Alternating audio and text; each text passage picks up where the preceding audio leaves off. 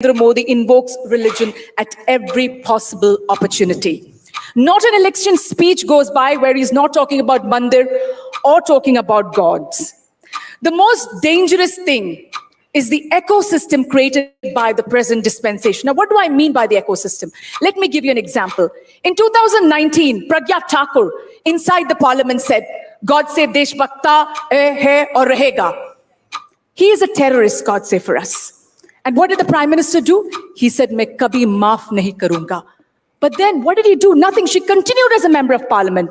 What do the people of India think? This is a norm. It doesn't matter. That is the ecosystem. When Bilkis Banu's rapists were released, C.K. Rolji, a BJP MLA, who was part of the state government and panel that recommends their remission to all the 11 men found guilty, said some of the convicts in the Gujarat 2002 riots are Brahmins with secular sanskar and values. They may be fixed due to their past family activities. Did the Prime Minister of India condemn it? No, he did not. So what happens to the ecosystem? What happens to the Janta? They think this is the norm. BJP leaders like Kapil Mishra says, Goli maro salo ko. Who is the salo? The Muslim minority. Did the Prime Minister of India condemn it? Say something about it? No. Then what happens to the Janta? They think, ye to norm hai. Sahi bola hoga. Hate speech is not fringe anymore. It is the norm. In 2023, India documented 668 hate speeches that targeted Muslims. In the 2022 report on international religious freedom highlighted continued targeted attacks on religious minorities, including Christians, Muslims, Sikhs, Dalits, and indigenous communities. Narendra Modi says, Sabka Saath, Sabka Vikas. But he also says, those indulging in arson can be recognized by their clothes. हमें उसे कपड़े से पहचानते हैं. उसका मतलब क्या है? उसका मतलब क्या है? 86% of the people Shama, I know you've got lots of pages. No, but there's no time. You can't speak anymore. It's just one last thing. Sorry, I just want to say, that's why your time ends. India is not you at could end up getting negative marks for your team, the Shama. 2024 no Lok Sabha elections will determine whether India remains a secular democracy or an autocratic one-party. This is not a television show, so you can't browbeat or bully the anchor, unfortunately. Fortunately for me, actually. But your time's up. Shama, thank you very much. That was Shama Mohammed speaking and trying to explain why secularism is dying. She had so many pages written out. I got a little concerned that, oh my God, what's going to happen to the rest? But then the buzzer goes off, so that's the amount of time that you have. So thank you, Shama, for that. Calling upon next speaker to speak about why Shehzad Poonawala is being very charitable and chivalrous. Pehle aap. Oh, you've decided, teamsmanship spirit here. Okay, Shehzad's taking charge and showing teamsmanship. Okay, Hindol Sen Gupta comes up next to explain why secularism is not dying in India. Hindol, are you set? Your time starts now. Ladies and gentlemen, good afternoon. If truly secularism was dead in India, would we be having a debate in a five-star hotel about secularism? Do note, ladies and gentlemen, that if secularism was truly dead, would I be the only Hindu member of a team with two other Muslim members defending the fact that secularism is not dead? I put to you this afternoon, ladies and gentlemen, I put to you that my colleagues, debaters, are so fascinated at scoring points about their or for and against their political masters that they've forgotten that the real topic of today's debate is secularism dead in India? What India are we talking about, ladies and gentlemen? Is it the same India that one of my debaters mentioned that his party head had to take a rally out when the Ram temple was built? Well, I would argue that she could take a rally out against the Ram temple in India proves that secularism is not dead, ladies and gentlemen. It is exactly the reverse. It is exactly the reverse, I put to you. I want to say to my colleague, you come from the same city which organizes one of the biggest Christmas festivals in the world in Park Street, where I spent my childhood, and you still argue secularism is dead? That's not fair, ladies and gentlemen. I put to you that when you look at a debating topic like this, you must think as an Indian, not as a party person. And what is this India? It is the same India where only 6 years ago, ladies and gentlemen, Asia's biggest church was built in the same India in Nagaland.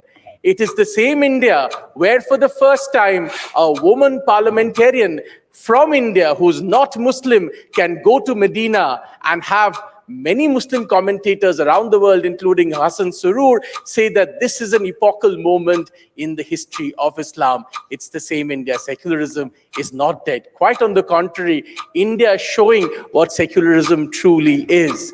Ladies and gentlemen, a lot of people spoke about Ayodhya. It's interesting, is it not, about the Ram Temple, that one of the main Muslim litigants on the Ram Temple issue finally accepted that double the amount of land was actually given to the Muslim side to build a mosque compared to what was given to the Hindus to build a temple. And therefore, Iqbal Ansari showered rose petals on the Prime Minister when a roadshow was happened and the Ram Temple was consecrated. Secularism, ladies and gentlemen, is alive and well in India. Secularism is alive in many, many ways. It is alive because, do you know who's the biggest landowner in India after the government of India? It is an organization called the Catholic Church of India. Thank you, Hindol. Thank you very much Is alive. for that. Thank you. So we've had two speakers speak both for and against the motion. This is where I go across for the first time to our jury to get them to give us some sense of how it's going. Aryama Sundaram, do you think your wards are doing a good job? What would you tell them? Well, I think it's very determined, whatever each one is saying. They feel they're right.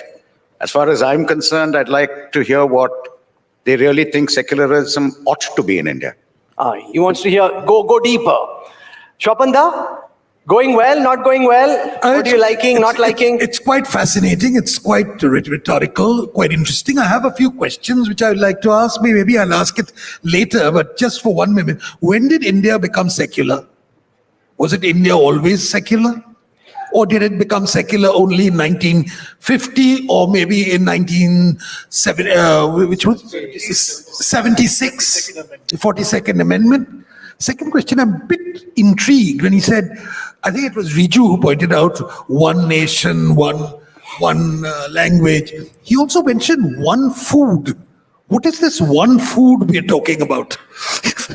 As long as you guys have some food on your plate, right? That's all that matters. Deepak, how's it going? I think it's going fine. It would have been a little more appropriate if people had gone into the fact that secularism is always going to be a difficult concept in a Happy anniversary, baby. Plain vanilla मैं और red chocolate तुम. My better half. जो gift होते हैं खास लाते हैं रिश्ते और पास. F&P Emotions Gift Wrapped.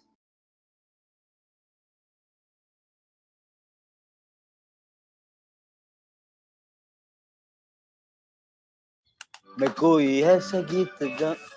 क्या हुआ पापा? वही इन्वर्टेबल लोड. पापा आपने इतने साल लोड लिया है, अब लिव गार्ड ले लेगा. ज्यादा लोड ज्यादा लाइफ. लिव गार्ड इन्वर्टर्स और बैटरीज एआई चार्जिंग के साथ बनो किसी की energy.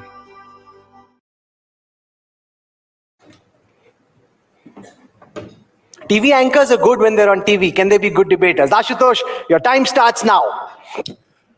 I have never been a good debater, but I know how to speak. To start with, a High Court judge retires, joins BJP next day and says he can't choose between Gandhi and Godse, need time to think.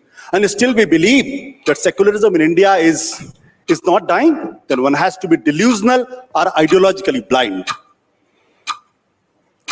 Secularism as an idea was a defining principle of the modern India, in which every religion has to respect other, whatever faith one has. Secularism cannot discriminate. If a state starts discriminating between the different faith and the religion, there is something wrong with it. In India today, the state is discriminatory. It discriminates between different faiths and different religion. That has to be understood. In fact, today, the media is unabashedly has become communal, and I'm saying this with all my responsibility. That was the last bastion. When we started our journalism, the secularism, come what may, has to be reflected in our reports and analysis. Not anymore.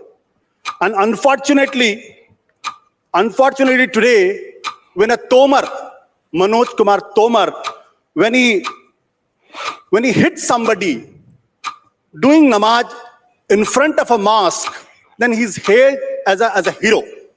He's not the only one. There is one Chetan Sharma who killed 3 Muslims in a train, and he was hailed as a hero. And then there was one ragger.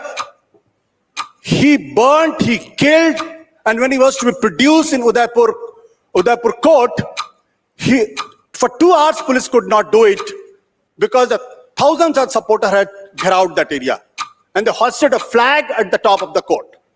Nothing can be more bad than this. But what is worrying is that this has a sanction of the state. It is not, secularism is no longer a guarantee by the constitution. Secularism is no longer a guarantee by the government.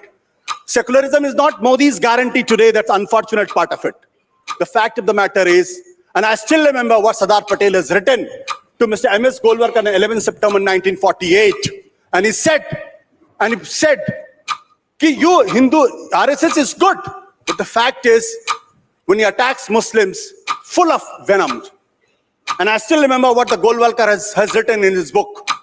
And he said the Muslims has to live like a second-class citizens. That's an unfortunate part of it.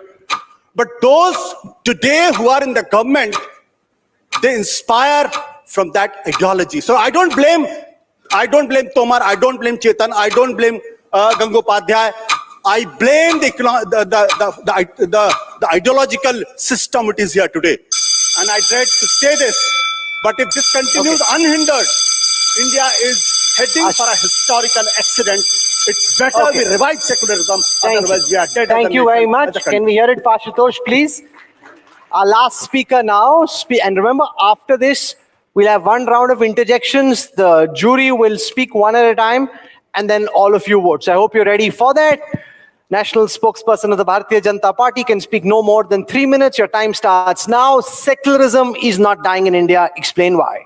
Members of the jury, this August gathering, the opposition argues that secularism is dying in India. I want to give you a sad piece of news. Nehruvian version of secularism is dead. And I've worn black clothes so that I can reiterate that the pallbearers of Nehruvian secularism ought to know that it's never coming back. That secularism, it says that women and men can't have equal rights in the name of personal laws from Shah Banu to triple talaq, is dead. That secularism, which says that the Uniform Civil Code should not be applied and a 9-year-old girl should get married to a 60-year-old who has 3 wives, is dead, and it's never coming back. That secularism which says that Tazia should come out on the streets, but Durga Puja, Visarjan Yatra should not till the time the High Court has to intervene, is dead, Riju Datta. And that secularism which says that the partition was secular, but the CA law which was committed by Mahatma Gandhi to get the refugees back from Pakistan and Bangladesh is communal, is dead. Today I ask only one question, it's Ramzan.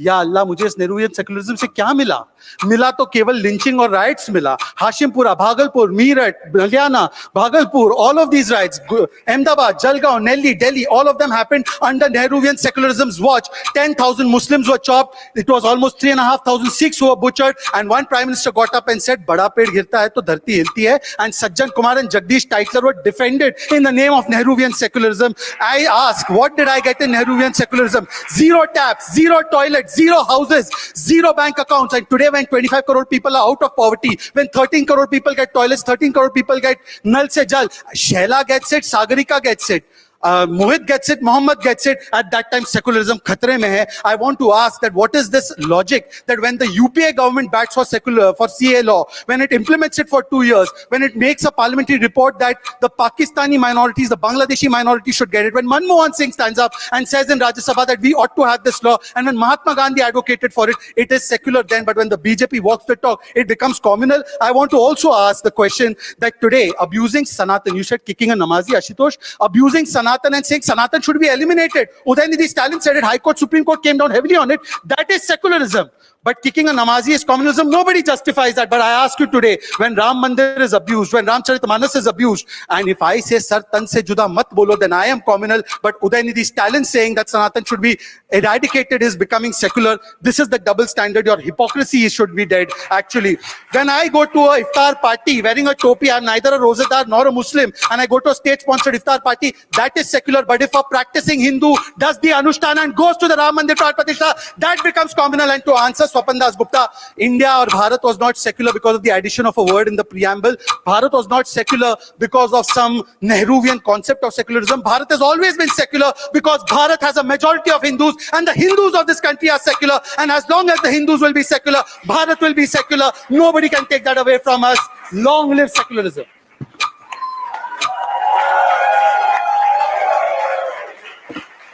Okay, good. It's good to see some camaraderie between the opposing sides. Here's what we'll do next. One of our members of the jury gets to observe, weigh in, and say something which will be responded to by either of the teams.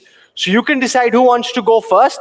Very brief observation, drawing from what you've heard, not from the biases that you brought or the views that you brought, drawing from what you heard. A very quick 1 minute interjection comment from any of the members of the jury. I think Aryama Sundaram has his mic up. I actually found one person who touched on the point as to first understand what is secularism in the Indian context, and then debate the issue whether it's dying or not. Otherwise, you don't know what you're killing or what you're keeping alive. And I feel that is one thing I find that apart from probably one speaker, nobody has gone near as to what is the secularism in the Indian context. Okay. May I ask Ashutosh a question? He pointed out that the media has become deeply communal of late. I mean, that was one of his observations. Now, I remember a time when I started off in journalism, and we used to have lines such as, "Last Friday afternoon, a crowd of people of belonging to a particular community came out on the streets shouting din din." That was the sort of, is that supposed to be secularism? Where you obfuscate, don't talk about the realities. Yes, of course. Here, you can stay there. I get you the mic. But no, you can sit if you want. You have only 1 minute to answer. Okay, so there's only 1 minute to answer. Just bring the count. That's a very typical of the right-wingers. You take one anecdote from the history and you say this is the general theory. The fact of the matter is everybody knows that how the riots were reported. Never Hindus and Muslims are ever mentioned by name. Today the chief minister mentions that. Is that secularism? Is media the way during the pandemic the minority communities were demonized in this country? Was that secularism in media? I think this is the time where we should introspect, we should find out why so much demonization. Is somebody from the Kashmiri speaks a word, is treated like an enemy on the TV channels. If somebody who's a Muslim with a dadi, he's treated like an enemy of the state. I think we have to understand, we have to introspect. And I said it, and I believe into this, that unless as a nation we realize the country is heading for a historical accident. Where will it lead? I do not know. The history is a witness for that matter. And Swapan, the fact is, you also know, and I also know what is secularism. Secularism is a constitutional guarantee by the constitution. It is not a Modi's guarantee. Thank you, Ashutosh. No, you can't add to that because there's just one by one, and now Deepak Verma. Question to Shehzad. You can sit, Shehzad. Sit. Free country.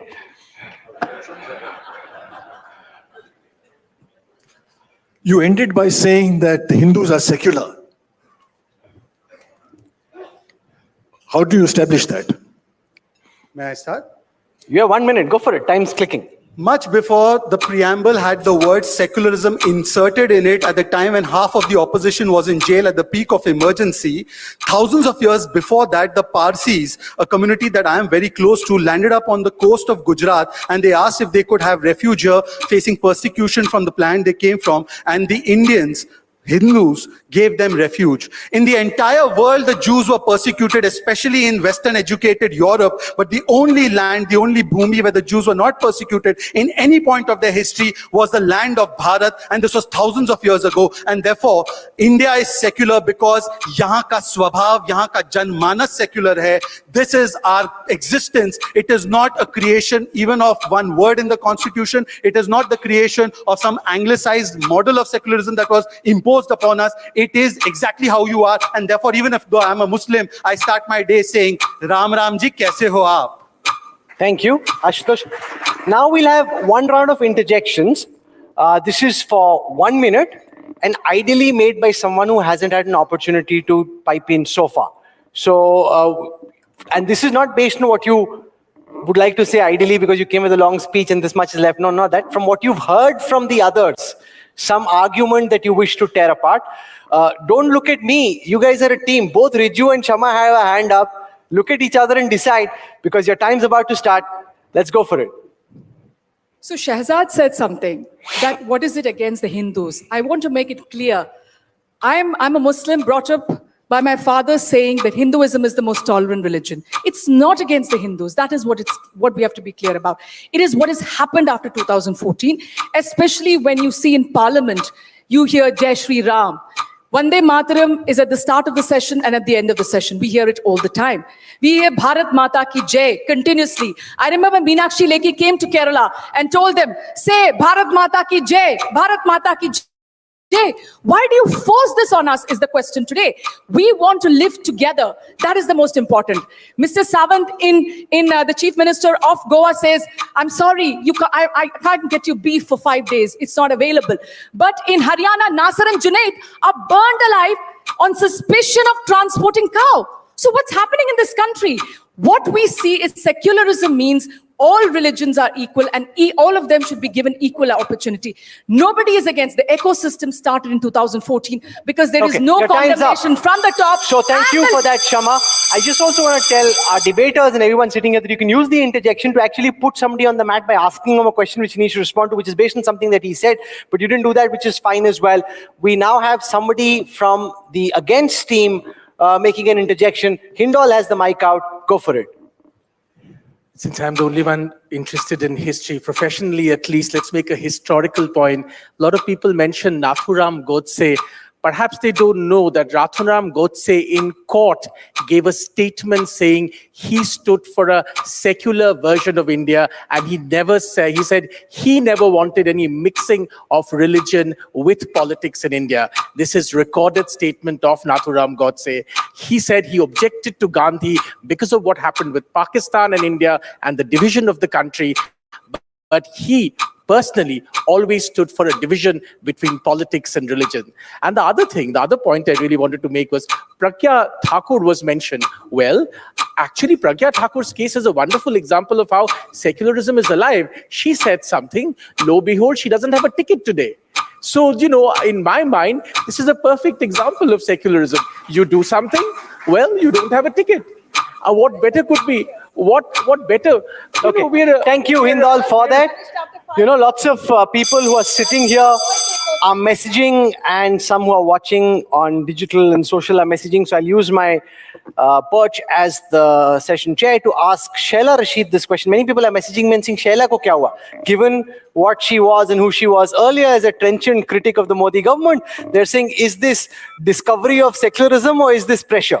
Shaila Rashid, 1 minute, go for it. So it's quite clear that the last 10 years have not been an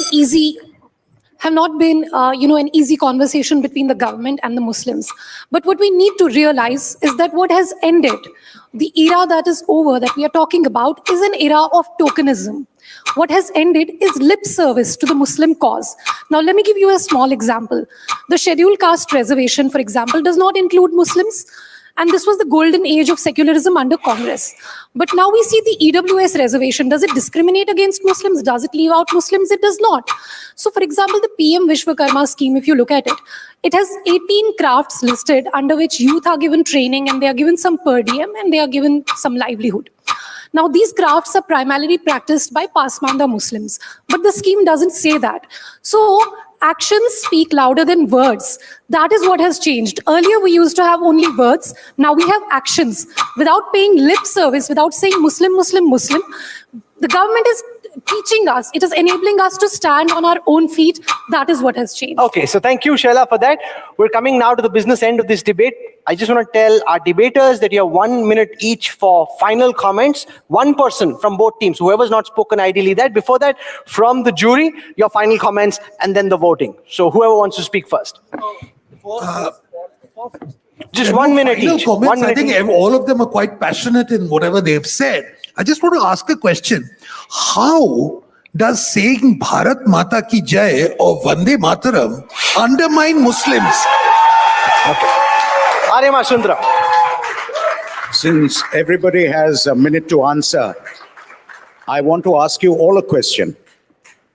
Do you think the question of secularism being under attack or not being under attack is because India seems to have made a departure from what is the philosophy of secularism? The philosophy of secularism is the state disassociates itself from religion. It is actually a passive role the state plays. Whereas the Indian Constitution appears to lead, as was said by a 9-judge bench in the Supreme Court, to a positive concept in India, whereby the state participates with one rule. The state does not have ethical morality.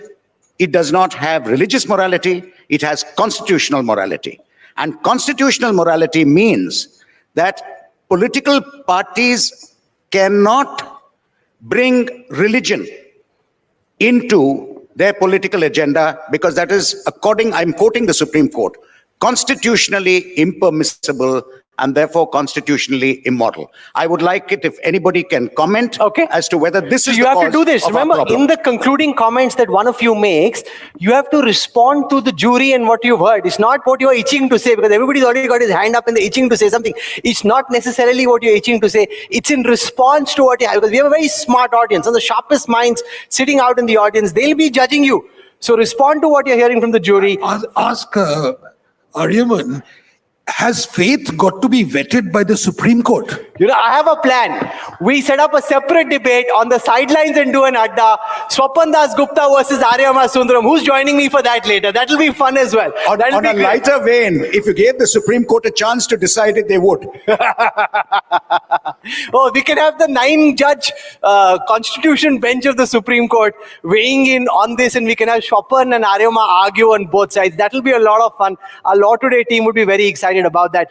Deepak Verma, final comments. Any particular direction you wish to take this debate in, and then final words. Mike.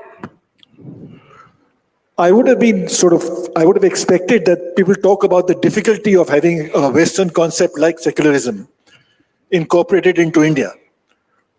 And the original debates in the Constituent Assembly about that.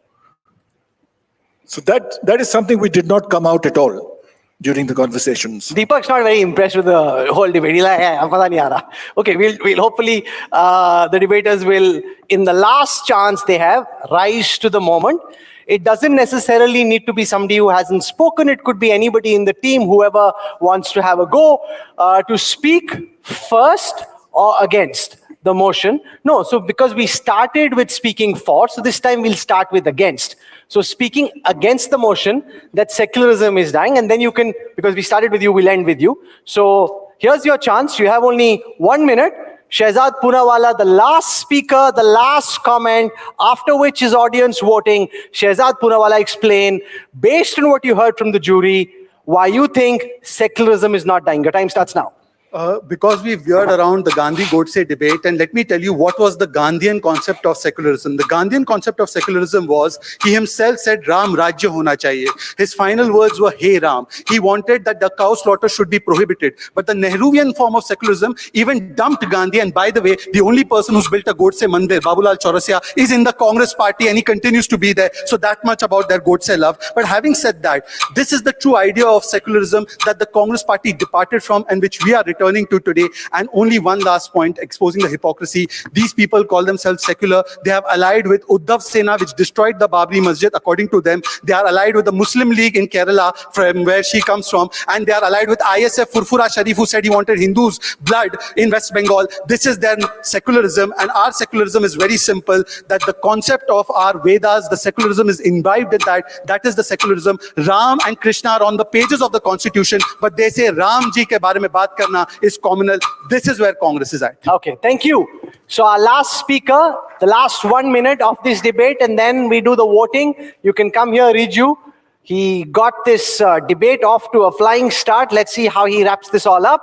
Your time starts now. Final comments speaking for the motion that secularism is dying in India.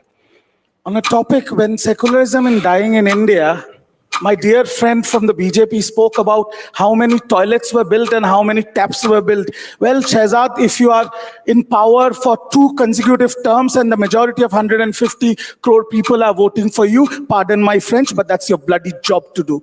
Secondly, Hinduism does not need protection. We have survived. We have survived the Mughals, we have survived the British, and we will survive the BJP as well.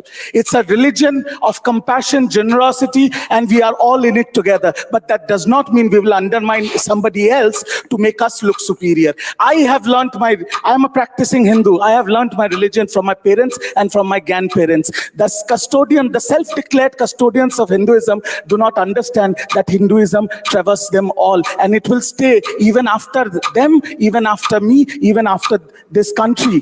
Hinduism will stay here forever. But what Hinduism does not teach us is to undermine others to make us look superior. And if you want to know, ladies and gentlemen, with that we come to an end of this debate. Thank you very much for joining us for the first Knives Out Conclave debate. Can we have a very big round of applause for our debaters?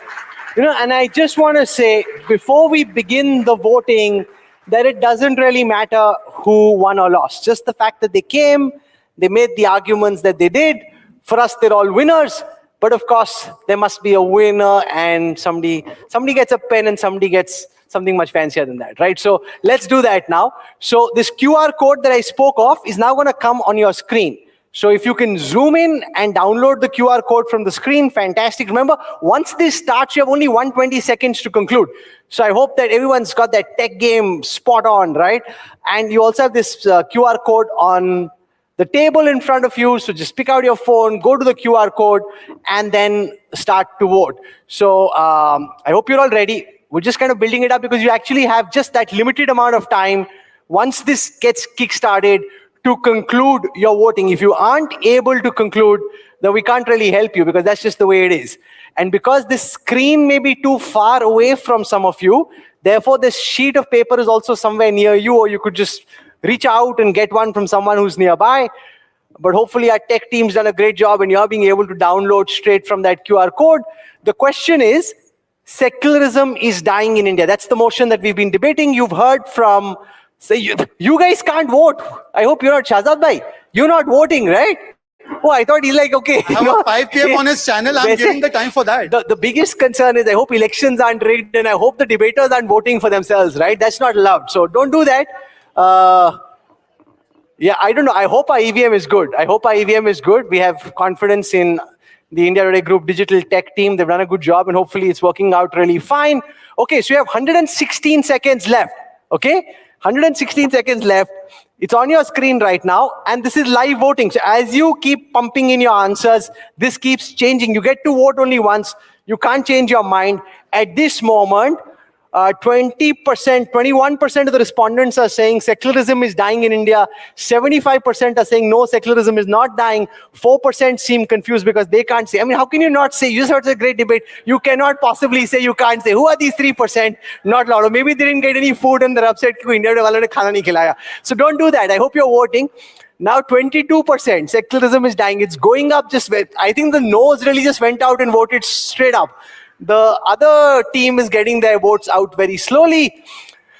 We've got 68 seconds to go. I don't know what Shehzad is doing. He's looking very dangerous. He's like, मैं अपनी army को लगाया था because this QR code, if you try online, I don't know if you can do it from home. I hope he doesn't have the full BJP army doing that. Download the QR code from social and digital and then what? He's already passed whatever message he had to. Their toolkit is already activated if required. Or it could just be all of you. It could also just be all of you. EVM hack करने की EVM जरूरत hack नहीं नहीं है, है. जनता ही hacked है. Okay, fine. We've got 43 seconds to go before we wrap up this debate. If you haven't voted still, please do. This is your last chance.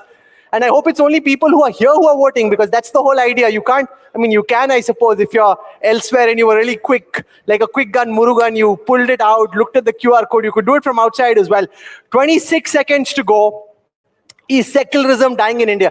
This is where is Rajdeep here, because Rajdeep gets really excited. He says, I can call the election. That's when everyone else at the back end gets really worried, saying, don't call the election because it can change. But Rajdeep says, agar 11 seconds mein nahi hua, to ab change nahi hoga. And I think that's quite correct. So on the motion of whether secularism is dying in India, the India Today Knives Out debate, the results are in front of us.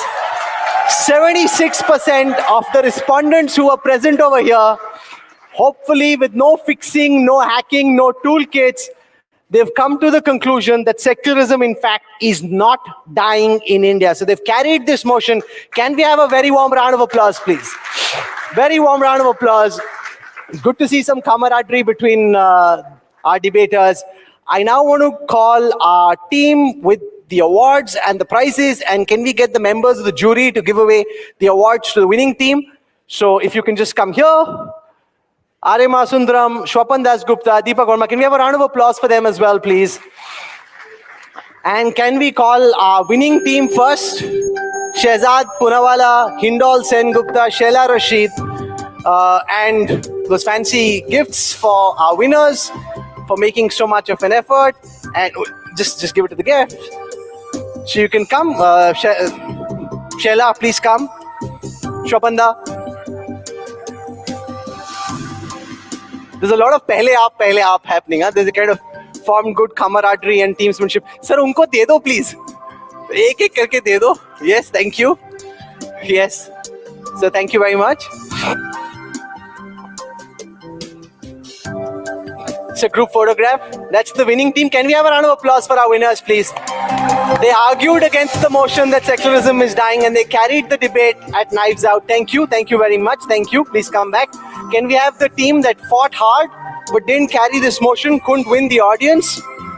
Can we have Riju Datta here, please? Shama Mohammad Ashutosh, please come.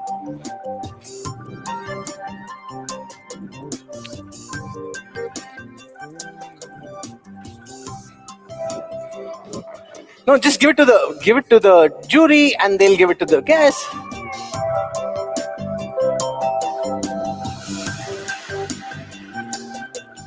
Thank you very much. Thank you. Thank you.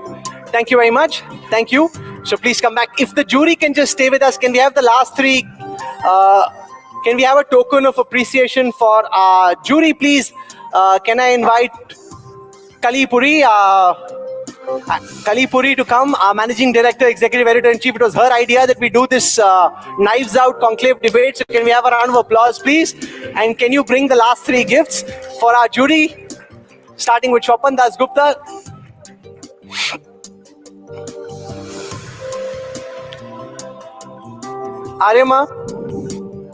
Arima said, I've never missed court on a Friday afternoon. This is a very expensive debate. So thank you for that, Arima. And Deepak Verma, thank you very much. Can we have everyone coming here for one photograph? 5 minutes. She came with a full... Let's put it together for Rahul for moderating this. Put it together for Rahul for moderating this. हो गया भाई, हो गया शहजाद भाई, हो गया, जीत गए आप. Okay, can you all stand and can we get a photograph? And thank you very much. I hope you guys had great fun. Thank you for participating. Thank you very much. Thank you for joining us. Thank you. All right, ladies and gentlemen, raise a warm applause for the jury and our panelists this afternoon. Thank you so much for joining us, sir. Thank you, appreciate it. Thank the panelists. Give us about 5-minute clearance time. We hope you've had a sumptuous lunch and enjoyed a sumptuous debate as well. We're going to just clear your tables and the stage, and we'll be back in exactly 5 minutes.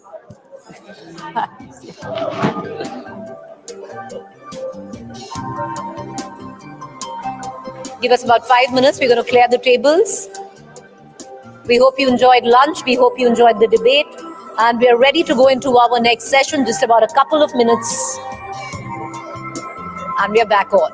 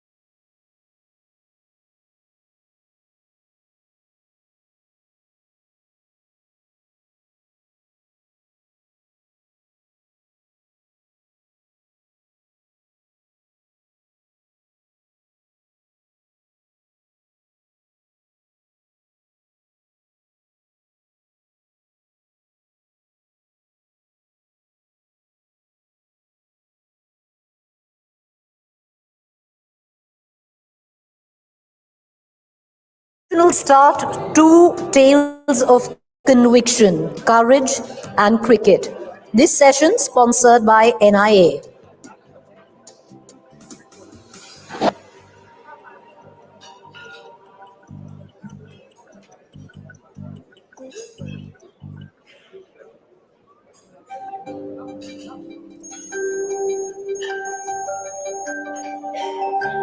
Once again, introducing to you our next session, sensational start, two tales of conviction, courage and cricket, session sponsored by NIA.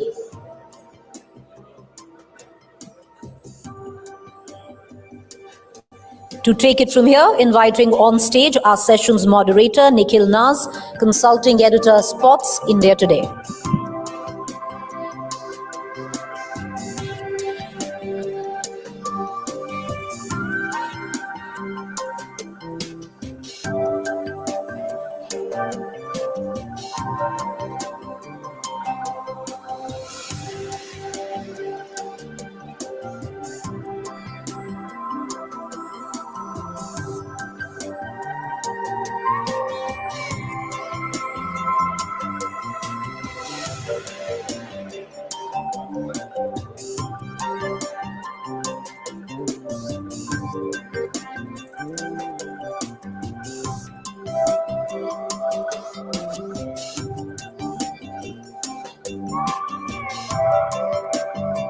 check.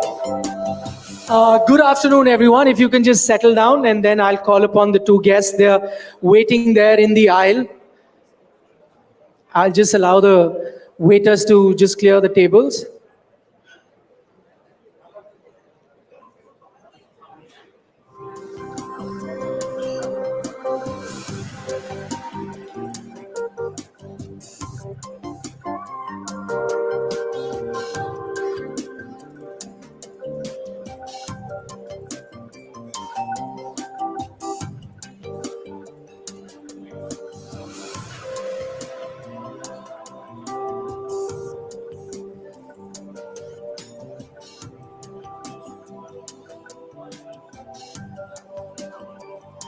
If I could request everyone to just take their seats, please.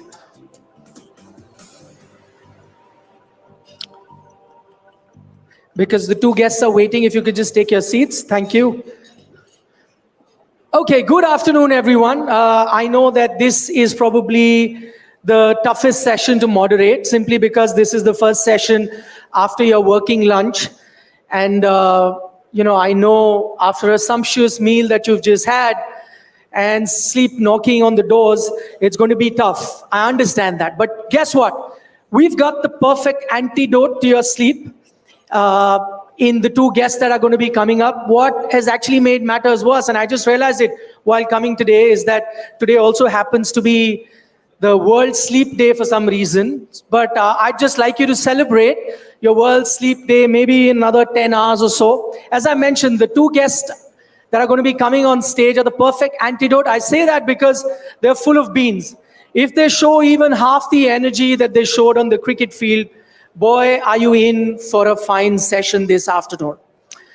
Before I call them on stage, I'm going to give you a bit of a context. So for those of you who haven't been following cricket, you'd understand who I'm talking about. And for that, I'm going to rewind a couple of months ago. A couple of months ago, the English team came to India with the famous hyped approach called Bazball. And to make matters worse for the Indian team at that time, two of their stalwarts in Ajinkya Rahane and Cheteshwar Pujara had been dropped. And then to add to India's misery, you had the superstar of Indian cricket, Virat Kohli, take a break from that India versus England series. And then there was more trouble around the corner. And then the two players that were going to replace the two stalwarts in KL Rahul and Shreyas Iyer, they were battling injuries too. So India had their backs against the wall. If I was to say that, that'd be an understatement. So what did the Indian team do at that time? They called upon two youngsters to come and step up into the shoes of a few legends that were supposed to play. And the rest, as they say, is history. Those two youngsters, one of them got a 15 both the innings of his first debut test match to help India win that Rajkot test. And then this next youngster, in his second ever test match for India, scores a 90 and a match-winning 39 to get the man of the match and to help India win the next test, and with that, win the series. So with a huge round of applause, we're delighted to be joined by two future superstars of Indian cricket in Sarfaraz Khan and Dhruv Jurel. Please welcome them.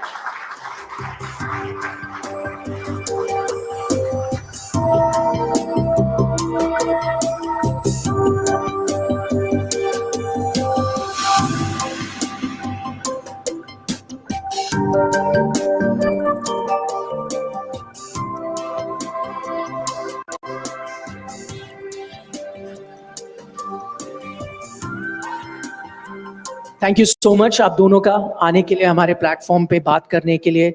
And my first question obviously is, when you were playing, जब series चल रही थी, तब कई बार आदमी को पता नहीं चलता क्या हो रहा है. You don't realize what you guys have achieved. Now you've had a bit of time, थोड़ा down time मिला है.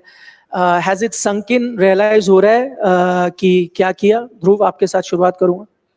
Yes, it was always been a dream to play Test cricket, which I believe that Test is the purest form of cricket. I always dreamt that I want to play Test cricket, and I was very sure that I'll play Test cricket someday.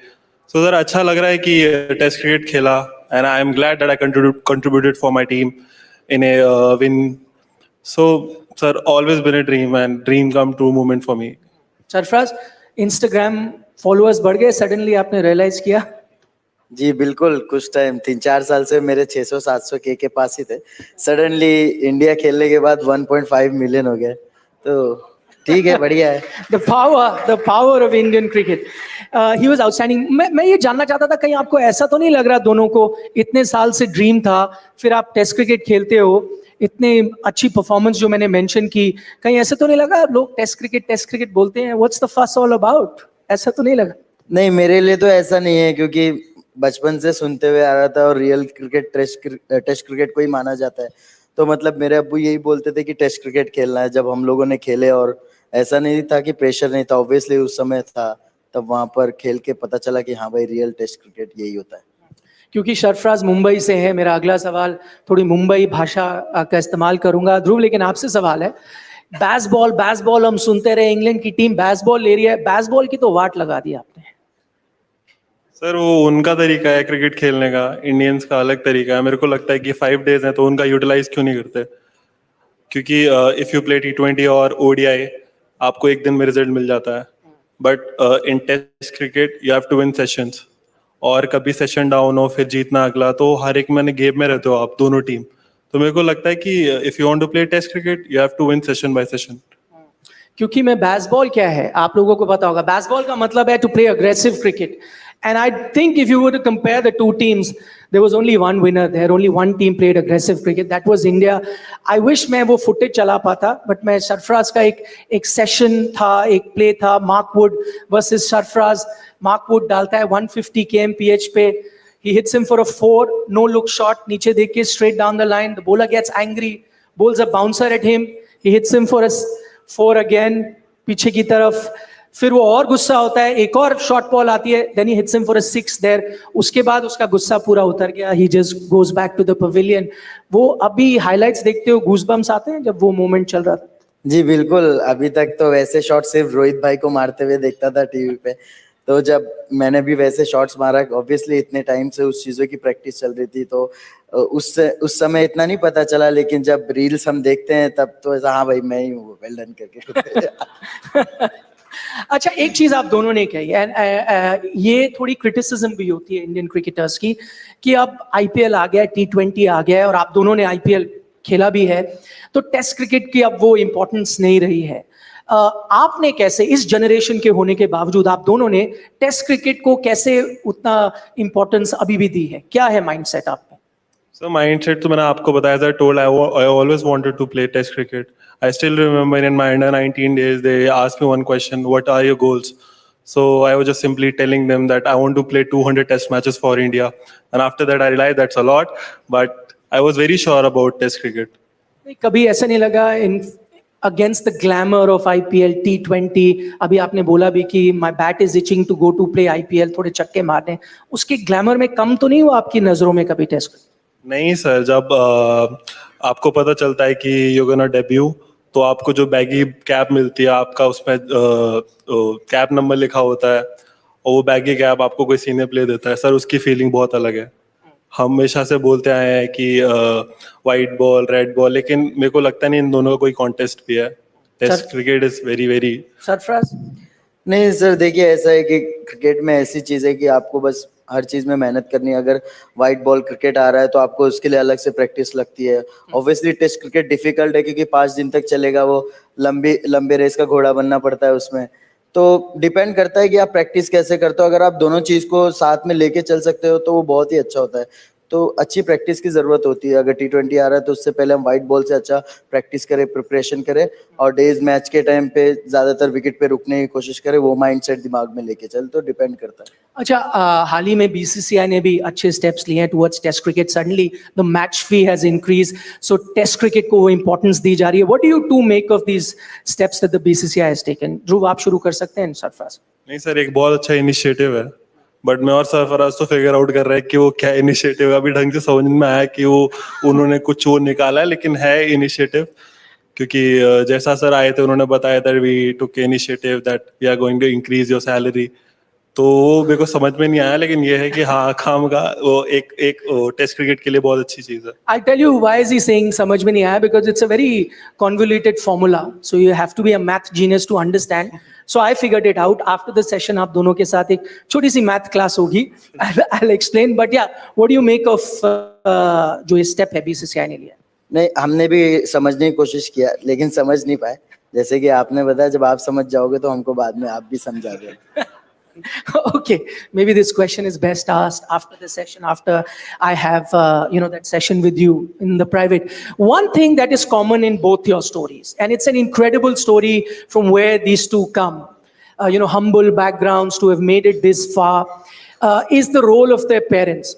You can understand how much their parents played an important role in their life. I'll just mention two things. Sarfraz here wears a jersey which is 97, which is his birth year, but it's also 97. It is dedicated to his father, who worked throughout his life to have him as a test cricketer, because 9 and 7 in Hindi will be No or Saat. So Naushad is his father's name. So that's why he picked the 97 jersey. Just tells you the role that his father played. Dhruv, on the other hand, the day he made his debut, sometimes people put their own pictures that I'm getting this debut, this is my cap. His Instagram had the picture of his father and his mother, and I'll read the caption that he had mentioned. He had written, "Aap dono se zamana hai, abhi aur bhi naam kamana hai." This is what he had paid a tribute to his parents when he got picked for the Indian team. दोनों से आप मैं जानना चाहता हूँ, just एक कोई story बचपन की जो आपको ग्राउंडेड रखती है। जब आप मैदान पे खेल रहे हो, जितना भी फेमडम मिला, जितने भी बड़े आप स्टार बने, आप हमेशा वो स्टोरी को याद कर लेते हो बचपन की, अपने पेरेंट्स की, और आप ग्राउंडेड रहते हो। सरफराज, आप स्टार्ट करेंगे। सर, मैं तो कई बार ऐसा होता था कि दिन भर ग्राउंड पे रहता था, छोटा था, और 2-2 महीने मैंने जब समर वेकेशन का टाइम होता था, दिन भर हम ग्राउंड पे रहते थे, तो मैं प्लॉट पे भी सोया हूँ, ताकि घर पे जाने पे मुझे 8-9 बज जाते थे, लेट हो जाता था। मैं फिर सुबह 5 बजे उठ के आओ, फिर सुबह प्रैक्टिस, दिन भर मैच और शाम में प्रैक्टिस। तो यही सब चीज़ें, मतलब कि मैं बहुत ग्राउंड पे रहा हूँ, विकेट भी बनाई है, माली लोगों के साथ रहा हूँ। और एक टाइम ऐसा भी था कि जब इनिशियल आगे बढ़ रहा था, मैं क्रिकेट जस्ट चालू किया था, तब डैडी का, मेरे ट्रैक पैंट का धंधा भी था। मैंने ये सब चीज़ें कहीं किसी को बताई नहीं लाइफ में। तो वो पूरी जंबो थैली पीछे बाइक पे आगे रख के, और अब्बू आगे ड्राइव कर रहे हैं, ऐसे पकड़ के बारिश में भीगते हुए जाना, वो सब लेके। तो बस इतनी मुश्किल से आगे आया हूँ मैं, उनके साथ मेहनत करके कई सारी चीज़ें देखी लाइफ में। तो ये सब सोच के इंसान ज़्यादा उठता नहीं है, नीचे ही रहता है। Lovely. His father couldn't be here. ध्रुव, आपकी कोई बचपन की कहानी? Sir, हमेशा से so my father was in army, so I always wanted to join army as a military, like a special force. तो ये था बचपन से, so I was just preparing for NDA. तो ज़्यादा मन नहीं लगता था, to be honest बताऊँ, बस पापा को इतना देखता था। My father was very disciplined in terms of diet, training and all. तो मैंने उनसे बहुत कुछ सीखा, क्योंकि सुबह वो जाते थे 5 बजे, शाम को आते थे, तो डिसिप्लिन बचपन से ही था। तो मैंने पापा was not in a favour to कि मैं जाऊं और क्रिकेट खेलूं, बिकॉज मिडिल क्लास फैमिली की होता है कि just go and do government job, कि इससे दोनों की फैमिली सिक्योर हो जाएगी। तो मैंने पापा को बिना बताए मैं क्रिकेट स्टार्ट करी, थोड़ा खेलने लगा। फिर पापा को पता चला कि ये वो, पापा ने मेरे को कन्विंस करने की कोशिश करी कि just do not play cricket, just focus on your study. तो मैं नहीं माना। तो अब सॉफ्ट कॉर्नर तो था कि पापा तो मान नहीं रहे, मम्मी मानेंगी। तो मैं मम्मी को भी पूछा, मम्मी थोड़ा कन्विंस हुई, फिर पापा से बात करी, फिर दोनों एक पेज पे। तो मैं करूँ तो करूँ क्या अब। तो मैं मैच खेलने लगा, तो पापा को बोला कि पापा मेरे को बैट चाहिए। तो पापा ने समाओ करके, वो स्लॉगर बैट था एक कश्मीर विलो का, वो कैसे ना कैसे दिलाया। फिर मेरे को किट चाहिए थी, तो वो किट आती थी शायद 5-6 हज़ार की आती होगी। तो पापा को बोला, पापा ने बोले इतने सारे रुपए मेरे पास नहीं है, तो क्रिकेट छोड़ दे। तो मैंने बाथरूम में नहाता नहाता बोला अगर तुमने क्रिकेट किट नहीं दिलाई तो मैं घर छोड़ के चले जाऊंगा। तो मम्मी ने सुन लिया, सारी मम्मियाँ ऐसी होती हैं। तो बोले कोई बात नहीं, मेरे पे एक गोल्ड चेन रखी है, वो बेच दो और इसके लिए किट ला दो। तो जब, टू बी ऑनेस्ट सर, जब इतना रियलाइज नहीं हुआ मेरे को कि मम्मी ने इतना बड़ा सेक्रीफाइस किया, थोड़ा मैं क्रिकेट खेला ये वो, तो मेरे को रियलाइज हुआ कि बहुत बड़ा सेक्रीफाइस किया है। तो मैं 16-19 शायद खेला था। तो मैंने मम्मी को प्रॉमिस किया था कि जब भी मेरी कोई अच्छी अर्निंग आएगी तो मैं आपको गोल्ड के सामान दिलाऊंगा। तो वो लास्ट ईयर मैंने मम्मी के लिए किया। Wow, mom sold that gold chain to sponsor his first kid. How much he loves his parents was also visible on the cricket field. When he got his first half century, he kind of dedicated it to his father. If we have that image, I'll show it to you. For those of you who saw that match, you would know what Dhruv did. But he saluted his father when he got to his first half century. You know, luckily enough, that's it. That was his salute to his father, who's a Kargil war veteran. Even though I'm running short of time, but you know what, his father is here, so I'm going to take that liberty. Sir, मैं एक चीज पूछना चाहता हूँ आपसे. इन्होंने तो salute कर दिया आपके लिए, लेकिन फौज में एक ट्रेडिशन होता है ना, जब कोई सलूट करता है तो सलूट वापस करना होता है. तो मैं चाहता हूँ कि इस सलूट का आपको रिप्लाई देना पड़ेगा और अपने बेटे को सलूट करना पड़ेगा. आप कर सकते हैं हमारे लिए? अगर खड़े हो जाएं आप. मैं भी इंडियन आर्मी में था और ये भी इंडिया के लिए खेल रहा है, तो सलूट वाली बात है तो मार सकता हूँ सलूट, वो भी भारत के लिए खेल रहा है. तो दे दीजिए. Lovely sir, thank you so much. Thank you so much. अच्छा सरफराज, आपने ये जो कहानियां सुनाई ना, इसमें आपका ये पता चलता है कितनी मेहनत आपने की, कितनी मेहनत आपके फैमिली ने की. यूजुअली जर्नलिस्ट को तो हमेशा क्रिटिसिज्म ही मिलती है हमें कि हम लोग अपना काम ठीक से नहीं करते. बट मैं आपको बताना चाहता हूँ कुछ कंट्रीब्यूशन, मतलब 0.001% कंट्रीब्यूशन आपके डेब्यू करने में इंडिया टुडे का भी था. अब आप पूछेंगे ये कैसे था, तो मैं आपको एक इंटरव्यू दिखाता हूं जो आपके सिलेक्शन से कुछ चंद महीने पहले हमने किया था. हमारे एक्सपर्ट हैं Sunil Gavaskar.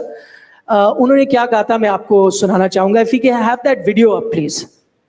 What do you make of Sarfraz? His non-selection in test matches. Do you think his time is going to come? His time is definitely. I mean, with the scores that he is getting, he has to be pretty much in the frame. Because at the moment, sometimes you start to feel frustrated. What do I need to do? He's scoring runs. He scored triple hundreds, double hundreds. Zara, you reckon it's his fitness that probably goes against him? So I think at the end of the day, if you're unfit, you're not going to score hundreds. So the cricket fitness is most important. If you're looking for only slim and trim guys, then might as well go to a fashion show and pick some of the models and give a bat and ball in their hands and then include them. But that's not the way cricket goes. Okay, so this particular line that Mr. Gavaskar said, that if you're looking for slim and trim guy, go to a fashion show and don't see cricket, that became headline across all the media. And sure enough, few months later, if Mr. Gavaskar says something that carries a lot of weight, sure enough, few months later, Sarfraz made his debut. तो कुछ 0.1% contribution हमने किया. आपको पता चला था इसके बारे में? नहीं, मैंने सोशल मीडिया पे एक दो बार ऐसी वीडियो देखी थी. मैं गावस्कर सर को भी थैंक यू बोलना चाहता हूँ, साथ ही साथ इंडिया टुडे को भी, जिन्होंने मेरे लिए हेल्प की है, जिन्होंने भी मुझे सपोर्ट किया है, उनके लिए बहुत बहुत शुक्रिया. अच्छा, जब थैंक यू. बट जब आपके टफ टाइम चलते थे, जब ये, क्योंकि मिस्टर गावस्कर यहाँ पे कह रहे हैं ना, आपने सुना कि आदमी फ्रस्ट्रेट हो जाता है. You are making a lot of runs in domestic cricket, 100 after 100 every season, the top run getter, but you were not getting picked. So आपके फादर तो शेरो शायरी करते हैं, वो मोटिवेटेड रहते हैं. कुछ शेर सुनाया था आपको जो आप हमेशा याद रखते थे इन दैट टफ टाइम? मैं पूछता था उनसे कि अब्बू मैं कब इंडिया खेलूंगा, ऐसा वैसा, तो वो सिर्फ बोलते थे कि मैंने बोला अब्बू हमको कौन सपोर्ट कर रहा है कि नहीं कर रहा है, तो बोले कि मैं तुझे सिर्फ एक ही चीज बोलना चाहता हूँ. वो भी शायरी में बोलते थे, कभी गिरते तो कभी गिर के संभलते रहते, बैठे रहने से अच्छा था कि चलते रहते, और चल के हम गैर के कदमों से कहीं के ना रहे, खुद के पैरों से चलते तो चलते रहते.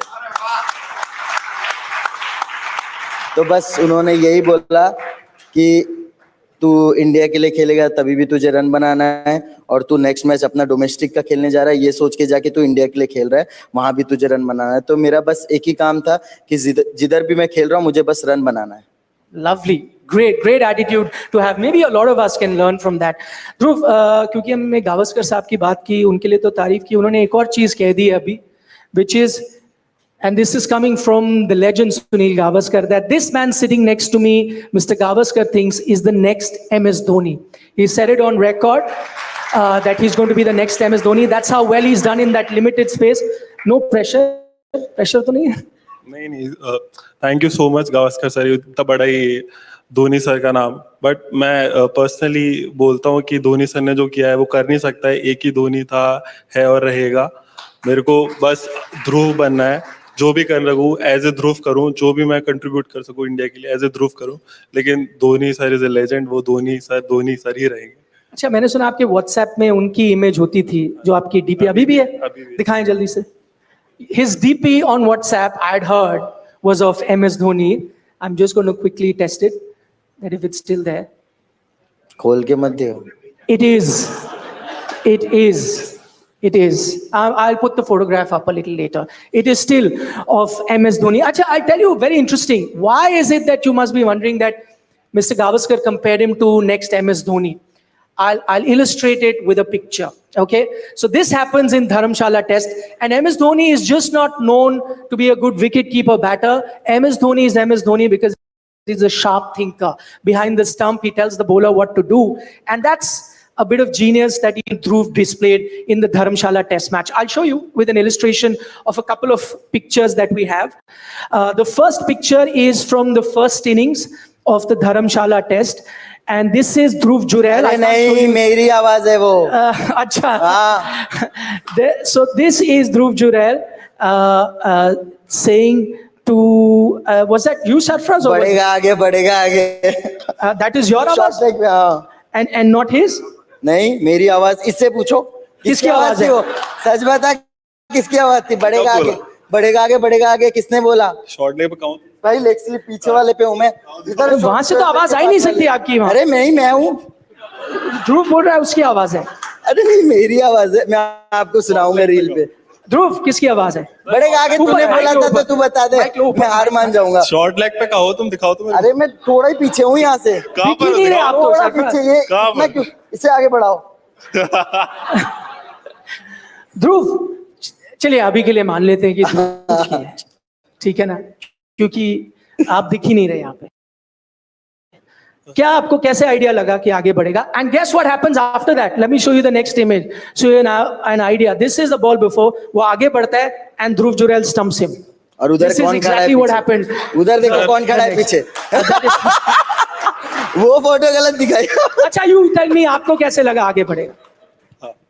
मुझे, क्योंकि उससे पहले वाली बॉल पे मैं शॉर्ट लेग पे खड़ा था सामने की तरफ, ठीक है, और उसके सेकंड बॉल जिसपे वो आउट हुआ, मैं लेग स्लिप पे आया, तो मुझे पता था कि लंच से पहले 3 बॉल बची है और वो बचने के लिए सिंगल लेके उस तरफ जाने की कोशिश करेगा। और मुझे पता था कि कुलदीप भाई के पास अच्छी गुगली है, इसीलिए पहले उनको मैंने बोला बढ़ेगा आगे, बढ़ेगा आगे। उन्होंने गुगली फेंक दी, आउट हो गया। लवली। ध्रुव, आपका वर्जन? नहीं सर, मेरा तो काम है एज ए विकेट कीपर ना, तो मेरा काम है बॉलर को बोलते रहना। ऐसा कोई प्रेडिक्शन था नहीं मेरे को सिर्फ बोलते रहना। मैंने बहुत सारे डिसमिसल्स में बोला है, जो हुआ भी है, नहीं भी हुआ। जैक क्रोली वाले में बोला है मैंने। तो सर मेरा ये काम है, अगर मैं बॉलर को नहीं बोलूंगा तो कौन बोलेगा कि मैं बीच में खड़ा रहता हूँ। अच्छा, he did that and continuously throughout the match.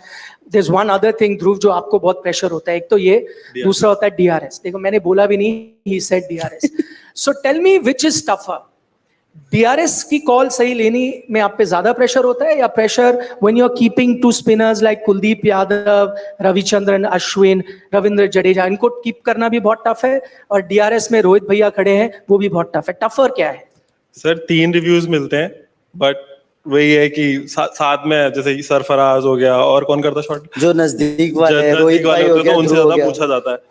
तो सर आपको पता है, तो आपको आइडिया है कि हाँ एज लगा है, इम्पैक्ट बाहर है, लेकिन आप बोल नहीं सकते। मतलब बोला आपने, हाँ भैया लग रहा है, लेकिन 2-3 सीनियर आए, नहीं तू लग रहा है। अब मैं क्या बोलूं, 3 सीनियर बोल रहे हैं ये और मैं बोल रहा हूँ ये।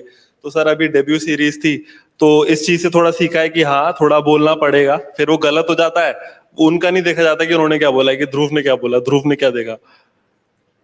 Very tough. I don't envy you. This is the toughest job that there is on the planet. But I can now, now that I'm thinking, I can believe Jo Sarfraz was saying. He was the one who must have said that. I'll tell you why. I'll quote another example that happened in that particular series. There is a player called Shoaib Bashir from England, Pakistani origin. He comes out to play and he's batting, and first thing that you can catch Sarfraz saying on the stump mic, isko Hindi nahi aati, isko Hindi nahi aati, isko bolo. So Bashir says, नहीं मुझे थोड़ी हिंदी आती है. So that was just a test. Now he's figured out that Bashir knows Hindi. Next ball after that, he's telling Bashir, "Chal jaldi se shot खेल, out तो ऊपर जाएंगे, snow के mountain घूम के आएंगे in Dharamshala." You said that, right? मैं देखो मेरा तो काम था उसे जल्दी जल्दी आउट करवाना, ठीक है। मैंने उसको बैट की भी लालच दी कि तुझे बैट भी दूंगा, कहता मेरी बैट खराब है। मैंने बोला ध्रुव की ले लेना, लेकिन आउट हो जा बस। He's a master sledger. That's why आपको जावेद मियांदाद के साथ कंपेयर किया जाता है कई बार। आपको अच्छा लगता है वो कंपैरिजन? बोलते हैं अरविंदा डिसिल्वा, जावेद मियांदाद। नहीं, काफी लोग बोलते हैं कि मैं मतलब जब मैं सिंगल लेता हूँ तो उनकी तरह लेता हूँ, मतलब काफी सारे मतलब कवर्स के पास से ले लिए, कभी स्क्वायर लेग के पास से ले लिए सेम बॉल को। तो बस ये सब अब्बू ने सिखाया, अब्बू की देन है। मारा भी बहुत है उन्होंने, सुन रहे होंगे तो सुन ले। Okay, final question. The time is up, but I'm going to take one question from the two of them. One thing, Dhruv, I'll start with you. IPL है, IPL के बाद T20 World Cup है, ठीक है? T20 World Cup team के लिए we don't know who's going to be the wicketkeeper captain. Everyone's looking, wicketkeeper batter. Everyone's looking at you as the Dhoni. वो aspiration है कि can you be part of the T20 World Cup team? Are you going to be playing the IPL with that in mind? Sir to be honest कि मेरे को इतना सोचना नहीं है। जो चीज़ मेरे को यहाँ तक लाई है, one day at A time, just control the controllables, rest will fall in place. तो मेरा यही है कि अननेसेसरी प्रेशर नहीं देना, एक्सपेक्टेशंस नहीं देनी खुद को। जो होगा वो होगा ही, अपना जो कर सकते हो हम वो ही करेंगे। Sarfaraz, to you finally, you do not have an IPL contract right now. Test series के बाद कुछ phones आए कोई franchise के कि आ जाइए? नहीं, देखिए अभी ऐसा आईपीएल में बड़ा सीजन होता है, कभी कोई प्लेयर इंजर्ड होता है तो उसमें बुला लेते हैं कभी कोई, बट मेरे हाथ में है कि मेहनत करते रहना। ऑब्वियसली मैं नहीं हूँ, फिर भी कभी मुझे कॉल आ गया तो उसके लिए डैडी ने प्रिपरेशन करके रखी है, घर पे जाते साथ ही प्रैक्टिस करना है और साथ ही साथ रेड बॉल को भी साथ में लेके चलना है। All right, that's all the time that we have, but another huge round of applause to the future superstars of Indian cricket in Sarfaraz Khan and Dhruv Jurel. Thank you so much. You're a great audience. Ladies and gentlemen, please raise a warm applause for Dhruv Jurel, Sarfaraz Khan, as I call upon Satya Manjula, Deputy General Manager, New India Assurance Company Limited, to come up on stage and present a small token of our appreciation to both the gentlemen. This session sponsored by NIA. Once again, ladies and gentlemen, please put your hand together for this young dynamic duo.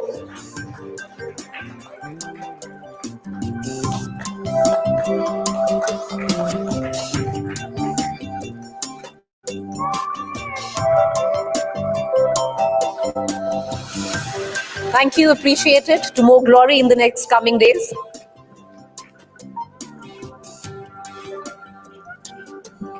And with that, we are ready to go into our next session this evening. Ladies and gentlemen, just 10 seconds turnaround time on the dais, and we are ready to power into our next session. Hope you are tweeting. Do tweet under the hashtag India Today Conclave 2024.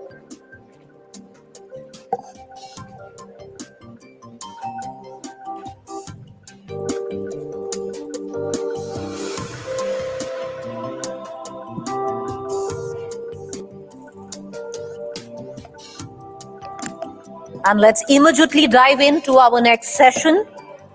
Indian Equity Outlook 2047, Viksit Market for a Viksit Bharat. Inviting session moderator on stage, Siddharth Zarabi, Managing Editor, Business Today TV, and Shailendra Bhatnagar, Chief Analyst and Editor, Markets Business Today.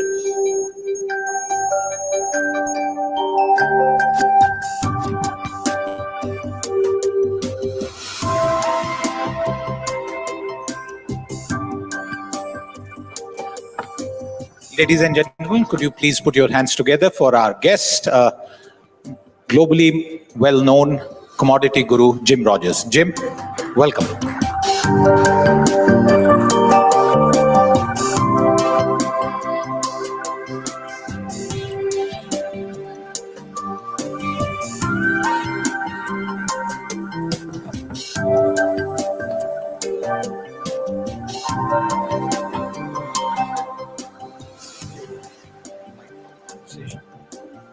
Hello. Thank you very much. Good afternoon once again.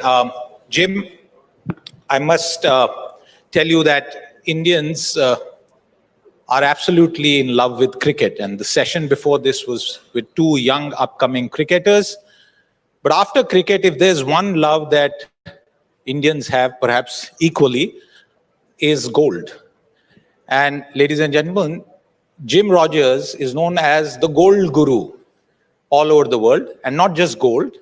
Silver also fascinates him. So it's great to have you here at the India Today Conclave, and we are talking about India, and as you have described it, at a very sweet spot in history. So I want to begin by getting you to tell us your latest views on India. You've been an India watcher for several decades.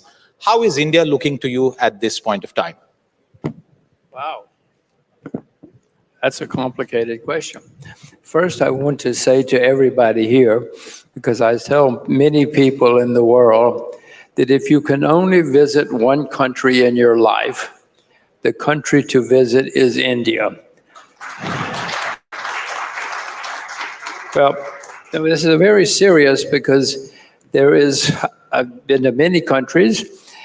There's no country like India with man-made and natural sites, food, languages, religions, everything.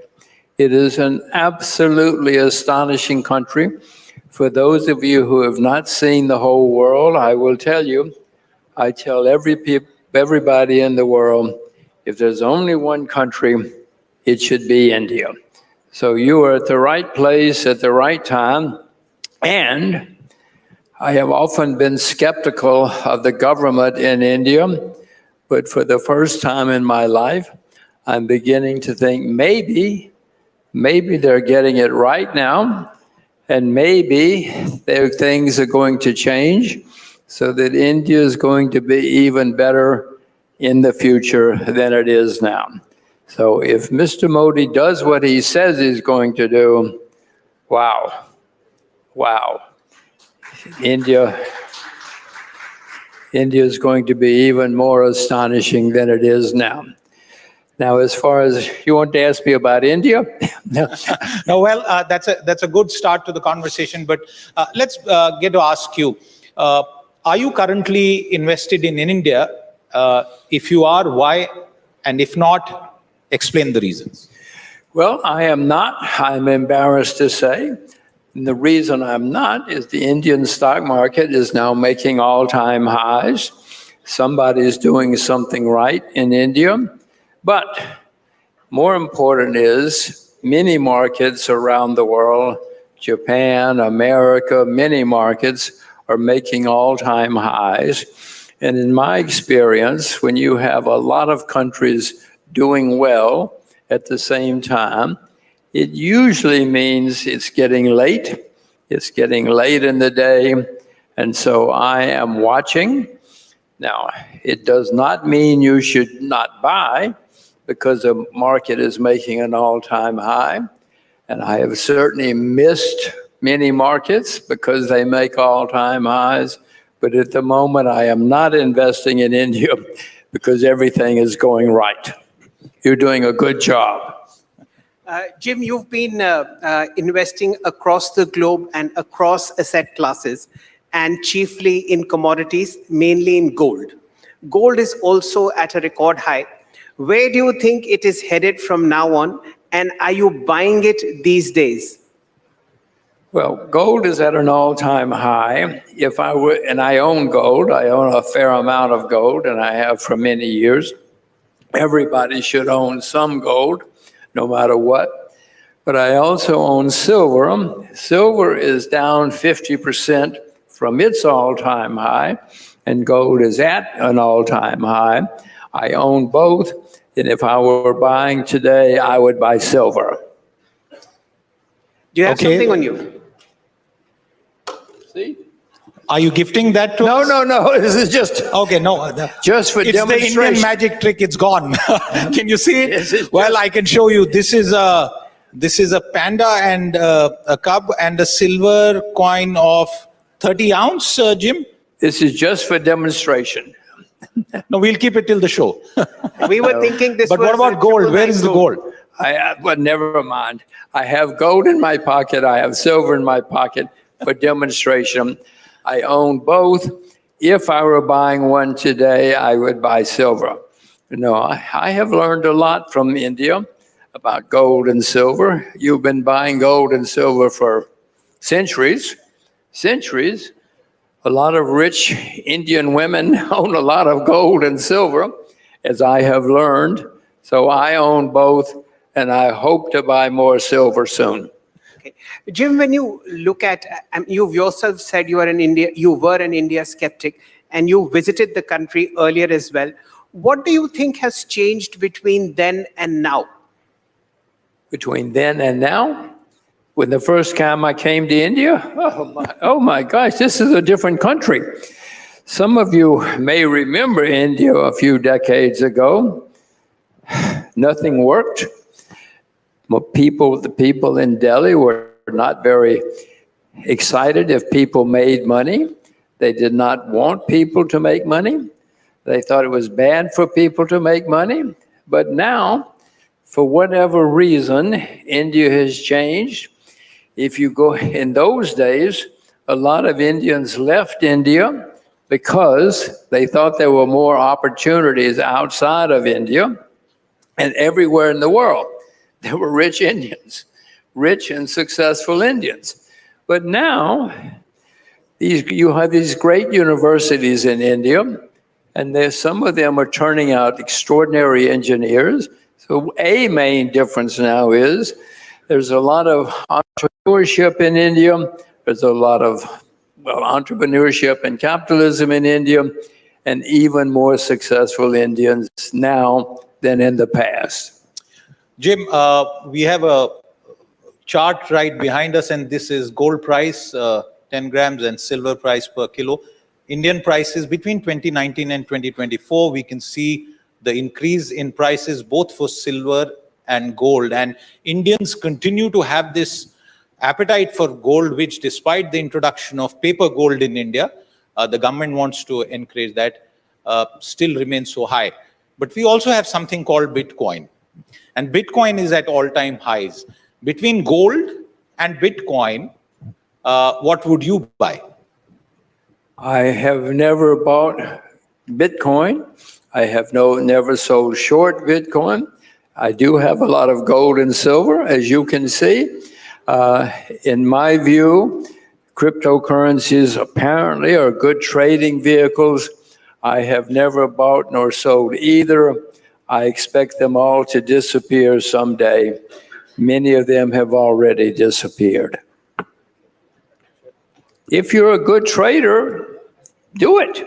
Do it. Get rich. But I have no confidence in the future. Okay. Jim, everybody here would like to make a quick buck as far as markets are concerned. All of us want to get wealthy. You are wealthier than most of us here.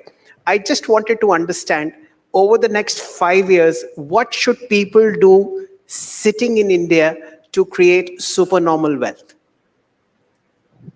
Well, your stock market is making all-time highs right now. You said for 5 years. I would not suggest that you own stocks for 5 years because nothing has ever lasted very long. If I were in India now looking for something for, I guess farmland. I guess agriculture in India would be a fantastic investment for the next 5 years. So if any of you know how to drive a tractor, go and become a farmer. Well, become a farmer, that's a pretty radical suggestion. Can you drive a tractor? I haven't tried my hand at it. See? Nobody can drive a tractor. Go and become a farmer. Okay, that's good advice. Shell, he's moving us away from the stock markets. Perhaps you're concerned with the froth or overvaluations because, like you said, the stock markets are at an all-time high. Gold is at an all-time high. Property is doing very well in India, rising constantly. Bitcoin is high. But the larger macro question is, are the markets, are asset classes across the board overvalued in India and the world? And does it concern you that a big crash could be coming soon? Well, you just said it. Nearly everything you mentioned is at an all-time high. That's fabulous for everybody who's in the markets. But if everybody is making a lot of money that usually is the time to get worried. I've been investing a long time all over the world, and when everybody is happy and singing and making money, you should start thinking about something else, and you should start thinking about something else. Jim, you always look at buying depressed assets across the world. I think the only depressed asset in India at the moment are the opposition parties. Sadly, they're not listed, so we can't offer them to you. Look at it from another point of view. Why not buy high and sell higher? Fabulous. Yes, you have just had good instructions if you know what you're doing and if you can do it. And there are people, and I have known people who are extremely good at buying high and selling higher. And if you're one of those people, hooray, hooray, I will buy you a beer later. But most people who buy high do not make money, even in India. I want to turn the debate towards India and its position in the global order. Fifth largest economy on its way to grow at near 8%, 3 years of consecutive 7% growth. No other country, large economy in the world has had that kind of growth. But very clearly, if we have to go ahead, we have China and the world's investment, especially in manufacturing in China. In your reckoning, where does China and the Chinese economy stand at this point of time? And what can India do to sort of benefit from the strategy where people all across the world are de-risking their supply chains? Well, you're correct. China is depressed right now. China had the virus, and China had a property bubble. China had one of the biggest property bubbles in world history. They tried to stop it, but they were not successful. Then the market stopped it. And the Chinese property market is a huge disaster right now, one of the biggest disasters ever. So China has the problem of two things: the virus, the COVID virus, and the property disaster. It is hitting bottom. It's going to take a while. After any country has a huge bubble like China had, it takes a while. You bump along the bottom for a while, several years sometimes. So I see that China's doing better or stop doing worse, but I anyway would not be rushing to buy a lot of Chinese shares right now because they had a huge, huge bubble. What we'll show you, ladies and gentlemen, is a graph of how our markets, the US markets, and in particular, the Chinese market has performed over the last 3 years. And they actually are absolutely in sync with what Jim has been talking about. You'll just see the graphic coming in front of you. The returns on the Nifty have been fantastic, followed by the US markets. And sadly, the Chinese markets are depressed, as Jim says. But Jim, for us, paint a picture. 5 years from now, 10 years from now, if the FDI flows come in, if what Mr. Modi promises in terms of changes in the macroeconomy, in the laws, happen to take place, where do you see India from now, 10 years later? Well, I will repeat, if Delhi does what it says what it's doing, and it makes the currency convertible, and it makes the markets investable by everybody, wow, India is going to be spectacular. Much of the world maybe have a bear market in that time, but if India continues to open up, and if Delhi does what it says it's doing, it's going to help and encourage manufacturing. Why not? You have the largest population in the world. You have a lot of very smart people.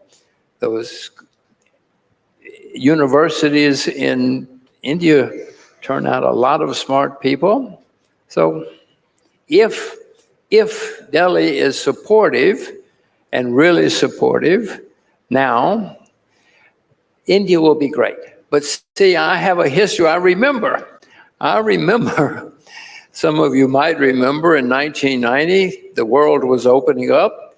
So Delhi said, we're going to open too. We're going to privatize, like everybody else in the world was doing. The communists were privatizing everybody. Delhi privatized one company, and it was a bakery. I mean, I said to myself, what is wrong with those? What's wrong with them? Why don't they privatize the whole economy like everybody else? Now, that has changed. This is not 1990 anymore. And as I said to you before, and I will say again, if Delhi really does what it says it's doing, wow, India is going to be a phenomenal country again. I want to turn the attention back to the global situation. It's said that when the United States economy sneezes, the rest of the world catches a cold. What's your reading of the United States economy, particularly from the point of view that it's heading into elections? November will be the big US presidential election, and markets all over the world are concerned at the outcome. Would it mean continuous printing of more money, for example? Well, I will tell you, you said people all over the world are concerned. I'm concerned. You should be concerned because, you know, one of the people who's running for president is over 80 years old. He's not very smart. The other person is nearly 80 years old. He's not very smart either. So I don't see that the next administration in the United States is going to be good for the world, nor good for the markets. I would suspect that the American stock market in the next 2 or 3 years is going to have problems, whichever one of them is elected. America is now the largest debtor nation in the history of the world, and the debt keeps going higher and higher every year. So, I mean, add it up. If you look out the window and you see staggering debt going up every day in a country that's run by people who are not very smart, I worry. I am worried. Is that why you moved to Singapore, Jim? No. I moved to Singapore because I wanted my children to speak Chinese, and we could not do it in New York. It's purely because I see the rise of China as being important in their lifetime. Why just Mandarin? Why not Indian language? We have hundreds apart from English. When my children were born 20 years ago, India did not have the prospects then that it does now, if you ask me. I will say to you what I've said again. India now may be on the verge of having an amazing sweet spot. If Delhi does what it says it's going to do, India is going to change for the better very, very dramatically. So, Siddharth, and to everybody in the audience, Mr. Rogers was always known as a Chinese bull. And it's now only a matter of time that he'll turn into an Indian bull as well. Well, maybe if I have more children, which is very unlikely, I will teach them Hindi. Ladies and gentlemen, you are actually looking at the world's youngest trader. Well, I will say the Indian women are the most beautiful in the world, so maybe I should have more children. Okay, I want to ask you about what you can tell our audience about your best investment decision ever in your lifetime and the worst mistake that you have made as a professional investor. You asked me about my best investments? Well, I will tell all of you that for many years, I thought children were a horrible waste of time and money and energy. I felt sorry for people who had children. Oh my gosh, how could you be so foolish as to have children? I want you to know I was wrong. I was completely 100% wrong about children. I have 2 children now. Everybody here should go home and have children. go home for lunch, you know. And if you have children, you should have girl children. Girls are better than boys. I know that in India you think boys are better, but they're not. Girls are better. So I hope everybody in this room will go home after this and have children. It will be good for India, good for you, and good for the world. What about your best investment decision? That was my best investment. My worst investment, oh my gosh. Whew. I can tell you I have made many mistakes in my life. You want to hear about my first wife? Oh my gosh, what a horrible mistake that was. I guess my first wife was my worst mistake, and my children are my best success. If you meet my first wife, do not marry her. Our final question, Jim, to you. Since you troll the bottom when it comes to buying quality assets at depressed prices, anything in the world at this moment that looks depressed to you? Anything in the world of assets that looks depressed to you? As a good opportunity to buy anything in the world that is currently, according to your investment philosophy, at depressed prices and something that's ripe for the picking? Well, I guess probably the best opportunities now are farmland somewhere. Probably now, one of the great opportunities is farmland in Ukraine or in Russia. I am not buying farmland in Russia or Ukraine. I'm an American. But I have learned in history that if you buy something during a war, after the war ends, you're probably going to make a lot of money. And both of those countries have some of the best agricultural farmland in the world. So probably right now, farmland in Ukraine or Russia, I cannot do it. I am not doing it, but that's probably the best. If you know about it, but you don't know how to drive a tractor. Not for you, not for you. But for those of you who are smart and can drive a tractor, buy a farm in Ukraine. Well, you get me the land and I'll learn a tractor too. Jim Rogers, thank you very much for your time with us. A round of applause for one of the world's best investors of all time. Thank you very much for your time. Ladies and gentlemen, raise a warm applause as I call upon stage Shantanu Dhar, CHRO, Hindustan Powers, to come on stage and present a small token of our appreciation. Once again, please raise a warm applause for Jim Rogers.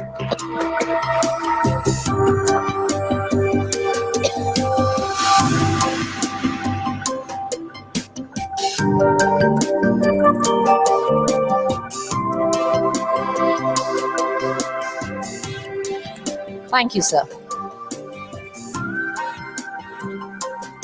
Thank you, Shailendra. Thank you, Siddharth. 10 seconds, and we are ready to go into our next session. There's a lot happening, ladies and gentlemen. Tomorrow, by about this time, we'd know what the election dates are for 2024. So this next session that we have planned out for you, some of the top psychologists of the country coming together on one stage and giving you an idea on what is their idea as a look forward to 2024 general elections.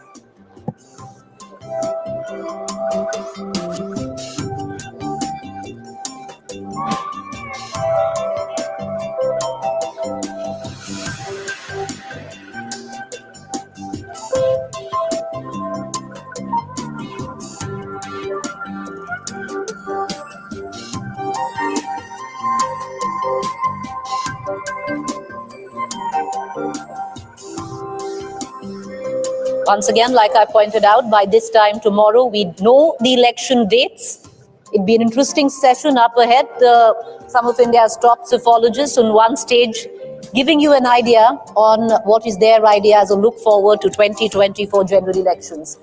Inviting on stage to take it from here are two sessions moderators, Rahul Kanwal, News Director, TV Today Network, Managing Editor, Special Online Projects, Executive Director, Business Today, and Rajdeep Sardesai, Consulting Editor, India Today.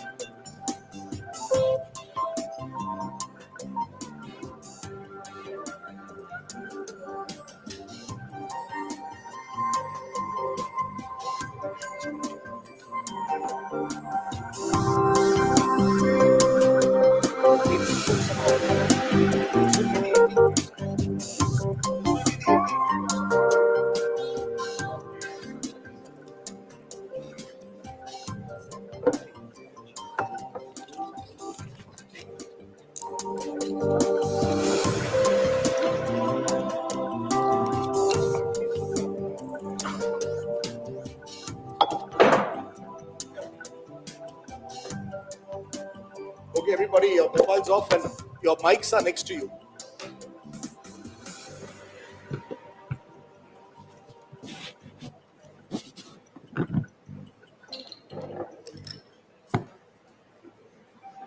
Hello and welcome, ladies and gentlemen. It's election time. The 18th Lok Sabha elections are upon us. It's the world's largest democratic exercise. And a critical question is, who will get how many numbers? At the end of the day, this is the numbers game. Across this country, people want to know not just who will win, but often by what margin. That's what we're going to do over the next 45 minutes. Dive deep into those numbers, try and understand cephalogically and politically which way is the country heading. So Rahul and I are joined today by a very special panel of people who are going to stake their reputation by telling us who's going to win come the third week of May. Not just who's going to win, Rahul, but by what margins, who gets how many seats. And all of it is being recorded, gentlemen.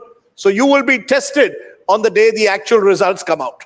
So you've seen them dance on television. This is where their numbers will dance for us. We did this in 2019, just before the general election. This was one of the most widely tracked sessions. It was buzzing on social media and digital television for very long. So we're very excited about doing an encore. Most of our cast and crew is the same. Some faces have changed, new talent has emerged. So allow me to introduce to you our guests. Pradeep Gupta, known largely for his dancing, sometimes for his numbers. Access My India, thank you very much, Pradeep. Yashwant Deshmukh, thank you very much for coming down all the way from Dubai. We've got Amitabh Tiwari, used to be a sharp numbers wizard on the banking side, is now applying the same skill, the same assessment analysis to election data. I said, I'm a Bihari. I mean, politics is in my blood. Banking was something I was just doing for a living. So thank you. And GVL Narasimha Rao, I thought he'd come all suited, booted, because this is the conclave. He's come in his Neta avatar. So he's clearly telling us, I'm Neta first, numbers later. I want to start by showing you the image as it stands. This is the picture from the last Lok Sabha. It gives you a sense of the starting point in this election. And then we'll talk to each of the experts about where we may end up sometime in May.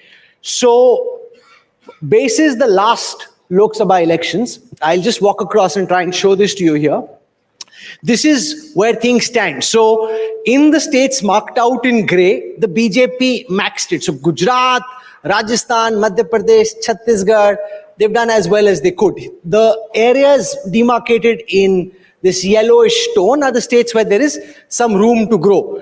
So they had an 85% strike rate in Maharashtra, 38% in Odisha, 43% in West Bengal, 64% in Assam, 80% in UP, Andhra Pradesh, they had nothing. So that's where you can grow. So that's the headroom that is available for the Bharatiya Janata Party and for the National Democratic Alliance to grow in the 2024 Lok Sabha election. So the alliance needs to increase its strike rate from 40% to 57% in 16 states to achieve this target. Elsewhere, they've already peaked out in the Hindi heartland. So that's the starting point.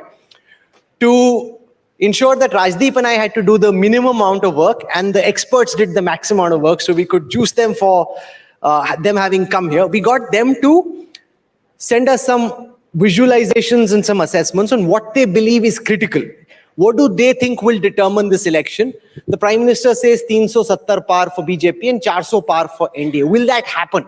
So I'll start by getting Pradeep Gupta to explain what he thinks can change. And since this is about psephology, it's about numbers, we'll get them to explain some visualizations for you. So the first visualization, this is done by Pradeep and his team at Access My India.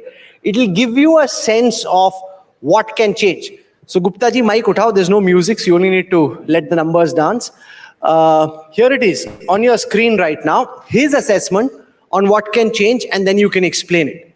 So at Access My India, we have divided these states into three major groups. The group number one, where you can see there are 257, 250 odd seats, where NDA won 238, meaning 90% plus strike rate they scored. The first and foremost, for NDA to cross 400 marks, they have to maintain their strike rate in these states. And particularly, if you can see in this group, Maharashtra is very critical and important state to be seen. So this is the group number one. And of course, the Karnataka, where BJP has done very good in last Lok Sabha election, but recently concluded assembly election, BJP lost very badly to Congress. So these are the three states, Maharashtra, Bihar and Karnataka in this group to be seen closely. And of course, Delhi, where Aam Aadmi Party and Congress has formed the alliance. So this will be interesting to see. Last time, all three fought separately. Now the group two is where... So can I just call that visualization? So what we've done is we've divided this into two parts. One is called Happy Hunting Ground, where the BJP has the chance of doing better than it did in the last elections. And then we're classifying tough seats where they haven't done well in the last elections, and therefore how have things changed? So Pradeep, there it is behind us. So group two is where BJP has done fairly good. They secured 60% of seats out of total 180 odd seats. So here is some scope or elbow room to improve their tally from 60% to maybe to 80%, which means about 30 to 40 odd seats, there is a scope in this group. And most important here is Uttar Pradesh and West Bengal. In Uttar Pradesh, last time BSP and SP fought together and secured 15 seats among them, and Congress won 1 seat. So this will be interesting to see. So there is an elbow room of about 16 seats in Uttar Pradesh. Bengal, BJP won 18 seats out of 42 seats, and 24 seats won by TMC and 2 seats by Congress. So here is another some scope, one can say, but it can go other way around as well, particularly in Bengal, considering last assembly election they decimated the BJP in that sense. And the third group, which is very important and critical, and everybody should focus, particularly in NDA side, where there are about 100 odd seats, the NDA could win only 5, meaning 5% strike rate, 95% strike rate in favor of opposition. Last time AIDMK had the alliance with BJP or NDA, meaning they have won 1 seat out of 40 seats in Tamil Nadu and Pondicherry, of course. Then the Punjab, this time also all 4 parties seems to be contesting separately. Last time Akali Dal and BJP had the alliance as NDA, and both of them won 2 seats each. So this is the battleground for NDA particularly. Try and improve their tally as much as possible to come close to 400 seats. So essentially, Pradeep, where I want to challenge you on this is that you're basically going by the premise that 2024 is a done deal. That it's all about whether the BJP gets 300 to 325 on its own and with allies goes to 350, 360, or the BJP itself goes to 330 to 350 and with allies goes to 400. Am I correct? Then essentially you're telling me, despite the fact that there is possible losses in Maharashtra, double digit, Maharashtra, Bihar, to some extent the potential in Karnataka for the opposition, this election is basically about whether the BJP peaks at 320, 325, or whether it goes above 350. That's what the game is, right? Rajdeep, I didn't say the done deal. All I am saying is this is the number game may play out in the forthcoming election. So that's the reason why, in Karnataka, where BJP won like 26 seats out of 28 seats, only won by JDS, and this time JDS is coming in the fold of NDA, which is the BJP fold. Last time they were with the Congress alliance. Maharashtra also, categorically I mentioned. So these are the 3-4 states in the group one needs to be watched very carefully. If BJP is able to maintain their strike rate. So basically what you're saying, BJP has to maintain its strike rate across what some would call the northwest monsoon. Because if you look from Goa all the way to Jharkhand, and I'm including Jharkhand for a moment in the north, the BJP won 85% of the seats in this entire belt. Essentially 230 to 240 of their total number of seats, 303 came from here. You're saying, A, they have to either retain that and then add in South India, which has been their traditional weak point, or the lotus has to bloom in the east, where between a Bengal, possibly Odisha, and the northeast, the BJP could make up for any potential losses it suffers in either North or West India. Am I broadly correct? Yes, you are absolutely right. Chalo, good. Thank you. No, so if you look at what's at the back, in Andhra Pradesh, which is where GVL comes from, there's now an alliance with Janasena and Chandrababu Naidu's TDP. Remember, last time the NDA had 0. There are 25 seats up for grabs, GVL. If you look, for example, at Odisha, there is supposed to be an alliance between the BJP and the BJD. They had only 8 seats last time, 21. Now, the point here, GVL, is you're stitching alliances which just on the surface don't make sense.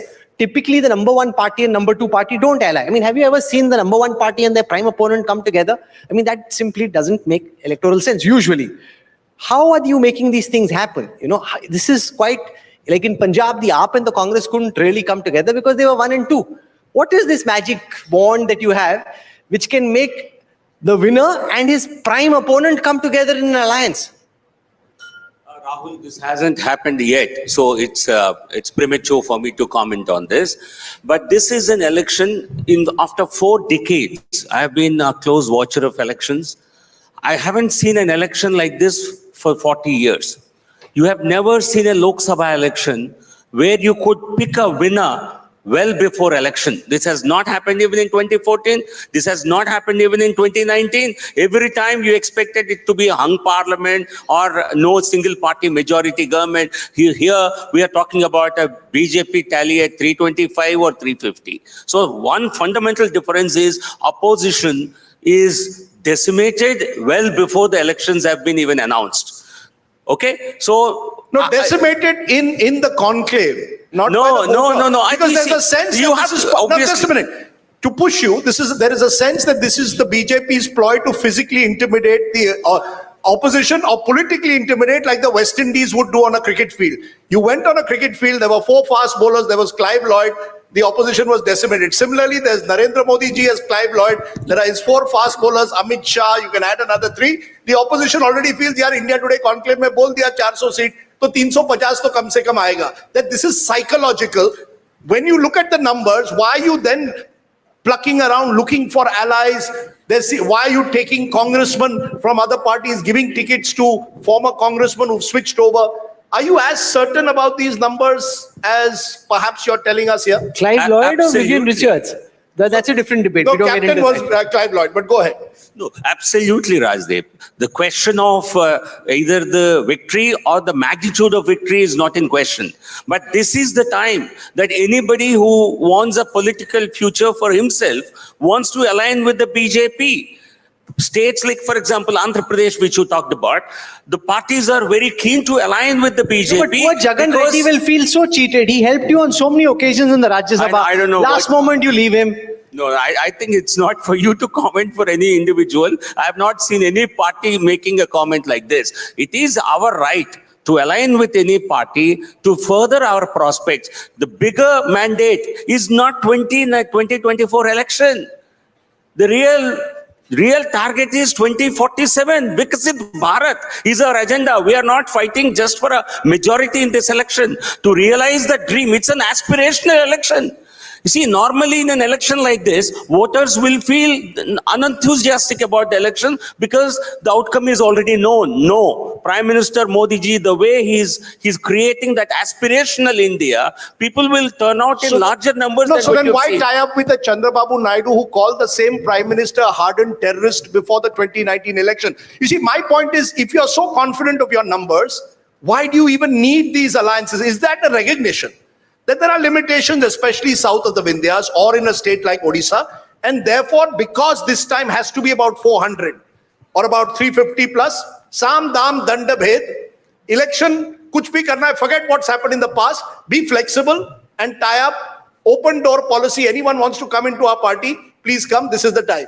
No, Rajdeep, there is, I think it's the larger mandate, as I mentioned to you, is Viksit Bharat. You need to get as many political parties on board. You need to get as many state governments to partner with you in this larger mission, because we already have a 2/3 majority.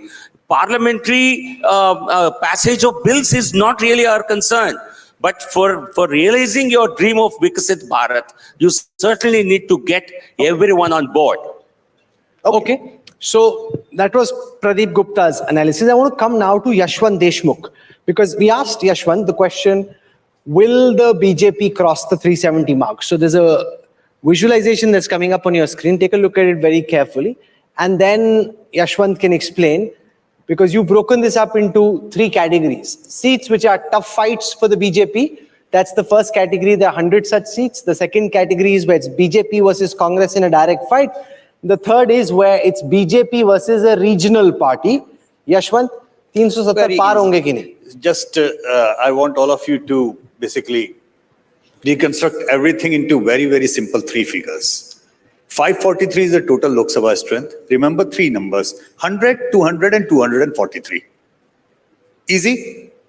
What we have simply done is the 100 seats where the BJP is completely absent. Forget about number 1, forget about number 2. BJP is not even number 3 or 4 maybe. 100 seats, BJP is just absent. Look at the 2014 and 19 vote shares over here. BJP polled 7.3% in these 100 seats and 5.8% in these 100 seats in 2019. BJP might be very happy to double, triple its vote share, even it reaches about 15% vote share. Will that convert into any seat? Nah, big no. Maybe 1 or 2 here and there, that's fine. I mean, you may have an odd in Trivandrum, 1 Kanyakumari, 1 Coimbatore, those kind of things, that aberration is fine. But zilch. Second is 200 seats. This is where the meat is. BJP versus the Congress, direct fight. Look at the gap of the BJP and the Congress vote share, almost about 20% plus in 14, 20%, 25, almost touching 25% in 2019. And there the BJP strike rate, look at that, 171 out of 200 in 14 and 185 out of 200 in 2019. And as per our MOTN, which will come in right now, which we did in January, by the way, BJP was almost touching 190 out of these 200. So what does it tell you? That between the BJP and the Congress, these 200 seats where the direct fight is, the BJP is leading over the Congress by more than 20% votes. There are number of states where BJP is voting more than 50%, number of states where the BJP is polling more than 60% votes. So no matter how much Nyayatra works out, this figure is not going to change just the way the first block is not going to change. BJP, no matter how much tries, nothing is going to change in the first block. No matter how much Congress is going to try, nothing is going to change in the second block. Third block is the most critical. That is 243, where it is BJP versus the regional parties. That is where the meat is. Now, out of here, 2014, BJP was about 27%. Look at the BJP vote share going up to 35% plus in 2019. Can it go even further? They got 108 in 14, 118 in 2019. Can they take it from here? Can they go further north from here? That's the big question. So question about 370, Rahul, and 400 plus, it's not about the zone 1 and zone 2. It's the zone 3 where it is going to come down. But therefore, basically, since we are also entering IPL season, when I look at your numbers, if I was a captain of any of the, if I was Mumbai Indians captain, I want the Congress bowlers at me. Basically, what you're saying, the perfect matchup for the BJP is the Congress. Where there is Congress, the BJP is in a comfortable position. Where it is a regional party, it's a tough situation. And there are certain traditional areas, like Kerala, for example, where the BJP is still a single-digit party in terms of vote share. Broadly, therefore, I want the Congress to oppose me in as many seats as possible. It's the Congress which is the Kamzor Kadi as we go into this election. Absolutely. For the opposition alliance, their weakest link is the Congress. For the NDA, their weakest link, by the way, are actually their alliance partners in many states. For example, in Bihar, those who are contesting on BJP ticket have much better chance to win than the alliance partner JDU's ticket. Similarly, in Maharashtra, those who are contesting on a BJP ticket are likely to win much better than those who are contesting on Eknath Shinde or Ajit Pawar ticket. It's that easy. However, one interesting thing which Radhib has happened after our MOTN poll came out, GVL's party all of a sudden realized that, you know, putting up a manufacturing unit in certain area from the ground zero in a greenfield investment is a long shot. Acquisition is better. No, so let GVL respond to this. This is very important because each time the mood of the nation is put out by the India Today team, the BJP takes that very seriously. Last time we had the mood of the nation, which showed that the NDA alliance wasn't doing well in Maharashtra. You broke Sharad Pawar's party. You took Eknath Shinde away from Uddhav Thackeray. Then the next time we put out a poll which said that they weren't doing well in Bihar, they took Nitish Kumar back and took him. So, you know, it's very difficult to do data when the factors that make up the data keep changing. Basically, BJP should put in the brackets MA, and MA is not Mukesh Ambani, it's mergers and acquisition. You know, you're very good at it. You're very good at merger and acquisition. To be very honest, our leadership, our politics is not media driven. We are not going to change our politics. हमेशा mood of the nation के बाद ही होता है. नहीं, ऐसा नहीं है. Because I'm telling you, I don't want to name our leaders, but we certainly look at media with respect. But our decisions are never, ever driven by media. So therefore, don't. So why did you? That's my home state. Why did you break these two parties? If you were so confident, you see what as Yashwant has pointed out, BJP very strong when it comes to the Congress. When it comes to the regional parties, you're in more difficult what. So why break a regional party or why acquire a regional party? I think it's very unfair to ask me why they split up. You should ask those parties what did they find so uncomfortable within them. Possibly they say they found the ED uncomfortable. Then Congress should have split several times. Should Congress not be splitting? How many Congress leaders have been raided? Should every other party, should DMK not be splitting? They should have come back and joined NDA. So should the BRS not be splitting? So don't be unfair. Okay. Parties which have split, they have split because of their internal turmoil, because their inability to accept their own leadership, because they are corrupt parties, because they are family-driven parties. There is no scope for leadership to gain and emerge. Otherwise, if what you said is right, every party should be splitting daily. They are corrupt only while they are in the opposition. Once they come to you, they're a washing machine. Again, it is you in the media who keep targeting us like this. We have never See, we have never given a clean chit to anybody because he has joined either the NDA or BJP. So that's not fair. If there are any such cases, please approach the courts. What prevents the opposition from going to the court? It's only, these are only political Only allegations. of two things can be true. Because it's an equation ultimately. No? Either the BJP sees the mood of the nation and makes changes in states where they aren't doing well, which is possible, which is my theory. Or the BJP already knows what the reality is and the mood of the nation captures the reality. And therefore you have to act basis that reality, which means that we do a great job with mood of the nation. So both of those, we give ourselves too much of credit. The BJP is a... हमारी side पर दूसरी side पर क्या मतलब है ये? Here I must be on the side of Modi Shah. If you don't want to take credit, don't take it. Rajdeep, be very careful about what you are saying. Rajdeep is saying I'm on the side of Modi Shah. Now, I don't know where this is going next. Only to the extent it's a supreme election machine. You and I do one poll. The BJP today has resources to do half a dozen polls per week, tracking it on a day-to-day basis. It requires lots of money, and they have no shortage of it. And I'll give you an example of a seat in Maharashtra. I know they've changed their candidate specifically after they did 4 rounds of polls in that constituency. Now, you and I and Yashwant or anyone, even Pradeep may be doing it for them, which is another matter. But the fact is, you're getting, therefore, data of a kind that we've never seen. But I disagree with Rajdeep. I think all parties are doing polling. They do very extensive polling. In fact, the pollster of the Congress in 2009 was so horribly wrong that he'd convinced the Congress top leadership that they were winning. I'm not making this up. Rajdeep, is this not true? One second. Is this not true? So it's not as if they aren't polling. They are polling as extensively, as rigorously. It's just that they have terrible pollsters. I never said... No, one second. No, I have also done polls for my own party. आपके सही होते हैं, गलत होते हैं. But let me tell you as a pollster. No, one second. Were your polls good or bad? They have their nose to the ground. They will not, if you come and tell them, I'm telling you, if I do a poll and go and tell them, Tamil Nadu, we are sweeping, they'll say, तुम कहाँ कर रहे हो?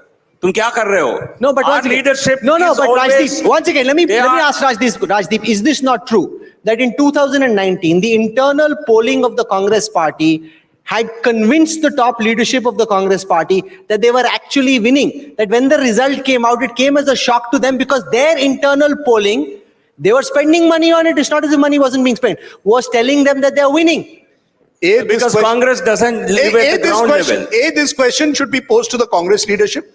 B, the fact is, if I have 10 rupees in my pocket, there's only so much I can do. If I have 100 or 1,000 rupees in my pocket, I have far more options. The BJP, as I said, is a sophisticated, resource-rich election machine. But having said that... No, but if you have 10 rupees, how much of that gets spent on polling and how much gets kept away? That's also a fact. Well, they could save all the money, Rajdeep. They could save all the money and simply read India Today. That's fine with them. Because I remember the 4 states boss asked me to, red flag. That was in 15th August issue last year.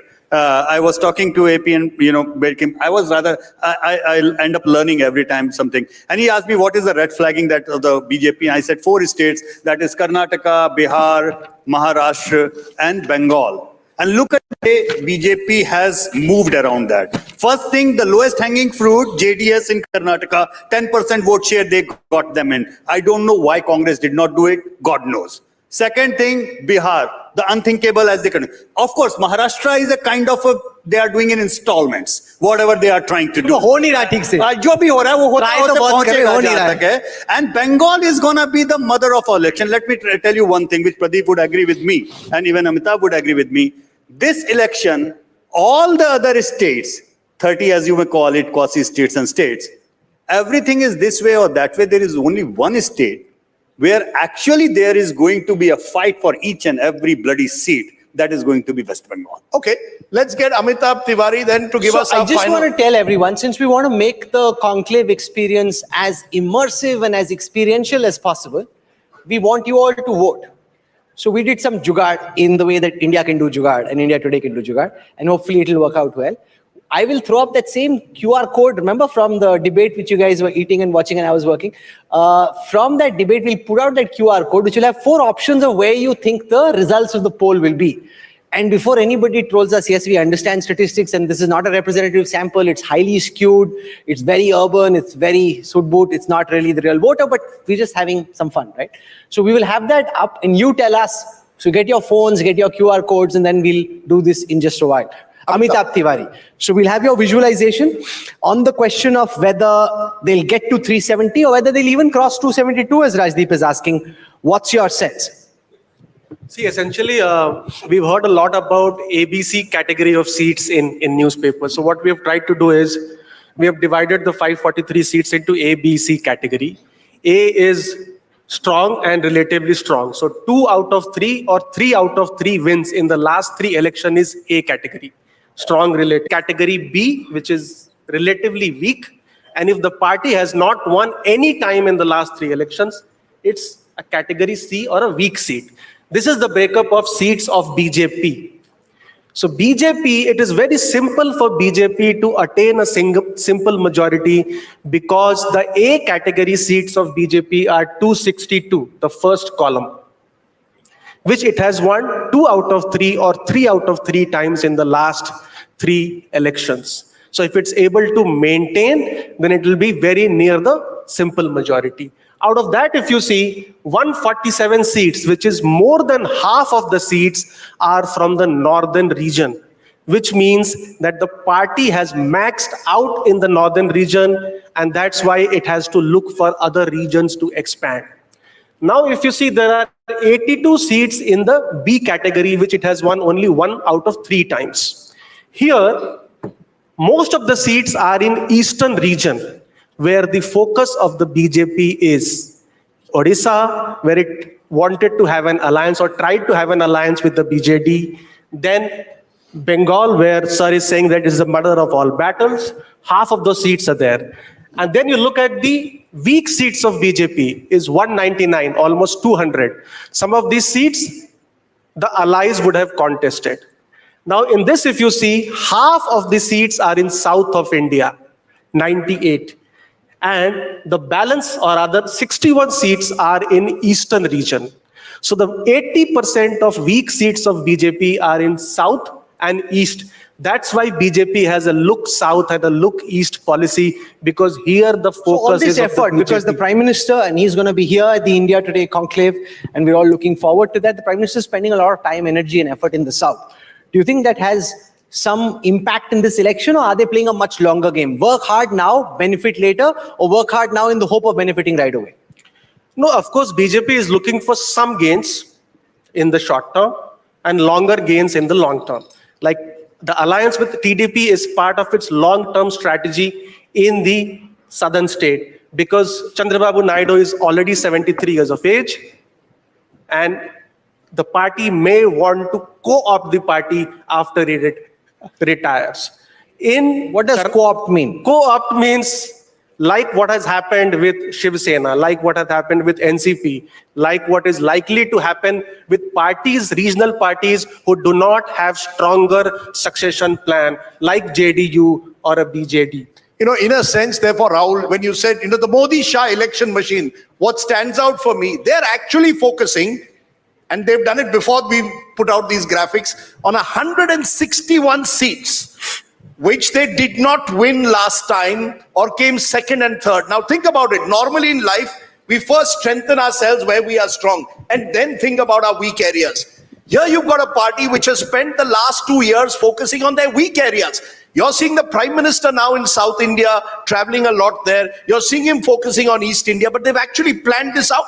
There have been a minister assigned to every 3 Lok Sabha constituencies, and most of them have been assigned to constituencies which the BJP did not win in 2019 and 14. So that's where I say the election machine. You see, this is very systematic use of your political acumen along with resources, and I keep maintaining all of this needs resources, and your power machine. I know GBL will disagree on the ED point. You use it. But the fact is, at the end of the day, you have to give them credit for the way they are thinking. South India, Rahul, is about vote share.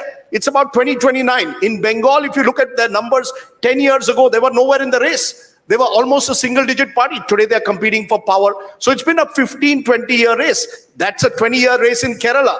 It's possibly a 15-year race in Tamil Nadu. So I can see where the BJP is going. The real question in all your graphics, Rahul, you put is, kya BJP 370 or BJP 400? The question I ask, where's the opposition?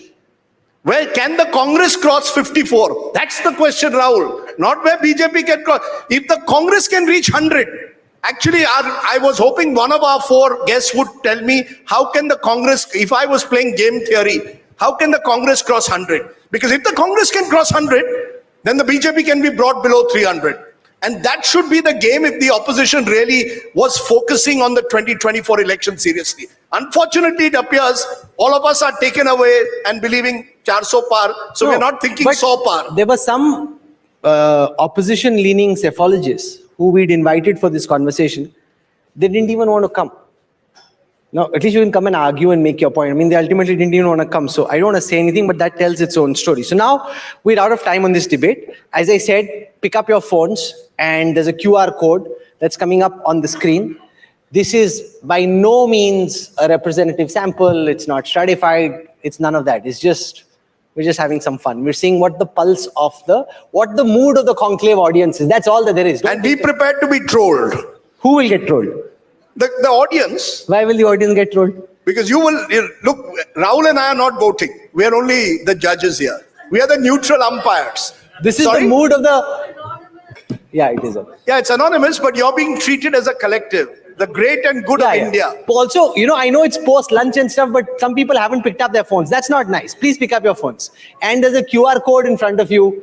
So get involved in this. Let's otherwise... And don't worry, there are no... And that's the problem the EC also has, that voter participation has to be high. Otherwise, what's the point? And don't worry, there are no central agencies at the moment here. So when you're voting... And your electoral bond won't become public. And the electoral bonds are also unconstitutional. So all that said, please, there it is. And it's on your screen. So if you can just scan that QR code, go to the question... I still see some people are very excited in doing it. Should we get our four guests to first give their numbers? No, we'll do that after this. At the end? While that's going on. So now, I hope everyone's doing it. A lot of people are doing it. While they're going on, we'll get their numbers. Okay, so okay, now, GVL, you start. Let's finish this, others will get put. No, we finish then get the... Oh, there it started. Okay. So there it is. So there are four options here. Okay, so very quickly, I mean, it's very simple. Will the BJP get... less than 272 is this category. You can click it if that's where you think they'll end up. 272 to 325 is this category. 326 to 370 is the third category. And 370 plus is the fourth category. So you got 90 seconds on the screen. This group of people are not very nice. They should vote. Oh, you voted. Oh, sabse tez. By the way, can all the 11% stand up? Who? No. That's like making the electoral bond public. नहीं करना है रे. अभी बोला क्या? No. The 11% who are saying less than 272 stand up. You cannot make them stand up. Mr. Modi is coming tomorrow. He wants you to be identified. No, that's not fair. We said it's very unfair. It's very unfair. I agree. It's very unfair. Okay, now have you all voted? Not voted? This table, the front table looks like they're very sophisticated to do this. You can't be so sophisticated to do. You've done this. Okay, they've all voted. You guys have voted. So now 53 seconds to go. GVL, आपके supporters थोड़े कम है यार. वो 370 it's increasing now. I hope you don't have some people outside voting for you. You knew this was happening. You didn't know what's happening. If I had managed to get somebody, then you would have 90% plus in the last. In the अगर मैंने fixing की होती तो अच्छे से करता. Because in this audience, we don't get the same level of support. BJP. Please understand. I presume this is BJP, not NDA. No, this is BJP. Only BJP. This is only BJP. So 26 seconds to go. Will the BJP get 272 and less is 10%, 17%, 272, 320. You have 18 seconds still. Is there anyone who hasn't voted, said, this is a waste of my time, I'm not doing it, I'm too classy and sophisticated for this? Oh, I hope you guys joined in, right? Okay, good. So now 10 seconds to go. I think it's kind of stabilizing. Rajdeep likes to say, as I said, can we call this election now, Rajdeep? 3, 2, 1. Okay, we can call it. 10% have said BJP less than 272. If you want to identify yourself, one last chance. 272 to 325 is 16%. 326 to 370 is 34%. 370 plus is 40%. Now, Rajdeep, I have a small... See, those who have said less than 272, it is my firm conviction. Yes. they believe BJP will get more than 272, but they want it to get less than 272. Please talk to them and you will get this answer. Unko bhi pata hai, Modi ji. Yeah, but you know, those who've given 370 plus are also going to find it extremely difficult to tell me where that 370 number is coming. But that for another day. I will give the panel 10 seconds each. What are your numbers? Your final numbers. This will be repeated on counting day. Yashwant Deshmukh, you start. If you were polling, how much does the BJP get? How much does the Congress get? Come general elections day. Very quickly, 20 seconds Very each. quickly, BJP is gone. ज्यादा लंबा नहीं बोलना, number बताओ बस. Number, just the number. 41% vote for the BJP, 46% plus votes for the NDA. No, seats. नहीं, No, come on. हमारी duties बटी हुई है. No, you देखिए ऐसा है, आपने अभी जो नंबर्स देखे बहुत क्लियरली बोल रहे हैं, बहुत सिंपल सी 10 सेकंड में 10 सेकंड दिए ना आपने. हाँ, जितना 335 हमने MOTN में दिया है उसके ऊपर जो कुछ भी आना है मर्जर एंड एक्विजिशन से आना है. Okay. Pradeep Gupta, your numbers. No, Pradeep will come last. 1 second. Amitabh Tiwari, your numbers. Okay. See, 400 looks attainable. Prabhu Ram is helping BJP, and it is, please. It is regain lost seats in 2019, attain, add new seats, and maintain the 303 seats. Regain, attain, maintain. Now, what's your number? 400 is attainable. Okay. GBL Narasimha Rao. This is an election, this is a vote for Modi. Prime Minister Modi and for Number. morality. Number. I'm giving you a number. Morality, optimism, development and innovation. So How many it's of you going to will be live by these acronyms? How many? 404. Okay, you know, the thing is the BJP has been taught the art. Okay, 404. 303, 404. So less than Rajiv Gandhi in 1984, that's another debate, but go ahead, Pradeep. No, I don't have number. Give for me a sure. number. No, I mean, still the alliance. me a range. Rajdeep, alliance has to be formed in its proper rather Odisha. shape. Odisha, Maharashtra, Tamil Nadu. अरे इतना so लंबा many तो बताओ, states. number बताओ. Boss, number I cannot say because of my some agreement. I am bound with those agreements. I am not supposed to reveal any kind of number, any platform. We do reveal number only You have to once. pay That him a is lot the of on the money if exit you want poll to know day. his numbers. That You is on pocket- the exit poll day. pocket में नहीं बताएंगे, Only once we reveal the number. Okay. We are out of time. Rajdeep, we are out of time. This was a lot of fun. If you want Pradeep Gupta to give your numbers, pay him like serious amounts of money. Otherwise, he doesn't give you just getting a conclave ticket doesn't cut it. But Yashwant Deshmukh and Amitabh Tiwari were a lot of fun. GVL Narasimha Rao for coming here to the conclave. Thank you very much. Ram is the concept that you put on. Everybody's kind of getting onto these abbreviations. We're very thankful for your time and delighted that you could join us. But here. Rahul, let me say this, because otherwise no one will watch television over the next couple of days if you think the election is a done deal. In India, picture abhi baki hai. Whether the BJP crosses 400 or actually maybe the opposition does a bit better than what we think, we'll know sometime in the 3rd to 4th week of May. But for all of you for joining us, thank you very much, and great to have all of you here. All right, ladies and gentlemen, raise a warm applause for our panelists while I call upon stage Sudhir Upadhyay, Executive Vice President, Radico Khaitan, to come up on stage and present a small token of our appreciation to our panelists, some of the top psephologists of the country.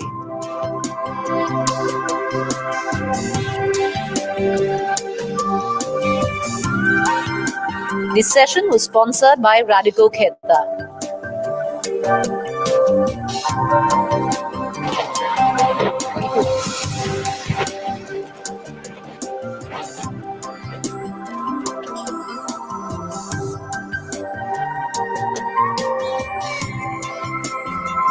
Once again, do raise a warm applause for our panelists. Thank you, gentlemen. Appreciate it. Thank you, sir.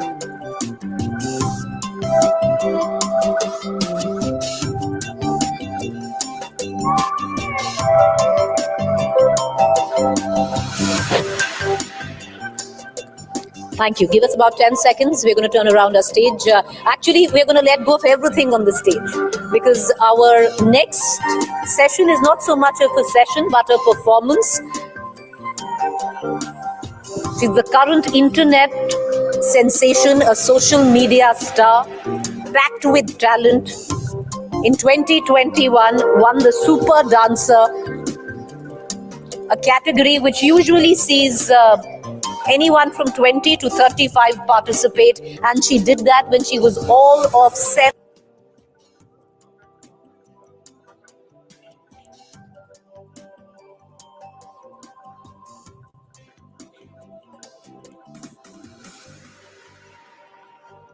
So she was 7 then when she won the Super Dancer. She's 10 right now, and she's taken social media by storm. She comes from Assam. She's cute as a button, but she's power packed with talent. And if you don't believe me, ladies and gentlemen, do put your hands together for little 10-year-old Chota Packet Bada Dhamaka, where Florina Gogoy, winner Super Dancer.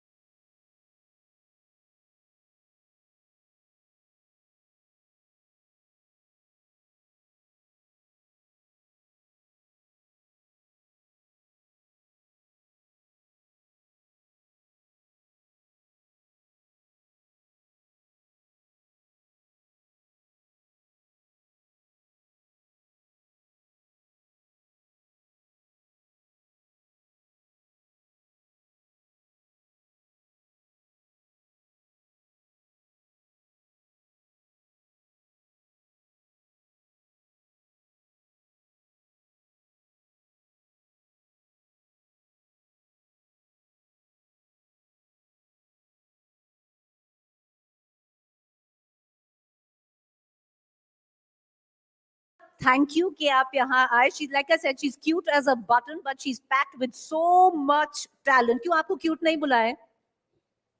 नहीं, आप लोग बुलाओ. बुला लेना. चलिए. So she is very cute, but she was 7 years old. 7 साल के थे जब आपने सुपर डांसर जीता था? 6 years. 6 years के थे.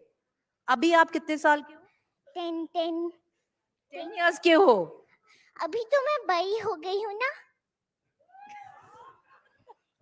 पूरे 10 years के हो गए हो. अच्छा, आप ये बताओ, जब आपने सुपर डांसर एंटर किया तब आप 6 years के थे. आपके सारे बाकी जो कॉन्टेस्टेंट्स थे वो कितने साल के थे? वो लोग मुझसे बहुत बड़े थे. So then 11-12 years. 11-12, वो आपसे बहुत बड़े थे, पर तभी भी आप फर्स्ट आए. हाँ, शायद से, क्योंकि आप सब लोगों ने मुझे ढेर सारा प्यार दिया, इसलिए. आप मुझे बताओ, ये जो डांस फॉर्म है आपका, क्या डांस फॉर्म है, किसने सिखाया? ये मुझे संतोष सर ने सिखाया. एक्चुअली मैं आपको मेरा जर्नी बताऊंगी, ठीक है? हाँ. सॉरी. हाँ. So when I was 4 years old तब मैं डांस किया था. What is dance means मुझे कुछ भी नहीं पता था. So जब भी मैं गाना सुनती थी any music तो मैं I just moving my hands and bodies. और उसके बाद मेरे पेरेंट्स ने नोटिस की. सो वो लोग ने सोचा कि पढ़ाई के साथ साथ कुछ एक्स्ट्रा करना चाहिए, इसलिए मुझे मतलब डांस क्लास में मुझे एडमिशन दे दी. तो मेरा स्टाइल था कथक. उसके बाद मैंने 1 साल तक डांस किया और उसके बाद मेरे पापा का कुछ ऐसा आने जाने का प्रॉब्लम हुआ, इसलिए हम कंटिन्यू नहीं कर पाए. तो मुझे मम्मी ने फिर से एक डांस क्लास में एडमिशन दे दिया. वो है डांस एकेडमी. ओ सॉरी, क्या था? सॉरी मैं मैं भूल बताऊं गई. क्या था, बताओ, चलो आप बताओ. हाँ, एक second. Moonwalk dance academy. So मुझे सिखाया और मेरा स्टाइल था हिप हॉप फ्री स्टाइल, जो मैं अभी डांस कर रही हूँ. सो उसके बाद मुझे अंडरग्राउंड बैटल्स भी करने लगी. उसके बाद actually super dancer chapter 4 audition start हो गया था. जो मेरे सर थे उन लोगों ने मतलब मेरा वीडियो ऑडिशन दे के सुपर डांसर में मैं सिलेक्ट हो गई. होने के बाद लाइव ऑडिशन था, वो भी मैं सिलेक्ट हो गई. उसके बाद हमें कोलकाता बुलाया, कोलकाता में भी सिलेक्ट हो गई. फिर आप सुपर डांसर बन गए? नहीं. अच्छा. उसके बाद हमें मुंबई जाना था. सो मैं डर रही थी क्योंकि कोरोना वायरस आया था तब, इसलिए मतलब बढ़ जा रहा था बड़े होके. सो इसलिए मैं डर रही थी. तो मेरे पापा ने बोला इस साल नहीं जाएंगे, हम अगले साल जाएंगे. पर मेरी मम्मी ने स्ट्रॉन्ग डिसीजन लेके बोला कि नहीं, don't worry, I am with you. So मैंने सोचा कि मम्मी तो सही है, तो मैं भी गई मुंबई में. उसके बाद जो मतलब मुझे चाहिए था कि एज ए सुपर गुरु, और वो ही मुझे मिले. तो वो है सुपर तुषार शेट्टी सर. तो आप सुपर डांसर बन गए. अब ये बताओ फ्लोरिना, आगे आप क्या बनना चाहते हो? आगे तो मैं मुझे खुद नहीं पता, पर मैं आगे हो मतलब कैरियोके. मैं कोई इन्वर्टर पे है, लोड पड़ेगा. अरे यार कब गाऊं? गाइए ना पापा. मैं कोई ऐसा गीत गा. क्या हुआ पापा? वही इन्वर्टर पे लोड. पापा आपने इतने साल लोड लिया है, अब लिफ्ट गार्ड ले लेगा.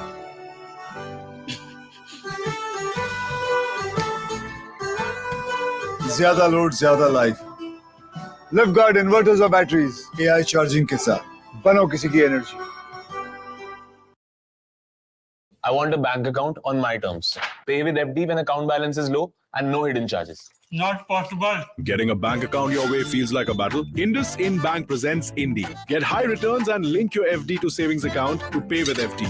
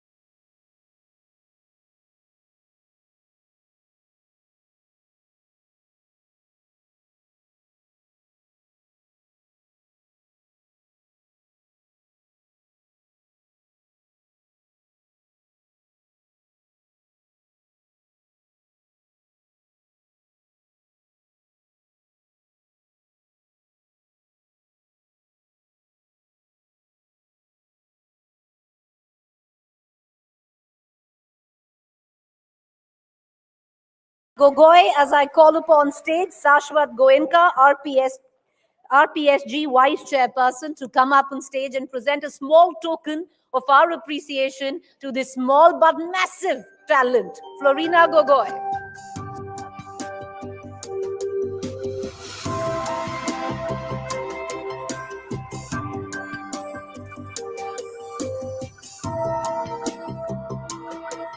फ्लोरिना, एक स्पेशल रिक्वेस्ट आया है, क्या आप एक सॉन्ग पे और डांस कर लोगे? हाँ, मैं इतना रेडी तो हूँ नहीं उस गाने में, तो मैं थोड़ा सा पानी खा लूं, ठीक है? हाँ, मैं आपको पानी देती हूँ और फिर आप जो वो थर्ड नंबर पे डांस कर लोगे। अच्छा शीत सिंह, आप क्वेश्चन नहीं पूछोगे, आप चलो आपसे क्वेश्चन पूछते हैं। आप आगे आप बॉलीवुड जाओगे या आप असम में ही रहोगे? मैं चाहती हूँ कि इंडिया मतलब मैं कैसे मतलब भारत को, क्योंकि मैं इंडिया गर्ल हूँ, भारत की बेटी हूँ मैं, इसलिए कैसे इंडिया को ज़्यादा नाम कर सके। हाँ, थैंक यू। तो आप कहीं पर भी जाओ पर आप ऐसे ही डांस करो, क्योंकि आप इतना अच्छा डांस करते हो कि सबको लगता है कि वो भी थोड़ा डांस कर ले आपके साथ। आप पानी पियो और फिर जो आपका थर्ड सॉन्ग है जो हमने सुना था उस पे करोगे? हाँ, अभी? हाँ, रेडी? यस, आप सब शोर करना थोड़ा सा, इसलिए तो मुझे स्ट्रॉन्ग मिलेगा ना। यो यो यो ऐसे, ठीक है? थोड़ा और पानी खाना है? रेडी? चलो let's go.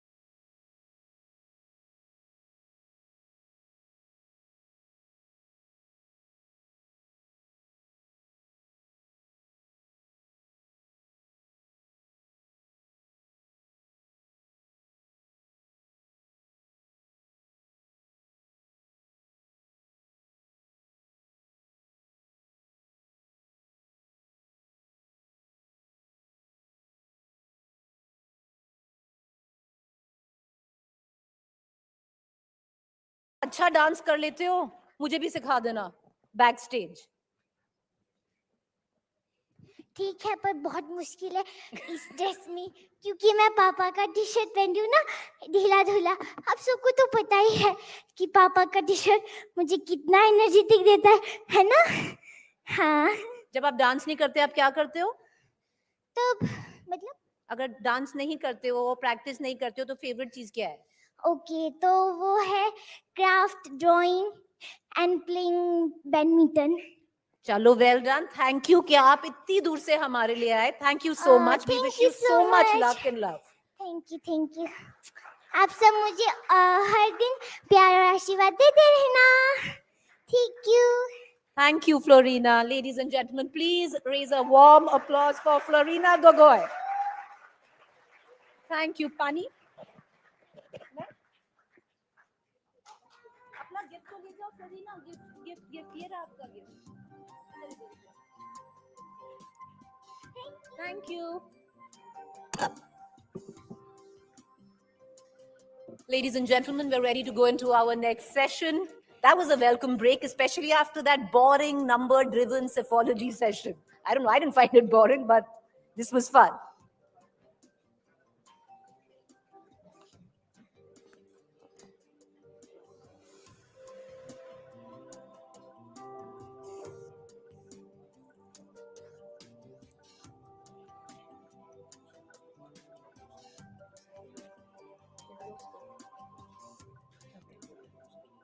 Nothing. All right, let's move on to our next session this evening. New generation, new rules, leadership in a disruptive world. This session, ladies and gentlemen, is sponsored by Kirloskar. To take it from here, would like to invite on stage session's moderator, Sakshi Batra, Senior Associate Editor, Anchor Business Today.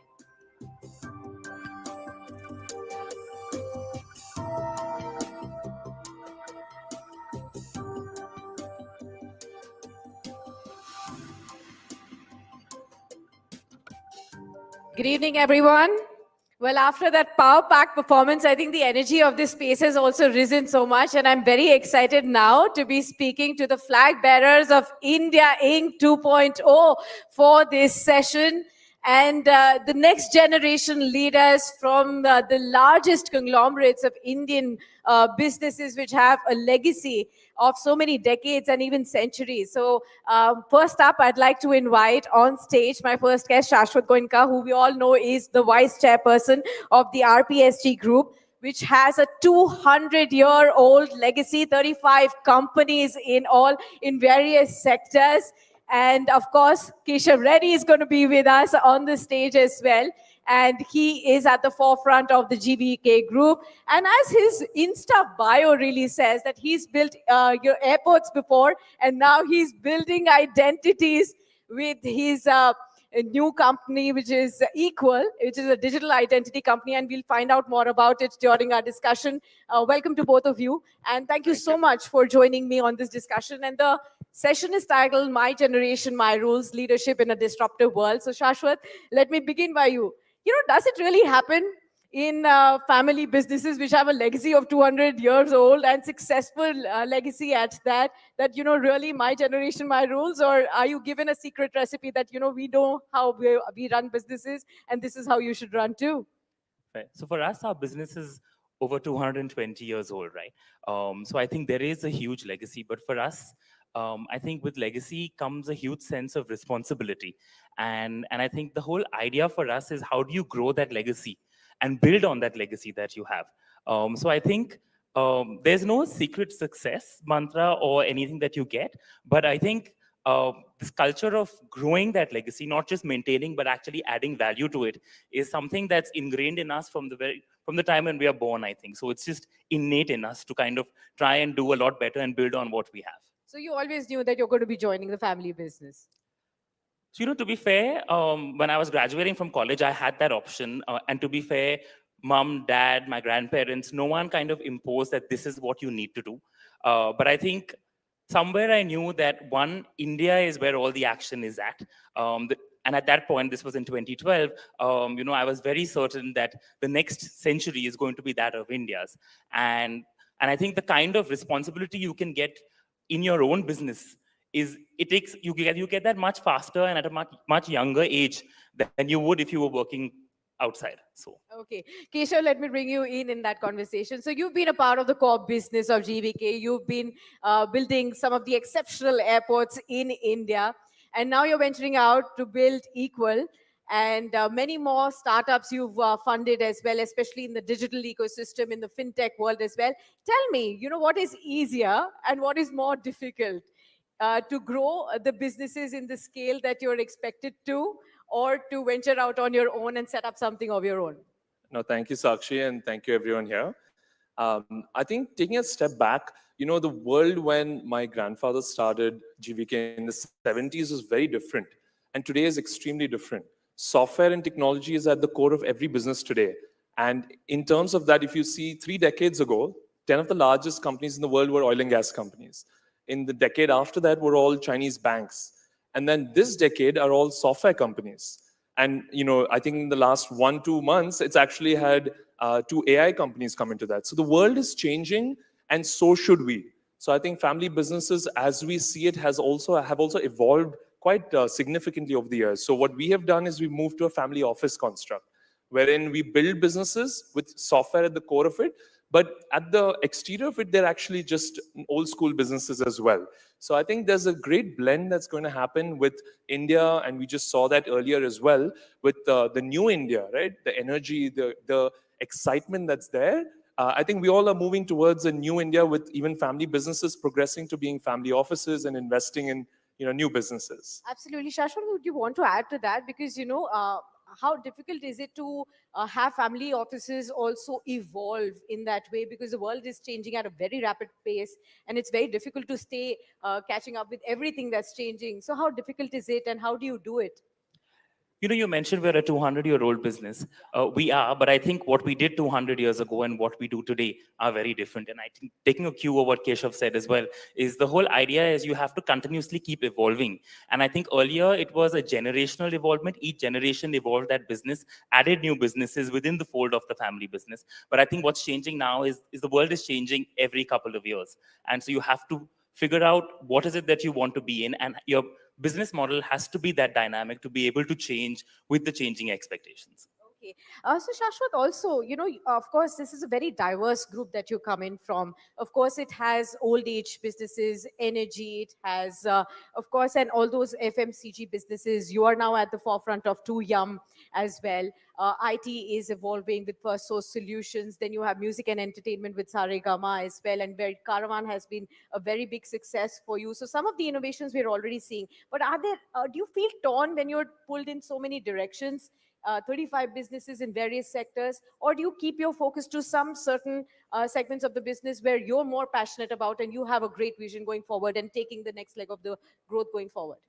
So I think, for us, it's a two-pronged strategy. So one is businesses which are either legacy businesses or large businesses within the group. They may be having an old world origination. But the idea is, how do you get them set up for success over the next decade or two, right? So when you really look at our electricity generation and distribution business, which was primarily thermal, the idea is, how do you move into now renewable sources of energy? How do you kind of move from being from a purely utility perspective to a consumer first company, right? And similarly, for all of the businesses, the idea is really, how do we convert them to become consumer first? So whether it's FMCG, whether it's media, whether it's music, entertainment, whether it's retail, whether it's First Source for that matter, we want to touch consumers and make consumers' lives better. And when you really look at India and the world at large, I think the consumer story is still yet to unfold, and we want to be at the forefront of that. Okay. Keshav, you're building Equal. Tell us more about it, because we do know how hugely successful Aadhaar was, and now you're talking about digital identity. But the moment you talk about digital identity, everybody has this fear that whether my data is protected at all costs or not. We are still at the policy stage. We do not know how protection policies will shape up going forward from here. But and deep fakes is another problem that has now emerged in our senses. How do you think you're going to be building a foolproof product right there? I think the Aadhaar and the DPI are phenomenal, and they've put India on the map in all respects. What we are doing at Equal is leveraging that to build a nicer, a simpler experience for a consumer. And the purpose of Equal is to power identity for 100 million Indians. And we use the word power because today it's in your hands. Digital has made every Indian very responsible, and the control of that is with your hands. And I think the new DPDP Act is going to be just helping that and pushing those boundaries where consumer with consent will do what he wants. And I think we're the leaders in the world in respect of that as well. We talk about data digitization, but we talk about data democracy, where you use your data for your benefit. So I think it's going to be phenomenal the next decade with data, and Indians are going to be at the center of it. I mean, we just saw earlier, that's the new Bharat today. It's amazing. And the kind of platforms that are there today in the next decade, it's really India's time in order to do all of that. Okay. Shashwat, you're also passionate about cricket, and we do know that you own the Lucknow Super Giants, and it was the most expensive purchase in terms of IPL.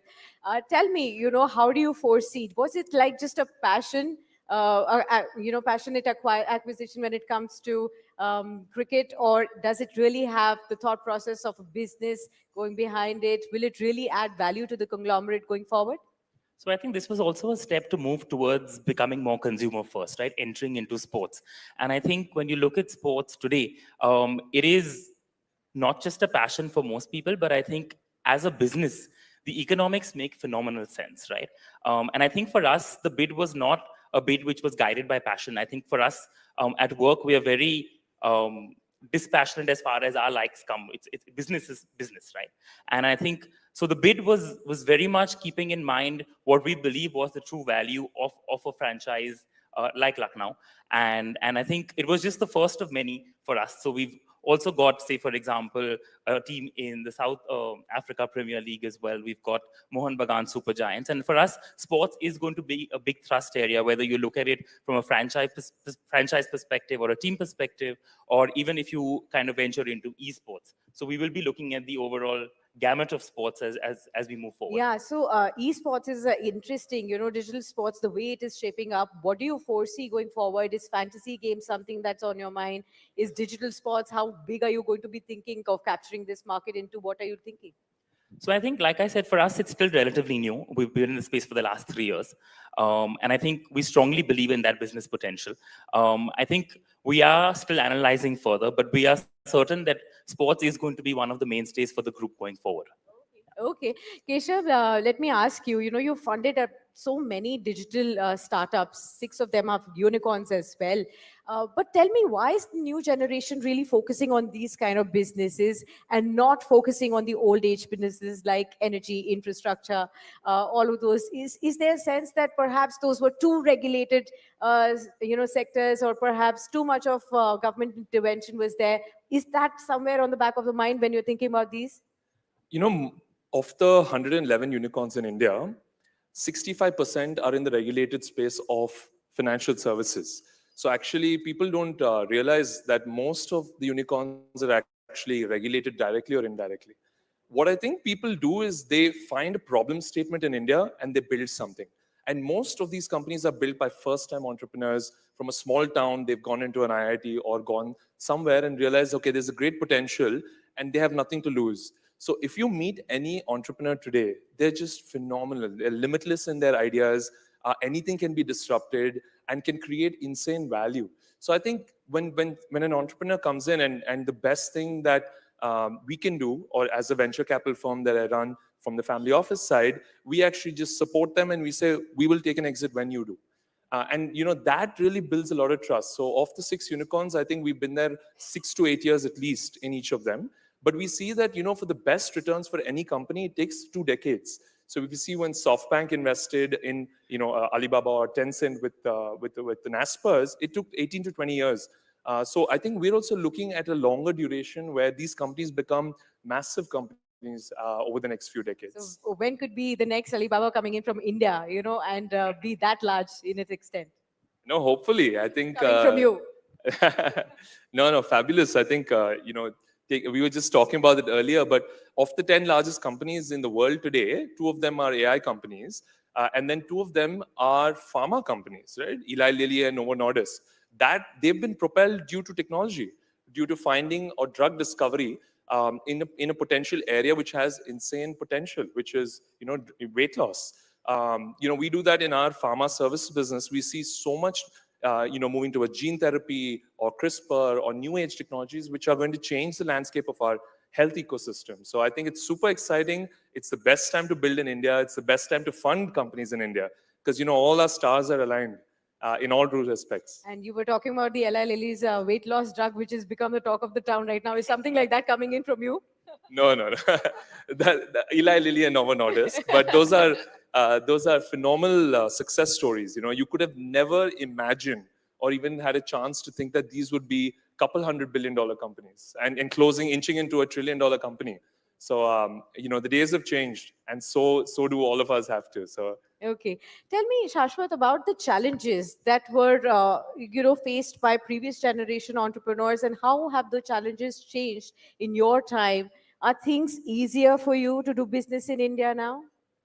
So I think, it's difficult to say the challenges that the previous generation faced, but I think they had, for a large part of their careers, a license Raj, which kind of changed at some point, and there was a flux in terms of how business was to be done.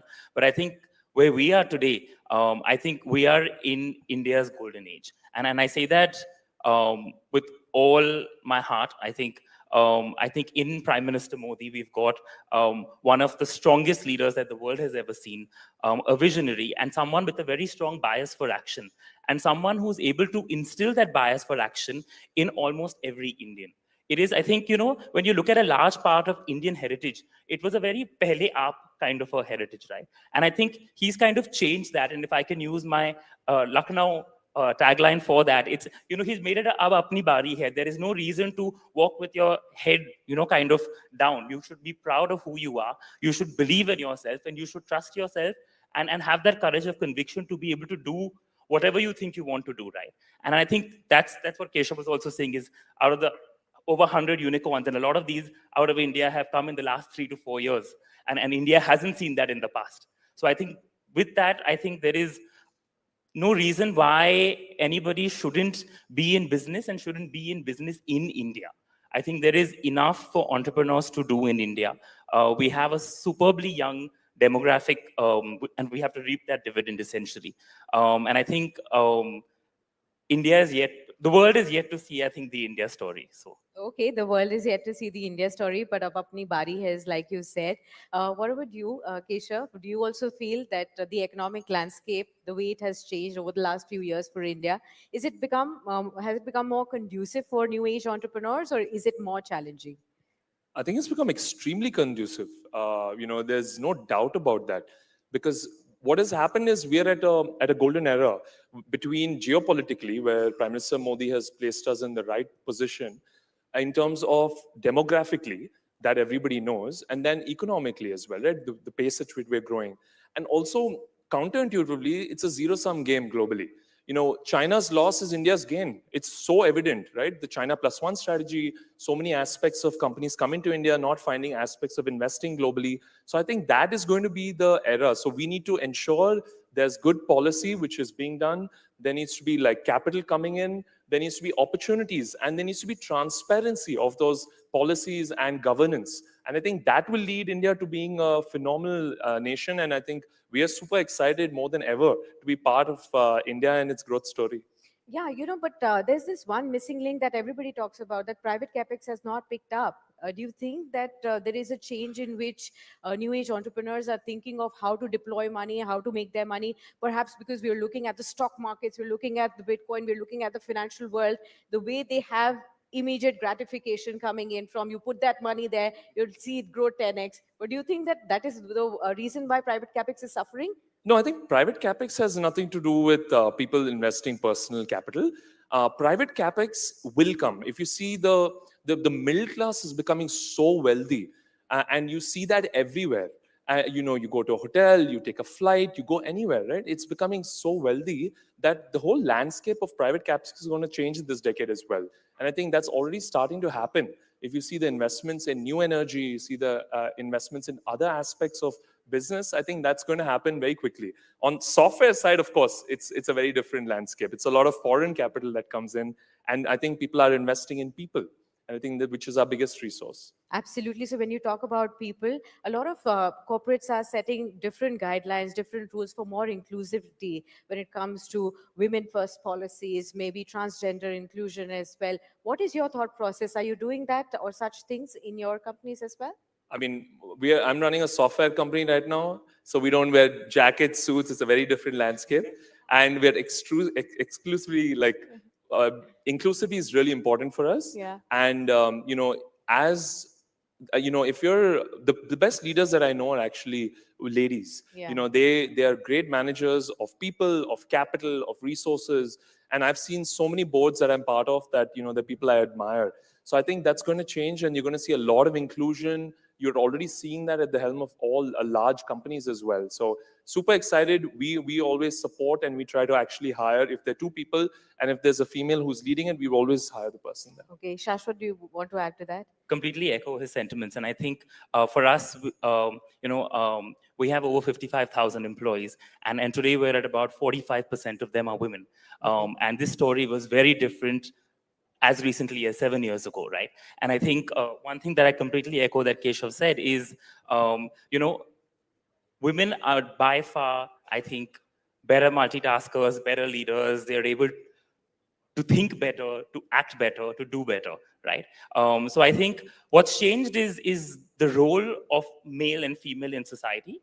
And I think as that's changing and more women are coming into the workforce, you are seeing them taking on more leadership roles. And I think that is going to be a large part of India's success story as well.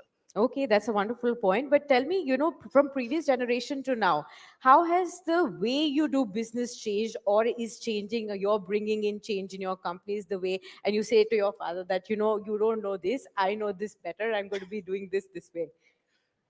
If I told my father that, I'm not sure how well that would go on a lighter note. But I think the way we do business is significantly different, right? I think the ways and means of doing business 3 decades ago versus doing business today is very different. Dealings are a lot more transparent. Corporate governance is of paramount importance. Transparency is important. And I think what's also changed is the kind of workforce that you're able to get, where they want to be partners with you in that journey of creating wealth, in that journey of creating equity for themselves. And therefore, the sense of accountability, the sense of responsibility is much higher in them. And I think, so I think a large part of the success that all of us see is because of the people who work with us. And so therefore, it's changed from being, I think, leadership back in the day may have been more top-down, more authoritarian. I think today it's really more about more participative, more collective. And that's what's leading you to do better things and have better outcomes. Keshav, is there anything that you want to really imbibe from your dad and from your previous generation while you're doing business? Or is there something that you want to really change and you want to usher in? No, I've been very blessed and grateful from my grandfather's side on both sides, GVK Reddy and TSR Reddy, and my parents, Pinky and Sanjay. I think I've been very lucky and fortunate. There's nothing I would ever change. So in that sense, I think we have to take on the responsibility and be very grateful and build opportunities for us, for the country, for everyone around. So I think that's the only thing I think you want to take the fitness lessons from your dad more. My dad is extremely fit. He's doing a triathlon at 60. So Yeah. And are you also as into fitness? no, not as much as him. Okay, would you like to at least aspire to be that? I think he's already tried 2 Ironman challenges, right? That's right. He's already done them. So And at this age, at 60. at this age, that's good. And does that make life more difficult for you? And No, more not actually. challenging? It's really exciting because I do long distance cycling with him. So we go Okay. for like 50 to 100 kilometer cycling, at 4:35 in the morning. So it's really enjoyable because we have similar passions. So Okay. a lot of fun. Right. Shashwat, what's your passion? You're not into fitness at all, you told me. I mean, well, not into it at all in the sense it's not a passion. I do it because I think I should. And I think, like in his case as well, I think Dad is definitely very into fitness as well. He does a 1.5-hour walk every day, 1 hour workout every day. So that's a lot of time that goes into being fit. So definitely something that I do, but it's not my passion. I think for me, surprisingly, one of the things that I love to do is actually cook. And for me, that's a big stress buster. And for us, it's now become a family activity where both Shivika and I do it. And now my daughter's almost 3. and we're starting to get her into it. So it's a fun Sunday activity that all What's the three best of us. meal that you've cooked for your family till date? You'll have to ask them. But I'd like to think I cook most things well. So is Sunday lunch on you, like always? Absolutely. Oh, okay. Wonderful. Well, great to speak to both of you. Many thanks. And thanks a lot, audiences, for being so patient and listening. And looks like, our future is going to be very, very bright. We saw Florina, but flag bearers are definitely taking it way forward. Many, many thanks for being with us for this very Thank you, special Sakshi. conversation. Thank you, All the Sakshi. very best to both Thank of you. you. Thank you. Ladies and gentlemen, please raise a warm applause as I call on stage Alika Kirloskar, Vice President, Kirloskar Group, to come up and present a small token of our appreciation to our panelists. Once again, do raise a warm applause, the two gentlemen.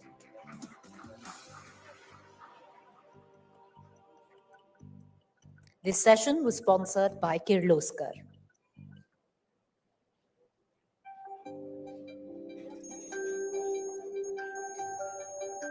A warm applause for Mr. Goenka, Mr. Reddy. Thank you for joining us. Thank you. With that, ladies and gentlemen, we are ready to get into the next session, a Pacific Convergence of Interests with India, sponsored by RP Sanjeev Goenka Group. Just give us 30 seconds and we are ready to power in to our next session this evening.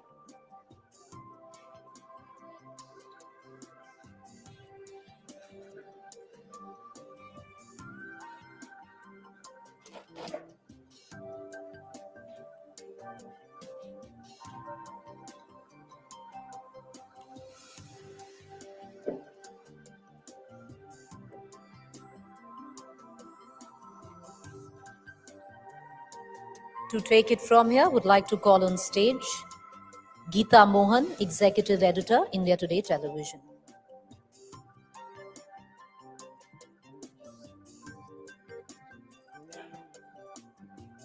I hope so.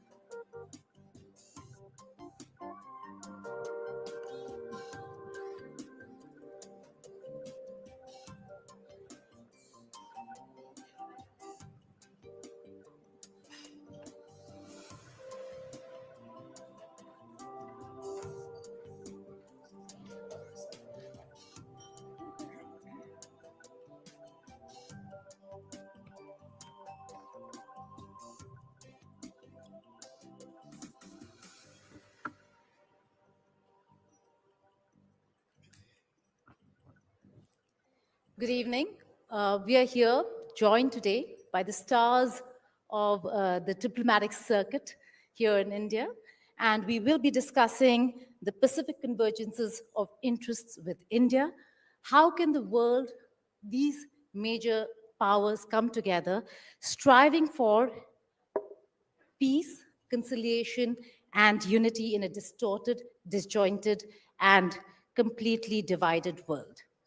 This is a moment where Quad meets AUKUS, and so we will have the entire Indo-Pacific conversation, but looking at how India really plays a role in this entire region. No opening remarks for everyone because we have a timer that's set, and we are very short of time, so a lot of questions. Let's begin with the Q&A. Ambassador Garcetti, to you first. Now, we know we've heard a lot about the importance of Quad and the role India has to play, but explain to me how India is important in this Quad architecture, given the fact that India does not patrol the waters with Quad partners. India is not part of the IPEF trade pillar. So while India says, and the Quad partners say, that it's an economic structure, we are not part of the trade pillar. We say it's not a military structure, we are not part of patrolling, and most of the work that India and all these Quad partners do in developing countries are bilateral in nature. So how is this important? So thank you, Geeta, and thank you to all of you in India today for having us here. It's an honor to be on the stage with my colleagues here in, I guess, what would be called the Caucus, if it's the Quad and the AUKUS together. Okay, Caucus, you heard it here first. Welcome to the Caucus. And the Quad is really, I think, we've always said it isn't a military alliance, all four of us. We have strong bilateral relations, each aspect of the Quad, each country. Those do work in strategic and military spaces. Those do work in economic spaces. Those do work in people-to-people and cultural, educational spaces. But the Quad really is, I think, a reflection of values and of geography and the shared interest that we have to have a peaceful, democratic, just, open, accountable Indo-Pacific.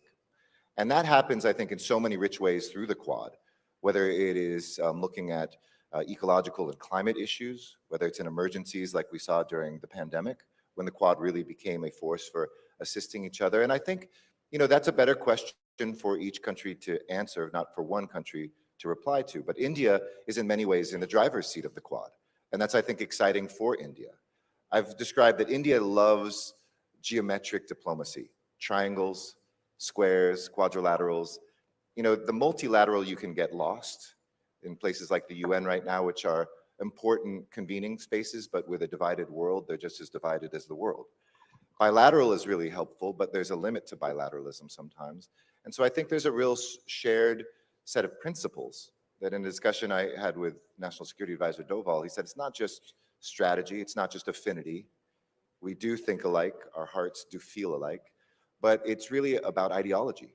In this moment when there's extremism, whether it's religious extremism, whether it's dictatorship versus democracies. And we can get hung up on the idea that the narcissism of small differences, the few areas where we are looking maybe at democratic values sometimes differently, divide us, when the reality is we are very deeply united. And also I would include, of course, the UK in that, even though UK isn't part of the Quad. We share, I think, these moments, these intersections that will define not just forms of governance, but what happens with technology, what happens with trade, what happens with economic prosperity, or the 4 Ps, as I call them: peace, prosperity, planet, and people. All right, Australian High Commissioner to India, High Commissioner Green. Australia is a part of the AUKUS and Quad. What is your reading on why is India hesitant to join a military bloc? Is China a factor? Is it because India is an immediate neighbor, unlike all the other countries in the AUKUS and Quad, and has to bear the brunt of Beijing's aggression should it be part of any military bloc? Well, India has a very long history of finding its own way in global affairs. For a country like Australia, close partnerships with our neighbors and our friends from far away have been part of what we've always been. India's finding new ways of making its way in the world with strategic autonomy and multi-dimensional partnerships. So it's really for India to decide where it fits into these partnerships. For us, the Quad tries to deal with a region which is increasingly contested, where democracy is under threat, where countries are increasingly unable to pursue their sovereignty in the ways that they want, that they get forced into choices that they wouldn't prefer, and that economic coercion is a feature. That's what we're standing against. We're standing up for, as Eric said, a number of values which are important, and we're backing that by demonstrating that we support things which will make our region better. Health security through vaccines, maritime domain awareness so that countries can understand what's going on in their near abroad. Infrastructure, which gives them options for things which are built in public goods, which will be sustainable and done according to the best principles. AUKUS is entirely different. It helps develop a world which can better avoid conflict and deter military action, but it's essentially designed to create military capability between our 3 countries. In the first instance, submarines, which are going to be crucial for avoiding a major conflict, but in the next instance, a whole range of new technologies which will help all of our nations better defend ourselves and make our regions more secure. So the two are very different. The two are complementary and help us build a region and a world where peace is more likely. Well, High Commissioner Alice, UK High Commissioner to India, the fact that there is a lot of focus, and AUKUS was born out of that need to have a military bloc at a time when the world was faced with aggression, particularly coming in from China. Do you see a future where India could be part of a bloc such as the AUKUS, and how much of the focus is on aggression from China? I guess for the last generation, when I joined the public service, the Euro-Atlantic was sort of the center of the world in 1990. At least that's a very British thing to say. The next generation, Indo-Pacific, is going to be the defining area of the world. You may want it, you may not want that, but that is the case. And so there's a great deal more intense focus on what goes on here. And the center and drivers of prosperity and human talent, India is definitely one of them, it's one of the three defining countries of the rest of my life, and China and the United States, and they are all in this region. So it's not surprising that that's where we return. We've had a strong point of presence here for a long time, and we share the ideology. You know, how are you going to maintain? How are you going to allow for prosperity and prevent coercion? And you do it in a lot of different ways. You do it in some ways like, you know, mapping the oceans, how you're going to deal with climate change and resilient infrastructure, all this kind of stuff. But there's also a harder edge to it as well. We can't kid ourselves. You need that too. You need all the elements of power, not just one bit or another bit. AUKUS comes in two bits. One is about nuclear-powered submarines, but the other is about technology, exactly as Philip was saying. And there you would like, I suspect you're going to see a great deal more cooperation, not just at a bilateral, but between a series of countries about how you develop technology. And that will be, the United States will be at the forefront of that. It's a technological superpower, but it will include the United Kingdom, not least because our research is so strong.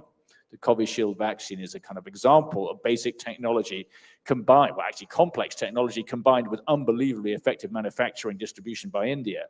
So the future will be, I suspect, in these maybe it's a rhomboid-shaped diplomacy, I'm not sure, between not just one country and another country, but a series of countries, which essentially are driven by a shared sense of wanting freedom and to prevent coercion. And that's where I think the UK comes in. Okay. Former Foreign Secretary of India, Ms. Nirupama Rao. Ms. Rao, let's zoom in a little. Let's look at the Indian Ocean. Now, we do see a lot of divergences in the region in the recent past. How do you see India play a role to have convergences of interests? Again, looking at China and China making inroads into these very important countries in the region, be it Sri Lanka, the Maldives, or for that matter, our relations with Nepal or Bangladesh. You know, geopolitics is a very popular word in the Indian vocabulary today. And when you look at the geopolitics of the region, and you're talking of the Indo-Pacific, you are essentially referring to what the late Prime Minister Shinzo Abe spoke of when he talked of the confluence of the two oceans. So I really don't want to look at the Indian Ocean as a separate entity in the context of our discussion this afternoon, because the Indo-Pacific is the arena of competition today. Somebody called it, you know, a contest for supremacy in the region. I don't look at it as any kind of new great game, but I understand that the China factor, I've mentioned the name, the China factor refers to both the oceans when we talk of the Indo-Pacific, right? And for China, and when it comes to India, we are neighbors. We have the 3,488 kilometer long border. And India looks at the maritime dimension of the Indian Ocean, but there is also a continental dimension to our geopolitical concerns in the region because of the land border that we share with China and the fact that we are oriented towards both land and sea. We are, in that sense, a unique country. And our peninsula juts out into the heart of the Indian Ocean. And therefore, the role that India can play with its navy and our growing naval interests and the whole context of maritime domain awareness, which my colleagues on this panel referred to, in all these senses, I think what happens in the Indian Ocean doesn't stay in the Indian Ocean today. It concerns the whole region. The question of global trade, the question of the numbers of people who live in this region. I was just looking at the head count of countries from the global south who are in the Indo-Pacific. And my math may not be exactly accurate, but I counted 49 countries from the global south who live in this region. So when you speak of organizations, bodies like the Quad, and we're all in this together as sister democracies, you know, we are talking of an agenda for human development, human security. And I don't really know if China has got that entirely right. So when you look at the Maldives and when you look at Sri Lanka, you look at the crisis that Sri Lanka faced in the last 2 years. I mean, it was a life-threatening crisis for that nation. And ultimately, you know, this whole pull of gravity that keeps India and our South Asian neighbors together was very manifest at that time, because we were there to help Sri Lanka, and of course, assistance from the international bodies followed. But I think that demonstrated to the world the role, the crucial role that India can play in this region. Never mind the differences that we may have with the Maldives today, but ultimately, I think South Asia, the region, the Indian Ocean region is meant to be an integer. We are all in this together. Right. Let's talk about the Russia-Ukraine war, which primarily is known as a European war. So, High Commissioner Ellis, the fact that this is a war that has gone on for way too long, how do you see it pan out in the near future at a time when we are looking at, and there's a China angle to this as well, where we are looking at China really coming out and supporting Russia, the reason why maybe Russian economy sustained itself for this long? It's a war that should never have started. For an autocracy to just walk into its neighbor and take over its land and say that you are part of us and you don't get a choice about your future. I mean, life is complicated. This is one of the simpler things to observe. It's appalling that it's happened, and it's appalling that it's going on the way it has, with terrible human cost. One of the things I think we learned, going back to your question, is about what has happened there affects the whole world. It affects fertilizer prices in the Punjab. The fact that the destruction of grain supplies by the Russian ships of grain coming out of Ukraine, that has a direct effect on the poorest people in Africa. So the world in which you could keep these different theaters apart, that world is over.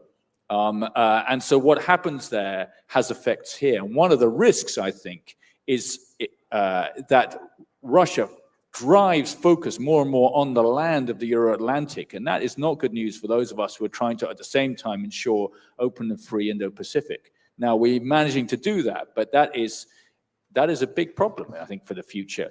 But if autocratic coercion succeeds in taking other people's countries, that is not a good future for all of us.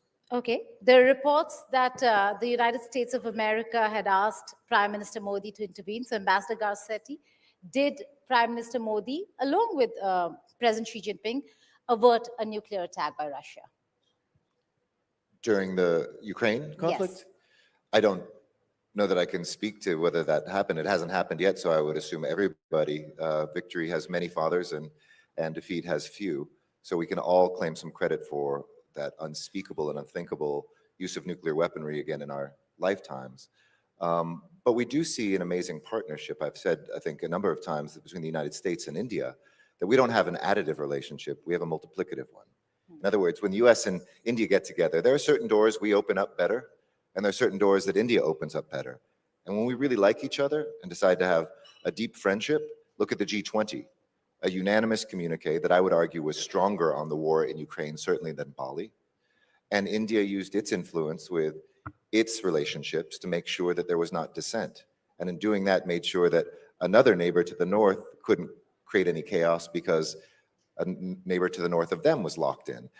But we also do this in very positive ways too. I think about the trilateral development initiative that we have together with the US and India.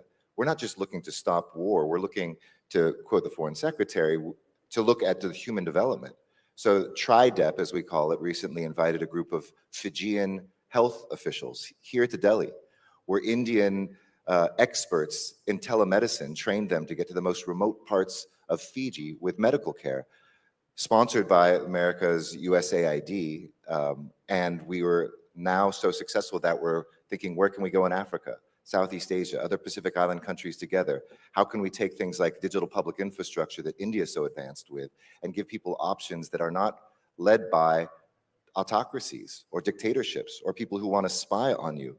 The way we took a Google cable through the Pacific that wasn't going to go to the Pacific Islands because they're too small in the market, but with Australia figured out ways to get telecommunication to these Pacific Island countries without it being a state-owned enterprise from a non-democratic country. These are great ways with which we don't just promote peace and avoid war, but we really look at human development in a way that is free and fair for everyone. On the security aspect for India, a big concern has been, with all the three countries, has been the issue of Khalistan. We've heard murder for hire charges, we've heard threats to Indian diplomats, and we've also seen the kind of actions that are inaction on the country's part in question. High Commissioner Green, as part of the Five Eyes, as part of a country where Indian diplomats have come under threat or have been threatened, what is the reaction of a country, and should the reaction of a country be? And how are you looking at the trial that is underway or the case that's underway in America? Well, first of all, we don't look at this through the prism of Five Eyes. We look at this through the prism of Australian sovereign interests and values. And for us, you talked about the Sikh community in Australia and some who occasionally like to protest outside Indian missions. Peaceful protest and demonstration is a core part of our democracy, and we'll stand up for it. But violence, and particularly acts that might put Indian diplomats at risk, are completely out of question for us. And so a huge amount of our governmental effort, much more than I think many of your audience would understand, between our multicultural, between our foreign policy, between our police, between our intelligence and security agencies, a huge amount of effort goes into making sure that when there are differences between communities, they are managed in a way that doesn't cause violence or harm. And let me say this. The Indian community is the fastest growing community in Australia, and it's now big. It's nearly 4% of our population. But this is not the first time that we have dealt with communities who've made their homes in Australia, and there are different parts of them. We are gripped up to do this, and we take it really seriously, and a key part of that is making sure that Indian diplomats in their premises are safe. Ambassador Garcetti, will there be a trial? And should there be a trial, will there be naming of officers that have been kept unnamed for now? And have these incidents, the murder for hire charges against Indian nationals, impacted relations between India and the US? Let me work backwards. In the first, a lot of people always ask me this, has it been a setback? Has it been a roadblock? Has it been a bump? It's serious. And like good friends, we dealt with it in a serious way. But the pace of our relationship has only continued to accelerate even in the midst of it. In some ways, it's the first stress test of our new relationship, which has deepened. And so far, I think both countries are passing it, but there's many miles to go. I'm the son of a prosecutor, so I know better than to discuss an active case, criminal case here. Nor should you assume that I'm read into, because I think good prosecutors also keep their evidence where they are in order to bring to justice. And nobody should presuppose outcomes. And oftentimes these are politicized in a way that none of us have actually looked at evidence, or very few people have. But it is clear that we have articulated the highest levels. There are red lines when it comes to our citizens, the rights of our citizens. There's no conspiracy behind them. Life would be much easier for us not to have contested democracies where people disagree. But that is the point of a democracy, and it's something that we have to defend. Similar to Australia, though, we take acts of violence very seriously, and we've had great coordination between our law enforcement to ensure that whether it's diplomats' lives or just drug runners, gun runners, and others do face justice across borders and can't hide from one place to the next. So those can coexist. The relationship continues, I think, with more strength than we've ever witnessed before, but we won't back away from the principles that are important to this relationship and to be able to respect one another. All right. It's an election year. We have more than 60 elections across the world. And we have a few very important elections coming up, not just here in India, but also the United States of America, the United Kingdom. High Commissioner Ellis, to you first. Rishi Sunak and Prime Minister Modi have had a great innings, so to say. Should the Labour come to power, will there be more questions on India's human rights records? Should India really be worried and concerned? And will we see the FTA that you've been working so hard on really come through? Yeah.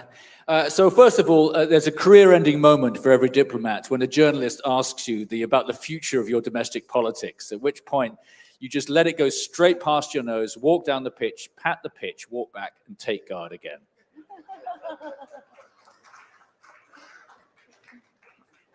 I'm so happy to live in a country which understands that metaphor. Ambassador Garcetti is yet to learn, you know. So and Ms. Rao and I, he's taking we cricket. are minorities. He's taking cricket to LA. It's fantastic. The free trade agreement is a tough nut to crack. I noticed EFTA took 16 years. So are we just in the foothills after 2? I don't know. Although we're in a pretty steep ascent at the moment, I think, to try and get to the top. That's not for me ultimately to determine. They do get on very well, 2 prime ministers. I think what I see in the UK is a kind of cross-party support, certainly from the 2 main principal parties in my country, for a deeper economic relationship. Remember, the UK benefits enormously from its diversity, yeah? That's a great thing. That's a great thing across the country. You know, when you have a prime minister called Rishi Sunak, whose wife is called Akshata Murthy, those of you who went to my country 30, 40 years ago, can you believe that would happen? No. Yeah. It's an incredible thing. So that diversity expresses itself in lots of different ways, including in politics, range of different politicians from different places, and I think we're the stronger for it. Okay. The other important election is the US elections. India is one of those rare countries, and Prime Minister Modi, one of those rare leaders who really had a good relationship with former President Trump. Now it's Trump versus Biden. Both are good for India, but what's your reading on what either would have to offer to India? You know, it's nice when countries that don't need to get along or don't get along have leaders that do get along. But the US-India relationship isn't about who's at the top.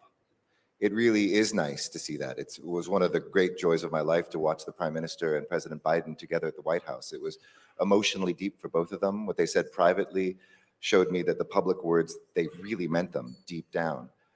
But no matter who the leaders are in our 2 countries, I think this is a relationship held together by all of us, by the fact that more students to the United States came from here than any other country in the world for the first time last year, that our visas went up by 60% in a single year, even with basically the same staff. And I'm sure 40 of you will come up asking for help for your cousin after this, getting their visa appointment. But we brought the time down by 80% from the worst moment that it's been, that we can go straight through metric after metric after metric. And this relationship doesn't depend on elections. It depends on values. We think the same way, our heads are aligned. We feel the same way, our hearts are aligned. Now our challenge is, can our feet move together and how quickly? But do we? The United States of America just reacted to the implementation of CAA in India, and India's response is that do not interfere in India's internal affairs. Look, with time up, I'm sorry I can't answer that question, but no, all kidding aside, it's in America, we feel very strongly about the sense that borders need to be secure, but that also we're a nation of immigrants that have been enriched by our diversity. Secondly, we understand India's security needs as well. But we're well aware of this, monitoring it very closely. And I would just say broadly that the principle of religious freedom and of equality under the law is a cornerstone of democracy. And that's why we look at these things. It would be easier not to look in our friends or have friends, but we invite you to do the same with our imperfect democracy. It's not a one-way street, but I do think that you can't give up on principles, no matter how close you are with friends, or if it comes from your worst enemy, when those are principles that you stand for. All right, time's up, but because this is UK High Commissioner to India's farewell conclave, he's leaving after, in a week's time, going back to headquarters and then to a next ambassadorial posting. We decided to do a short rapid fire. If you agree, Preeti, can we just do a short rapid fire? Not too long, and he'll do it in Hindi. And then he'll sing a bit for us in Hindi.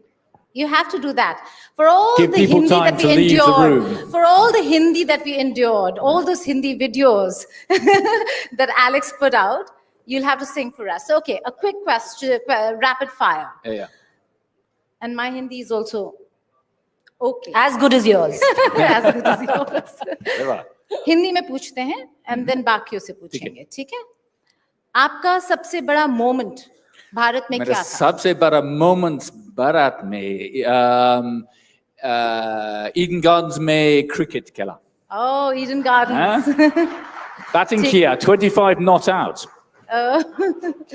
अच्छा, और सबसे अच्छा खाना क्या लगा आपको? वो मुश्किल है. दक्षिण भारत में हमेशा डोसा. Dosa, okay. दिल्ली में छोले भटूरा और Chola beer. bhatura. Okay, and see, you have it right there. खाते हुए नजर आ रहे हैं आप. Yeah, that's an Enam dish. No, that's in that's a northern Karnataka dish. अच्छा. Very good. अच्छा, सबसे बेहतरीन शहर, city कौन सा था? सबसे अच्छी शहर कोलकाता की संस्कृति, जैसलमेर और बीकानेर के Rajasthan. How do you say it? The deserts of Rajasthan. Registan. Registan. Exactly. That was fantastic. Or Madurai ki mantri. अच्छा, और cricket moment? There aren't a lot. Hyderabad में England की जीत. अच्छा. Yeah, तीन सालों में एक बार ही. I would have helped you, but I really don't know what you're talking about. Huh? Nor do Favorite I. personality? Cricket personality. Favorite personality? मेरे classmate Saif Ali Khan. Saif Ali Khan. और He was a very naughty boy at school. अच्छा, आपके classmate थे इसलिए favorite हैं. और favorite politician? Controversial है लेकिन बताना पड़ेगा, जा रहे हैं आप वापस. अरे वाह, मैं civil servant हूँ, इसलिए सब मंत्री बहुत अच्छी है. ठीक है. Can I do a quick one with Ambassador Garcetti? Ambassador Garcetti, quick one. Your big moment in India up until now. My big moment, putting cricket in the Olympics. It took an American to put the cricket into the Olympics. Come to Los Angeles in 2028. Big round of applause to that. Favorite food? Chole bhature in the morning, for sure. Favorite city? Favorite city, it's not really a city, but Kanyakumari at sunrise. Cricket moment? Cricket moment was being in Modi Stadium, probably for the IPL final, which was rained out. It was so beautiful, actually, that night, and the rain was coming down, but I didn't get to see the match, but I loved it. Okay. Favorite personality? Favorite personality besides Geeta? I mean, that's pretty easy. My favorite personality so far was probably hanging out with Shah Rukh Khan. Favorite politician? Who owns the cricket team in Los Angeles, by the way. Favorite politician or leader? My favorite politician is always the one I'm talking to.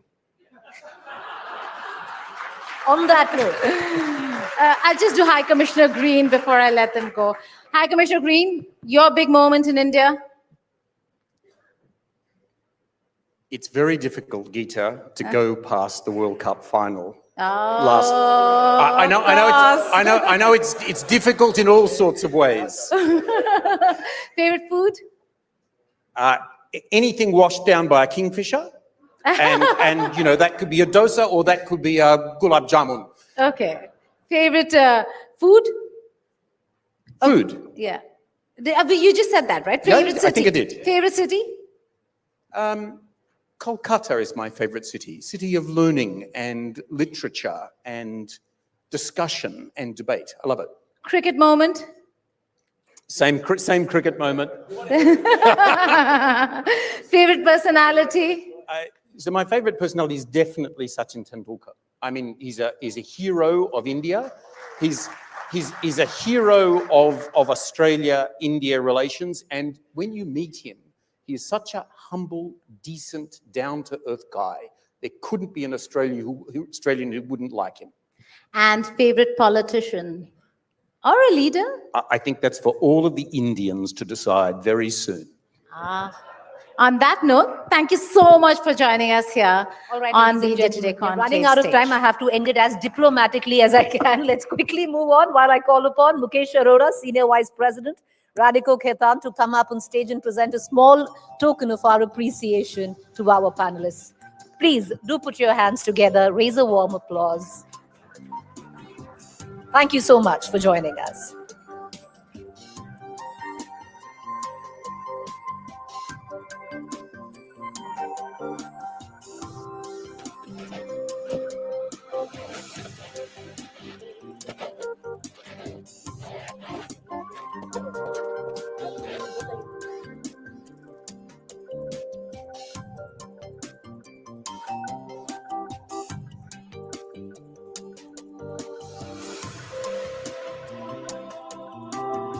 Thank you so much. Appreciate it. Give us 20 minutes. We're going to turn around the stage. We're going to quickly get into our next session. We are running a tad bit late, but we're trying very hard to make up.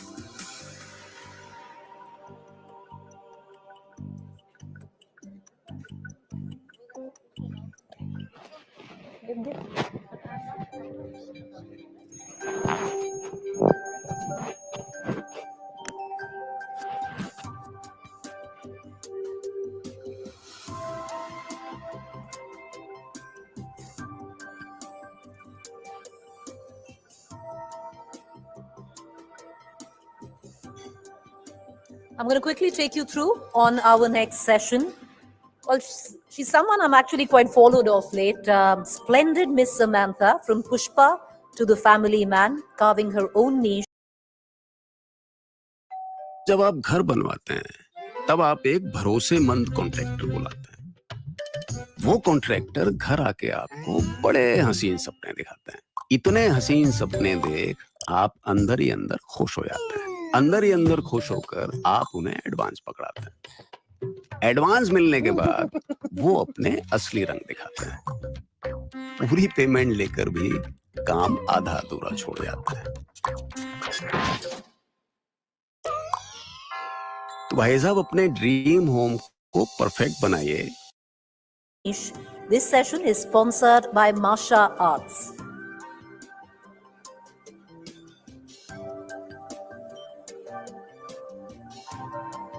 To take it from here, allow me to call upon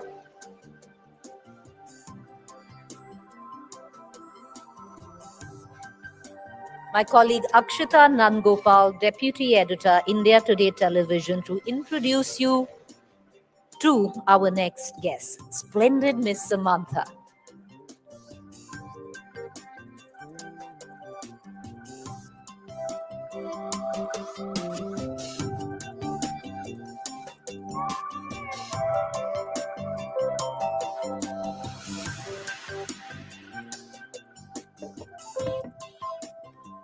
Ladies and gentlemen, good evening. Please put your hands together and please give a warm welcome to Samantha Ruth Prabhu.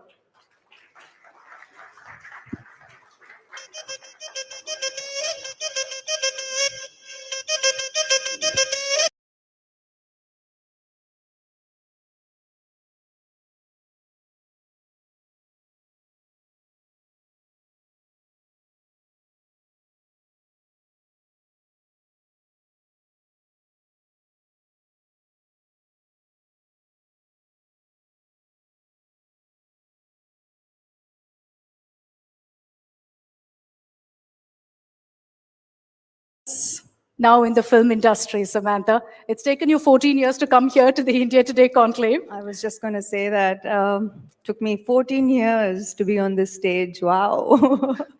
Did it have to take that long? Yeah, I agree. We should have had you much earlier, but it's amazing that you're here now. Thank you for and I having think me you're here here when you're at your highest. So that's great to see. Let's talk about your journey first of 14 years. And I'm sure you reminisce it a lot because you were a girl from Chennai. You dreamed big. You hoped to achieve a lot. You didn't have any big name, no godfather in the industry. Your family wasn't into the film industry either. How did you really kick off your career with a bang, with a Gautam Vasudev Menon film? 14 years, sometimes 14 years feels like a very long time. But sometimes 14 years when you're doing something you love can just fly by. Wow. These are from your first film. I don't remember that girl though. That girl was a scared little puppy, very eager to please, and just quite desperate to fit in, actually. I think for the longest time, I just wanted to fit in. It was, there was a fear of, I operated for the longest time from a space of fear. I think when your resources are limited, and mine were extremely limited, growing up and coming from having humble beginnings, my resources were limited. So the fear of failure drove me for the longest time.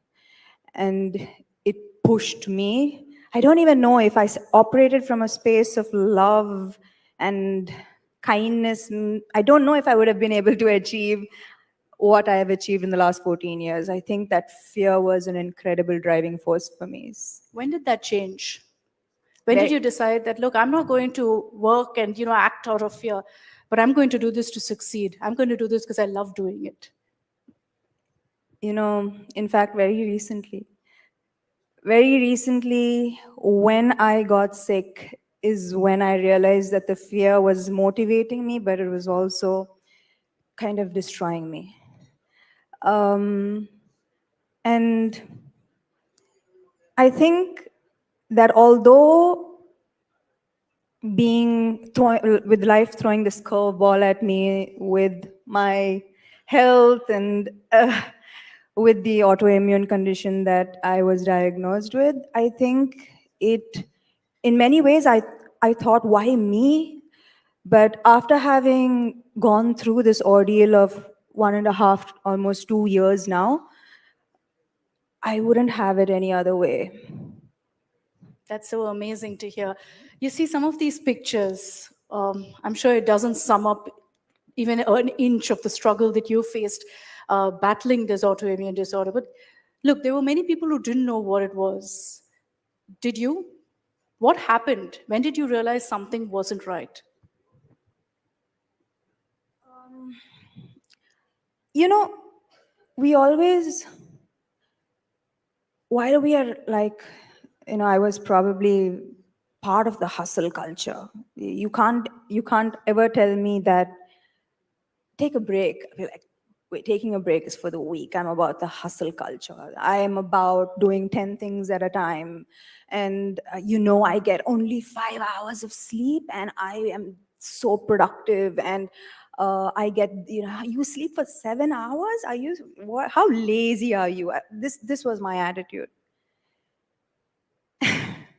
And now I think the greatest thing that I've learned is when I read this quote was what the hustle culture doesn't realize is that rest is not taking your foot off the gas, it's putting fuel in the tank, which I wasn't doing. I was just taking, and never giving my body a break, never giving my mind a break. So I think that this feeling that you ask, 14 years, but 14 years, to be honest, none of the blockbusters, and I had blockbuster after another, I was called this weird golden leg in the industry because I didn't have too many flops for the longest time. But I can't tell you that those were the most unhappy years of my life because I suffered from something called the imposter syndrome, where I woke up, where I always had this feeling that I wasn't good enough. I always was scared that I would wake up and it would all go away. I was scared that people would see me for who I truly was, who I thought myself to be, which is not really that great. So I suffered with this imposter syndrome for the longest time during the biggest highs of my career.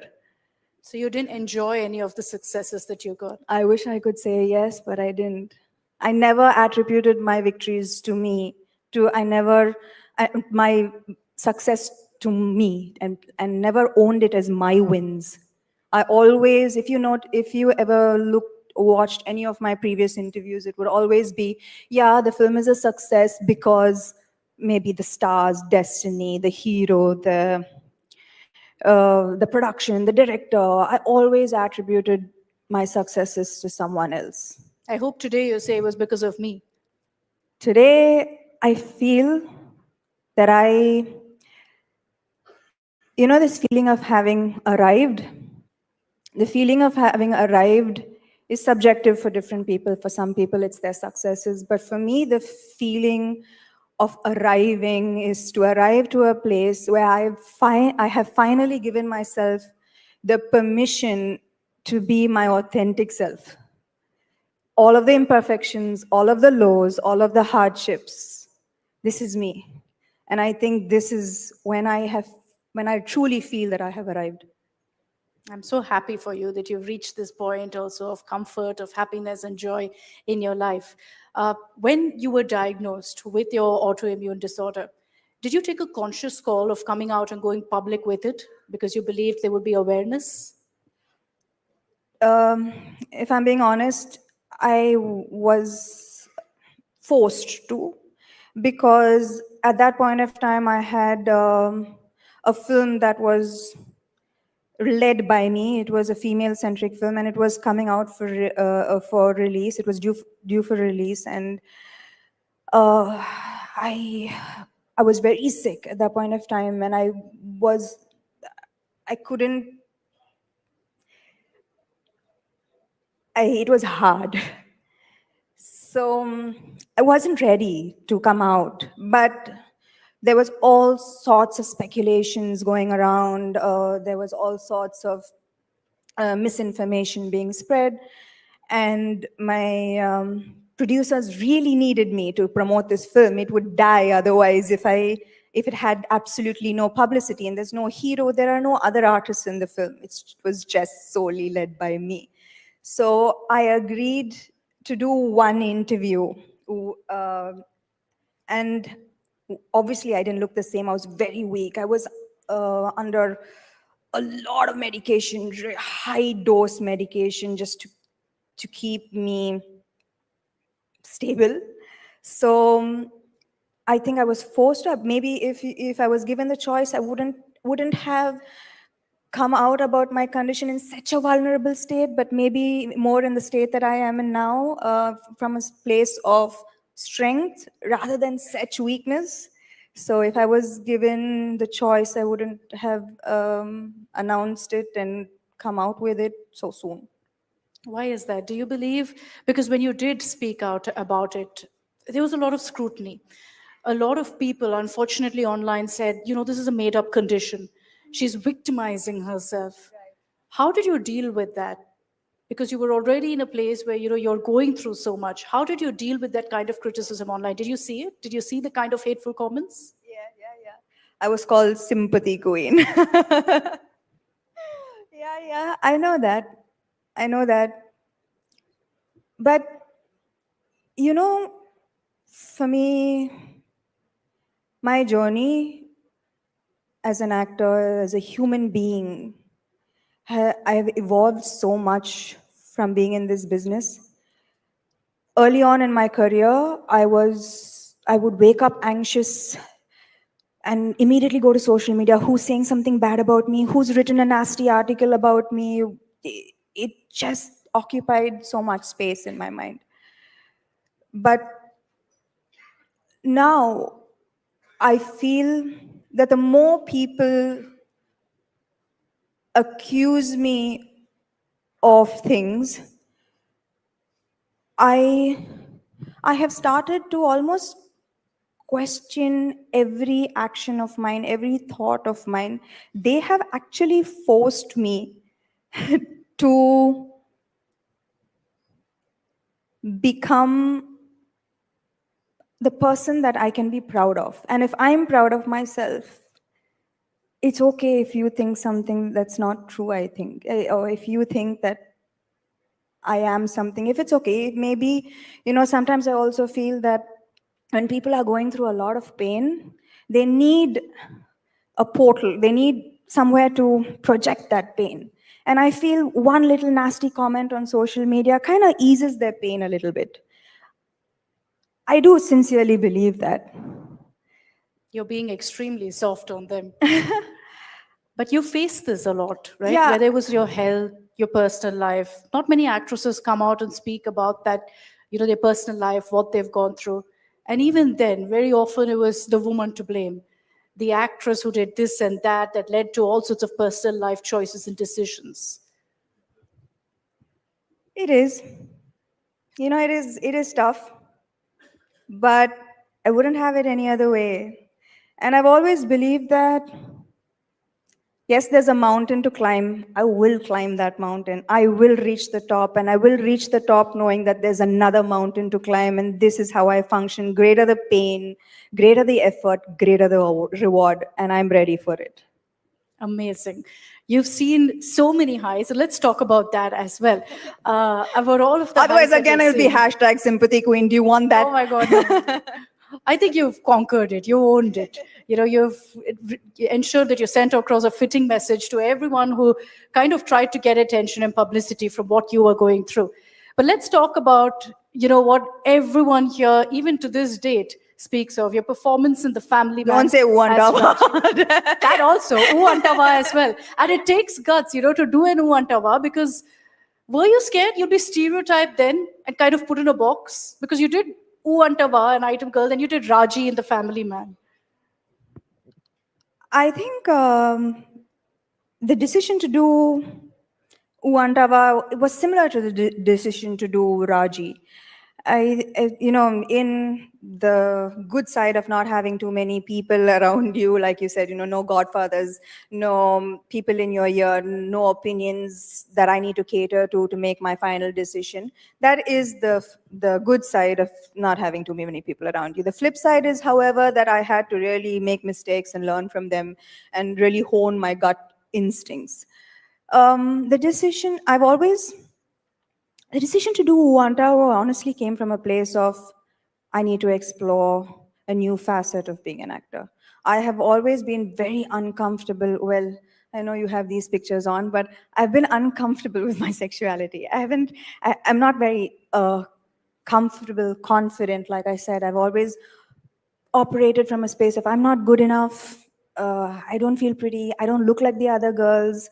So for me, it was a huge challenge. It was actually, I was the first shot of Uantava, I was shaking from fear because sexy is not my thing. It's not my thing, but how I've grown both as an actor and as a person is I've always made sure that I put myself in the most uncomfortable, unforgiving, very, very difficult circumstances. I like to put myself there and fight to overcome that. It's like almost like I'm kind of slaying these demons, these inner demons, and they said, you're so small, how can you fight, how can you land a punch? It's like, let me do it. You're doing a lot of it, I hear, in Citadel as well, Yeah. in your upcoming film.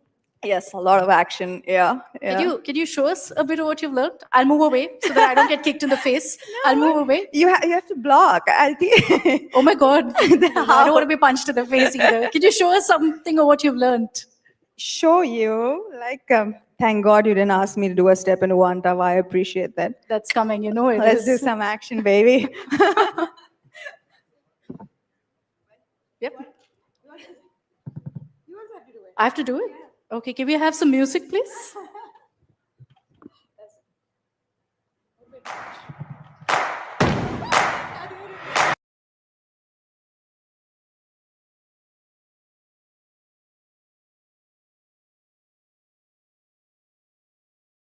action film. I've been trained by Samantha. Thank you for that. So you've learned a whole lot of action also for your next project. Yeah, it was actually the hardest role of my life simply because I had to do it when I was really weak. So for me, Citadel is already a success because I shot for Citadel under the most grueling circumstances. I didn't think that I could do it, but I'm really, really, when you asked again, like now I can say I'm very proud of myself.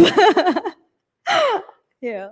You know, the mind space that you were in earlier versus now, do you think you'd still do an item song even today if it came to you? Again or for the first time? Again? Again, no, I don't see the challenge in it anymore. Because, you know, there's also a lot of questions. You're someone who's faced this. We spoke about it as a woman, how you've been targeted. And very often there's this narrative about how item songs also sexualize a woman and creates a wrong narrative around her. Did you sense that? Did you kind of hesitate because you were like, this will send out a wrong message? The lyrics of Uantawa, however, very interesting. Yeah, that I made sure of. That was fun, wasn't it? I think that for me, it was the lyrics. It was the lyrics, it was the challenge, and I think we can move past judging women for, I don't know. For wanting to look good? Yeah, for wanting to look good. We can do everything, no? If We you- can look good, we can do everything. If you had to choose between Uantawa and Raji from The Family Man, which would you do? Oh no, of course, Raji. Raji? Of course. That was a course. very special project, I'm sure, for you. That was as well. very special, yes, yes. And what was that like? Because do you feel that that ensured that you weren't boxed in as an actor? It showed that, you know, you're diverse. It's introduced you also to a whole new audience. Yeah, I didn't really think that it would explore the way it did. I really didn't think. I felt very responsible to play Raji because it was loosely based on real incidents, and I did not want to disappoint people. And I'm really sorry if I did disappoint someone, but it was very special to me. And there were many instances while playing Raji where it really hit home and it got a bit too real. But it also took me to a place of realization that this is what I'm meant to do. If I'm going to do another project or if I'm going to accept a role, it should give me this kind of fulfillment. You know, you said in the beginning about how you never gave yourself time. You were all about hustling. Today, you're an actor, you're a producer, you're an entrepreneur, you host your own podcast. How are you not hustling now? This is hustling. Is it? No. Just about 5 things. I yeah. mean, but I was this is something more than just doing a job. This is part of who I am suddenly. I was accepting films and doing many roles, vapid some of them, just so that, I'm there on every poster. I'm there every 1 month. I have a film release. You can't ignore me. So actresses are drilled. This is drilled into you that you have a short shelf life and you can't afford to take breaks, and out of sight, out of mind. And even here, while I sit down today and say, no, I will hold my ground until I get a fantastic project. 1 year I've taken a break. While I sit here, there is this fear and challenge that maybe I'm out of sight, out of mind. Maybe I'm irrelevant now. So I have to beat this, and I have to beat this fear of being old news and just hold and wait for that miraculous role, that role that's going to be worth it all to come my way, and I will wait. Amazing. It would be criminal of me. And I know you didn't want to initially with the action, but you have to. What? One step, Prabhu Vantava. I don't As we remember. wrap this up. Let's end it on a high, ladies and Can you gentlemen. believe I don't remember any of this? Who's someone? Nobody believes you. Nobody believes you. Do you want to see her dance to Vantava? I think we'll have to push her to do this. Let's go. You have to teach me the steps because I forgot. I'll be quietly on the side.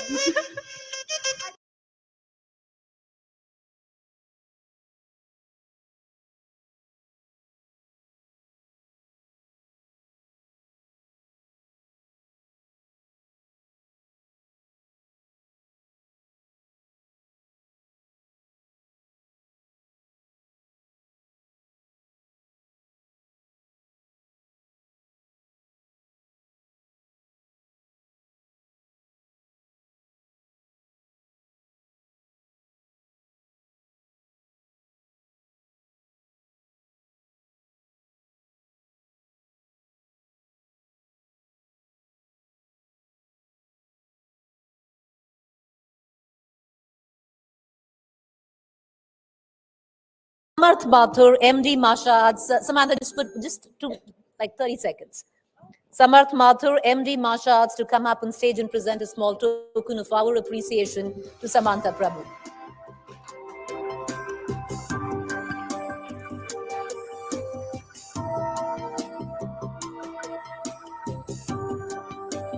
We wish you luck, Samantha, a tremendous journey, and be strong. Thank you.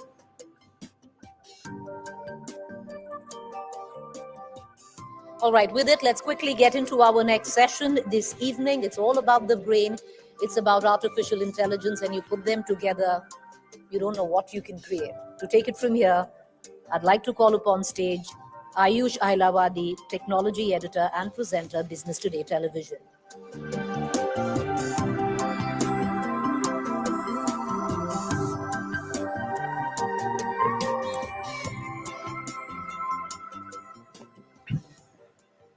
Good evening, ladies and gentlemen. Now, usually when we're on live TV, we have a lovely teleprompter, maybe a earpiece telling us what to do. I prepared a speech because this is the biggest stage of them all. All right. This is not going to come to much use, so we're going to wing it and hope that our crew and the voices of technology, because I'm a big technology geek, will support us. Good evening, ladies and gentlemen. Today we have the privilege of welcoming a mind-bending blend of science and storytelling. My next guest here is a scientist, a storyteller, and then I planned a bunch of things as well. He's done all sorts of cool things. He's advised the President of the United States on nuclear decision-making. Okay, that might be the voice from up above. He's also been working with none other than Elon Musk on Neural implants. Okay, so clearly the voice of God or technology gods is shining upon us. And they say that if you are a genius, you'd be right or left-handed. So he is right-handed. There you go. My next guest was the voice that you were really talking to. And he's right there in the front row. A huge round of applause for the maestro of the mind, Dr. Moran sir.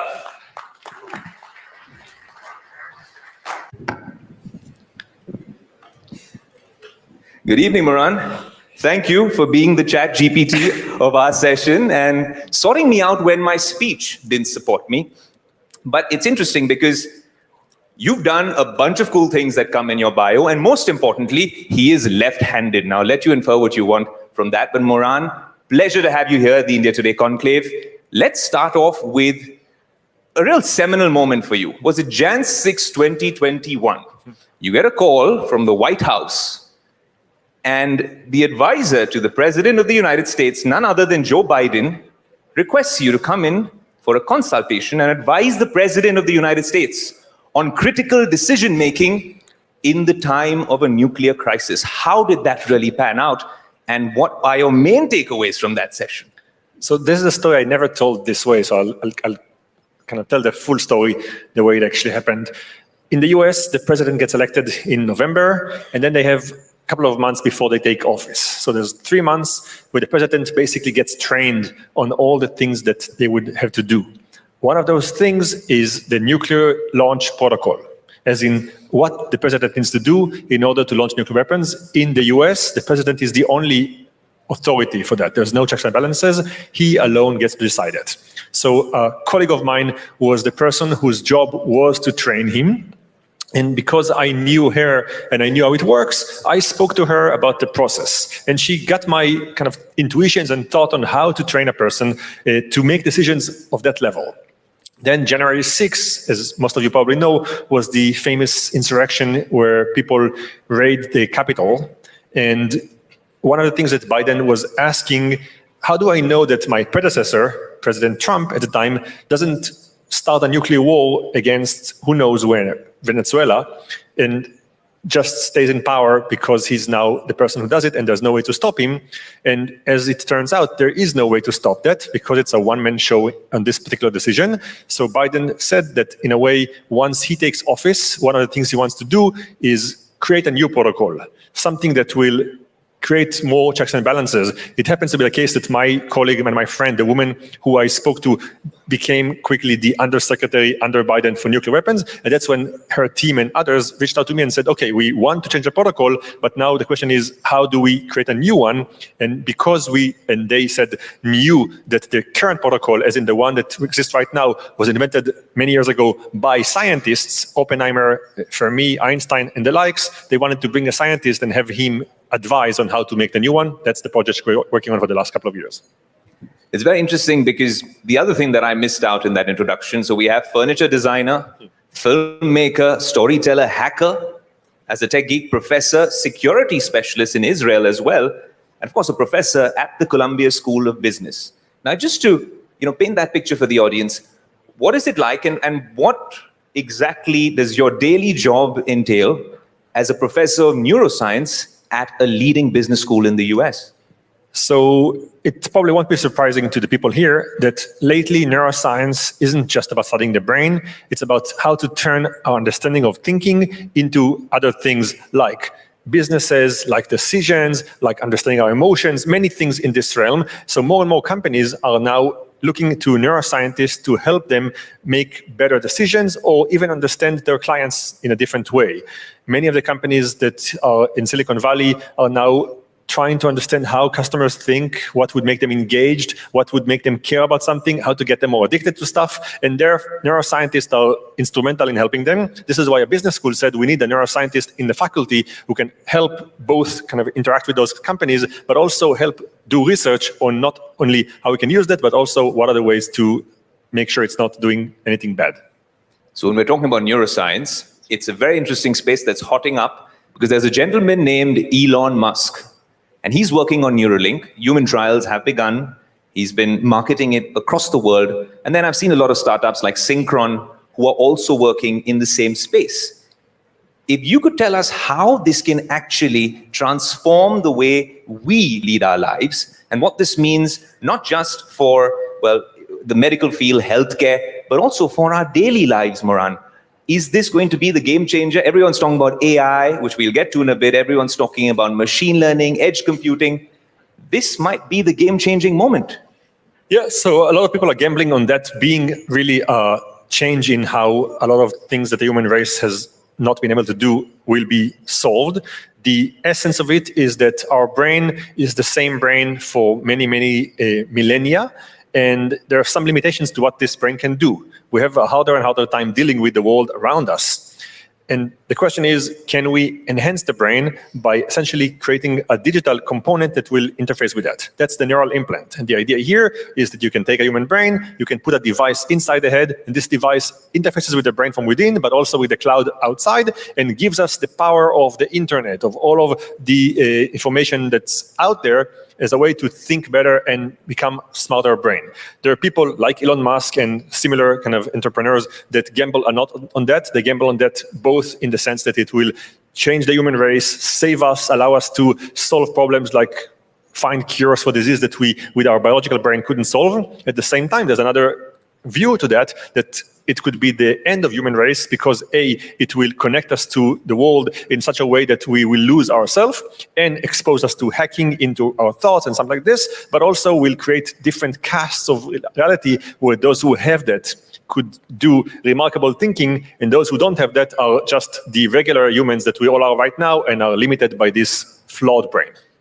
You mentioned Elon Musk a couple of times, and Neuralink is a startup that grabs the headlines, and we cover it all the time. But a fun fact that a lot of you all didn't know, the founding team at Neuralink, some of the top scientists that were actually hired at the start by Elon Musk, were actually hired from the research labs of Professor Cerf. So that's no mean feat. The future of this particular industry, and like you're saying, all of our futures collectively lie in some of your former students' hands and largely in terms of what you guys are doing. Even now at the research lab, there is an Elon Musk connection. Even now, it is a project that you get to work on, and that's why I said that in the introduction. Could you tell us a little bit more about the mind, since you have hacked my mind already, but can you tell us more about the mind of Elon Musk? Because this is a gentleman who's already thinking about conquering Mars. He's already talking about what's happening on planet Earth, and then this as well. What is it like dealing with Elon Musk on a daily, weekly, monthly basis? So there's a lot of gossip here, so I'm going to try to navigate that. Generally, we've been doing neural implants for research for the last, I would say, 20 years. I've been involved for the last 15. And this is research-wise a classical way to study the brain in animals, and an unorthodox way, but still viable, to study humans. So we've been working with patients whose brains a neurosurgeon opens on day one. We put the neural implant inside their head, study them, and then kind of understand how the brain works for a while. About 5 years ago, Neuralink was established when Elon Musk basically saw the opportunity of that becoming both a product, but also something that could be used by everyone to help a lot of people who have problems of various nature in the brain.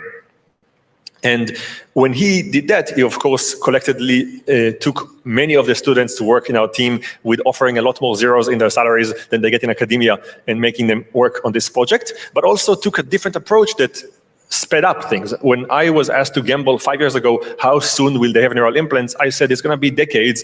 In less than 5 years, they already finished a lot of the clinical trials. They're now doing clinical trials with humans and got FDA approval for various stages. So they're moving in super fast pace, in that sense, beating academics in many ways. At the same time, our connection there is that our job as academics is to keep pushing the envelope on what we can do. So while Elon Musk's team is now looking at ways to solve mostly motor problems, so people who are sitting in a wheelchair would be able to not be in a wheelchair because their brain and the limbs are going to be reconnected using those neural implants. We're now looking at the future, which is how we can actually read your thoughts when you are unable to communicate them and give them to other people, how we can actually parse your dreams. And those are the things that presumably Elon Musk and his team will take as a next step after they finish what we did a few years ago.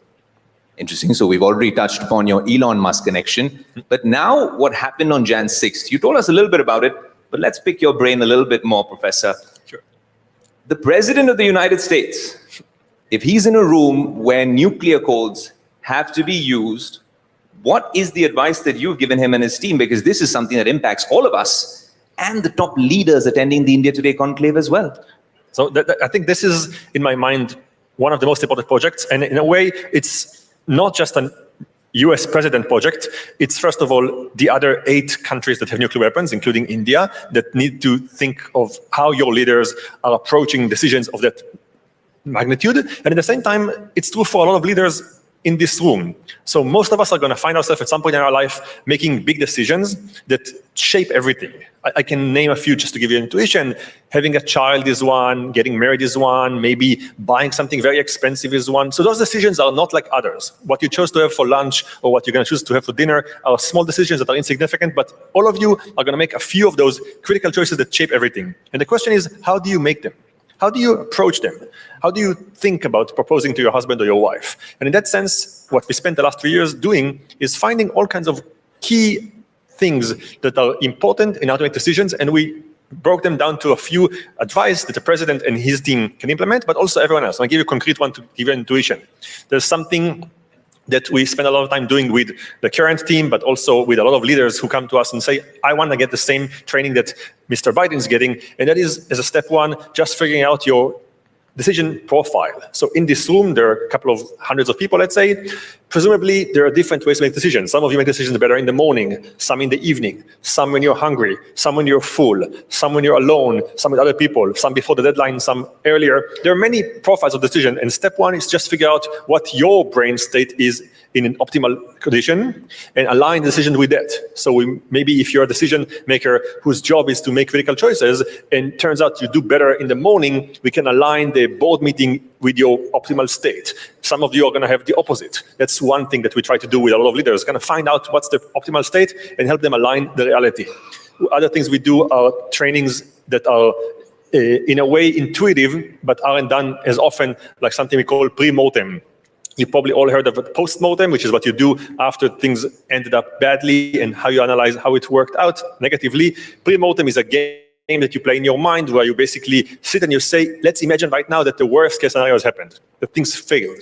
And we're now 10 weeks in the future after things failed, and we try to analyze backwards what led to this failure. So we basically play this mental game. We say, imagine that the war started and we lost everything and we weren't prepared for that, and now we try to see what could have done, what could have led to this thing, what could have done to prevent it, what are the signposts that were there that we missed, how could we actually identify them earlier. Those are the things that we do with the president. I'll give you maybe one more, and then I'll kind of promise you that there are many, many more that are more complex and kind of are not for like a 30-second answer. But we asked the question, who gets to speak in what order when it comes to make a decision? Turns out that if a leader of a company or a leader of a country says, I think we should go left, what do you guys think? People tend to echo what they said. It's very hard to oppose your boss. So we kind of talk about who gets to speak in what order. How do you phrase the question so you get, as a leader, the best advice? You actually get people's intuition. Sometimes we ask them to vote anonymously, so the surfacing of the reality comes first, and then we can discuss that. All of those things, they're kind of trivial notes on how to make decisions, but when it comes to actually making big decisions, you realize that they're instrumental. And all of you can ask yourself right now, how would I approach a big decision tomorrow? And what are the conditions that I would want to set up? And you realize that it's not trivial. Who gets to vote, how many times you vote, what happens if there's a 60-40 vote versus 90-10, what happens if someone that you trust says the opposite of you, what happens if you feel that they don't have all the information. All of those things are things that leaders have to deal with a lot, and we help the president and his team basically tackle one after the other of those things, so when they come to make the critical choices, they have spent time processing all of those nuances of a choice and are doing the best they can. I'd love to be in your email inbox, because just like the president reached out and Elon poached a lot of those young, talented scientists, another really interesting thing that happened a few months ago, and you can confirm, corroborate if it's true, is that the Pope himself from the Vatican reaches out to you to actually figure out how to formulate a policy on existential threats. Sounds like the beginning of a joke. A rabbi, a pope, and you're sure it wasn't on April 1st? There's, I think once you start working on nuclear decision making with leaders of the world, I think you become, and you speak about it publicly because you're an academic, you become also a visible character, and in that sense, a lot of people want to kind of get the same advice to get, so it's not surprising. In a particular case with the Pope, this is a story that I think is less known, so it might be interesting as an anecdote also. The Pope of 2024 is aware of the fact that we're dealing with a world that is full of existential threats. There are many things that could harm humanity: climate change, AI, neural implants and what we'll do to their brain, and of course nuclear war. The Pope of 1963 gave a famous speech titled Pacem in Terris, which is peace on earth, where he spoke about nuclear weapons as a huge threat to humanity and the Vatican's opinion on how the world should deal with that. This speech by the Pope ended up becoming a landmark speech. It was the day after on the cover of New York Times as the article on the headline. And a lot of people use that as a way to have a compass and a guideline to how the world should approach nuclear weapons. But this was over 60 years ago. This is 60 years ago. And it was centered on one threat that Pope thought would be the end of all things, which is nuclear weapons. The Pope of 2024 realized that there are more threats right now, and it's maybe a time to update this speech. And he brought me and other colleagues of mine from different disciplines, neuroscience, climate science, nuclear decision-making, and so on, and basically gave us the instruction to help him kind of frame somehow the Vatican's approach to those threats and what would his speech be 60 years later, which he gave recently in September, I believe. And the point is that the Vatican commands a lot of moral compasses of a lot of people, whether you're Christian or not. The Pope's sending a message on there's a problem with neural implants, maybe changing how we think, and I should address them before, help kind of navigate a lot of leaders and a lot of people's views, which is what the speech was about. So that was the behind the scene of what the Pope wanted to talk about. Fair enough. We're glad that we're getting that behind the scenes access here at the India Today Conclave, the biggest stage of them all. Professor, you said AI, and that really piqued my interest, because if you're talking about AI as an existential threat, I want to look at it as a double-edged sword. As a technology enthusiast, I think maybe it could be a force for good, right? So it's kind of, I'm just putting two things together. You talk about critical decision-making, what my brain is going to do in the next few minutes, and how that could benefit me, or it could be for better or worse, obviously. But if we talk about AI, how many of you in the audience have used ChatGPT? A quick show of hands. Great, that's more than 90%. How many of you guys are usually satisfied with your responses on ChatGPT? Yes. Okay, that's less than half the audience. Now that's a great yardstick for us to go by. The biggest concern with AI is ethical considerations. If it's telling you things, it's becoming sentient, conscientious things, where can it go completely wrong or awry? If you had to advise the makers at OpenAI, and you can tell us a little bit about OpenAI and Neuralink as well, but if you had to advise Elon and Sam Altman and all of the powers that be in terms of getting the right safeguards in place, and the governments that you meet around the world, with your critical decision-making skills, where can we really enforce those guardrails, Professor? So here are kind of notes on that. There's tension between capitalism and desire to see technology maturing and guardrails. It's not the first time it happened. Nuclear weapons, another example. We harnessed the power of the sun to build weapons during World War II, thinking they're going to be used for one thing, and then they ended up being used for war, but also to power cities, as nuclear energy is also useful for electricity. Trains were invented as a methodology to move freight from Los Angeles to New York in 48 hours compared to the many, many days it would take when you had a camel. But they also moved Jews to camps in Auschwitz. The trains, the nuclear energy, the AI, they don't tell you whether they're used for good or bad. It's how humans use them. So what we spend time now is saying, on the one hand, let's develop technologies that are remarkable, but let's also train people on how to use those technologies for good. Neural implants, like the other technologies, they can be used to give us the power of 250 IQ points human, who maybe will solve cancer researchers' flaws over the last 100 years in a moment. We'll just see the answer. Maybe we're going to be able to recover all kinds of questions in physics and math that we've been struggling with this ideal brain. But at the same time, those 250 IQ people with neural implants might, first of all, not want to interact with us mortals with only 100 IQ points, different species. Maybe they will also find us the way we find, I don't know, ants on the floor, as like useless and irrelevant, and create their own world where we are just kind of slaves that they give bananas to. In that sense, we don't know how it works out, and the reason it's important to think about it right now is because this decision is in everyone's hand. The scientists are going to push the envelope on creating neural implants or building nuclear energy or creating trains or many, many other things, because that's our job and that's what it is. But I think that the point of this talk, and the reason I think I'm here and the reason it's important that you take this message and think about it afterwards, is because at the end of the day, you have an election in a few months, the US has one. I would like to see people asking their leaders, what's their view on AI?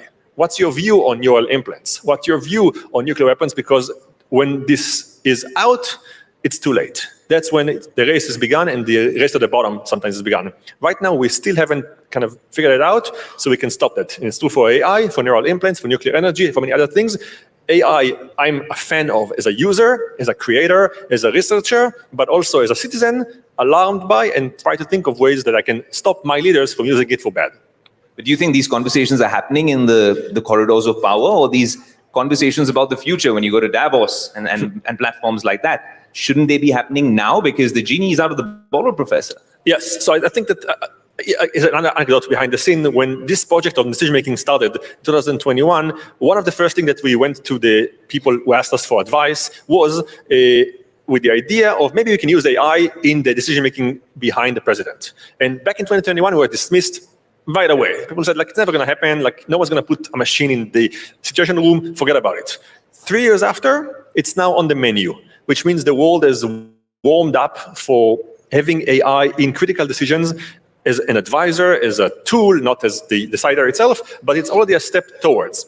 With neural implants, when I did the research that kind of maybe paved the road to what you see in a lot of companies right now, it was clear that it's used with patients, and it's used with patients for situations that are kind of critical. They can't do it without this device or put it in their brain. Now, when Elon Musk speaks about neural implants, he uses the idea of a LASIK surgery. He keeps using the word LASIK surgery, as in putting the neural implant in your brain is nothing. It's like going to LASIK surgery is the one that ophthalmologists use to basically fix your eyes. It's done in a 5 minutes kind of procedure, not even in a hospital in the US. He keeps using this term to refer to the brain surgery that's required to put the implants as a way to normalize that neural implant is not a big thing. And I think that that is the tension we live in. It's true that they're amazing. It's true that they're risky. It's true that kind of we live in a world where it's already, as you said, out of the box. It's going to be in our life, but it's not clear how it will be used and by whom and in what levels. And this is up to all of us to decide. I have a view. It doesn't really matter what my view is. You have to form your own, but argue for it, because I think the world would have to respond to it faster than we did with other things that took years. This one is going to take days or months from the day it's out to the day it's going to have a view. But Professor, that's good marketing by Elon Musk, but it's a slippery slope to go down. I mean, to dismiss it or to make it sound trivial, right? I mean, there are perils to it as well. And there could be side effects. Yeah.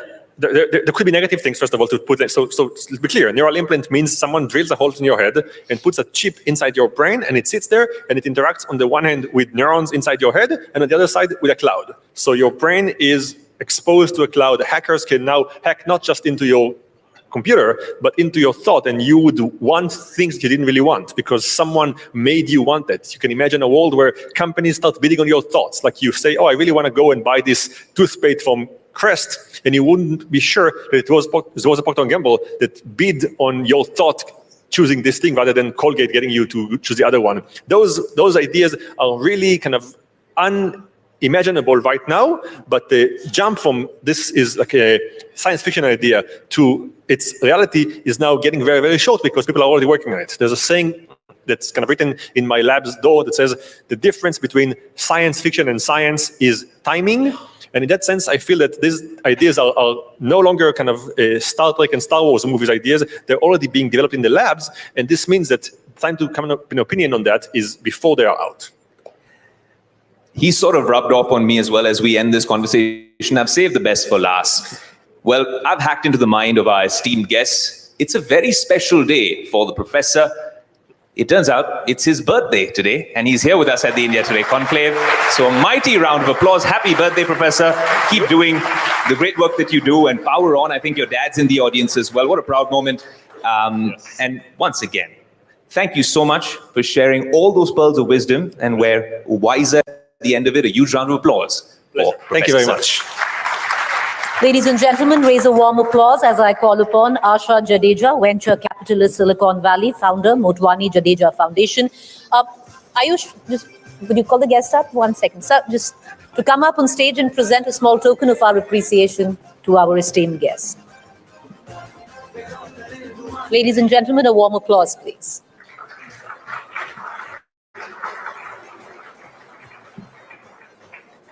Thank you. Let's quickly move on to our next session. A squashbuckling journey to the top. I want to call upon stage my colleague Nikhil Nas, consulting editor, sports, to take it from here.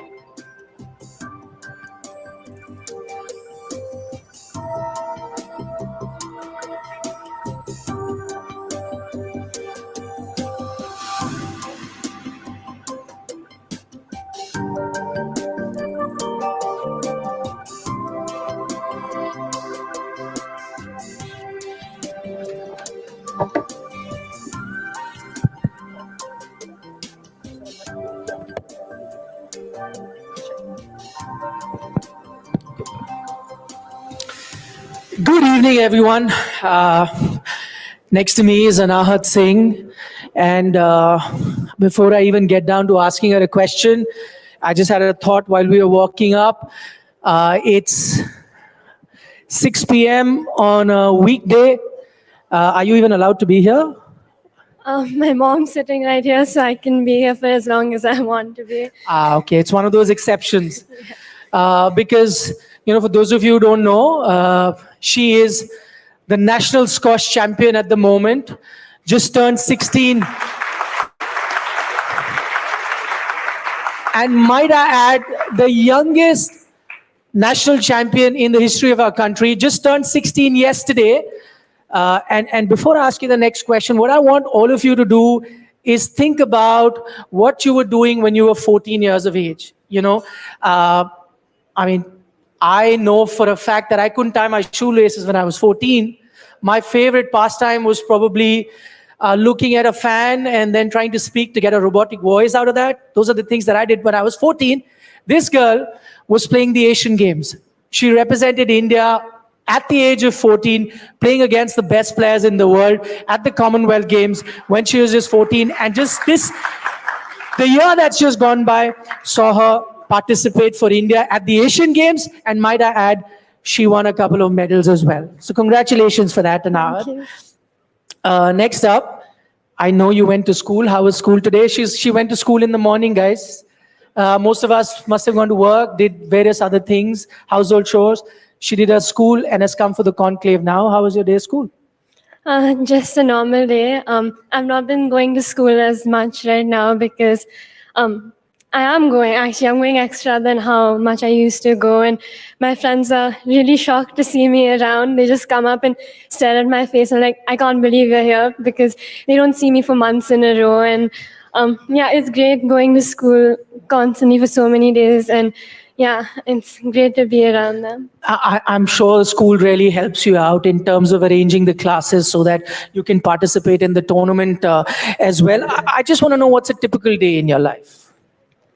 If I'm not going to school, then it's just mainly training throughout the day, and as of right now, studying because I have boards coming up in a month. But if I do go to school, then training in the morning, and I go to school for 6 hours, and then again training when I'm back, and studying and finishing my homework. How's the preparation for the board exams? I don't think I want to talk about that. She doesn't want to talk about it. Well, that's okay. You have an alternate career as well already, flourishing career at that. I want to know, I'm a father to a 10-year-old, and she knows every Taylor Swift song that there is, every Ariana Grande song that there is. I want to know, are you a regular 14, 16-year-old who knows every Taylor Swift song? Are you always standing in front of the mirror mouthing those lyrics? I definitely don't do that, but all my friends are obsessed with Taylor Swift, so I do hear her everywhere if I'm with them, but I'm more into Coldplay. Coldplay, wow. Have you seen them perform live? No, I really want to, but my mom is not allowing me. Mom's right there.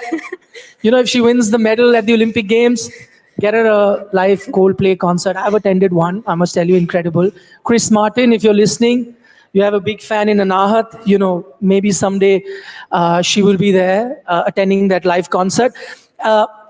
In terms of your childhood, you're a sports player, and when you're playing, you may not have that kind of luxury as to do what girls your age do. As I mentioned, you like music. I'm sure you like going out. Do you ever get that? I'm going to use a term that's used by your generation, FOMO, right? Fear of missing out. Do you get that? Always, almost every day. Like if I'm scrolling through Instagram and seeing my friends' stories, I'm always seeing that they're going out for lunch or dinner, or they're always together. But I do miss out on a lot of that, and I do get very jealous. But it's also that I get to travel so much because of tournaments, and then they come up to me and are like, "You're so lucky that you get to travel the world." So they're getting just as much FOMO from me as well. Yeah, I think even out. But is there any point in your life you feel, no, I should have been, the regular life is better. I took sport, but regrets at all? I wouldn't say that I regret it. Like you said, I do have a lot of FOMO, but I love traveling and I love playing. And yeah, I mean, I really enjoy doing it. So it's not that I regret playing.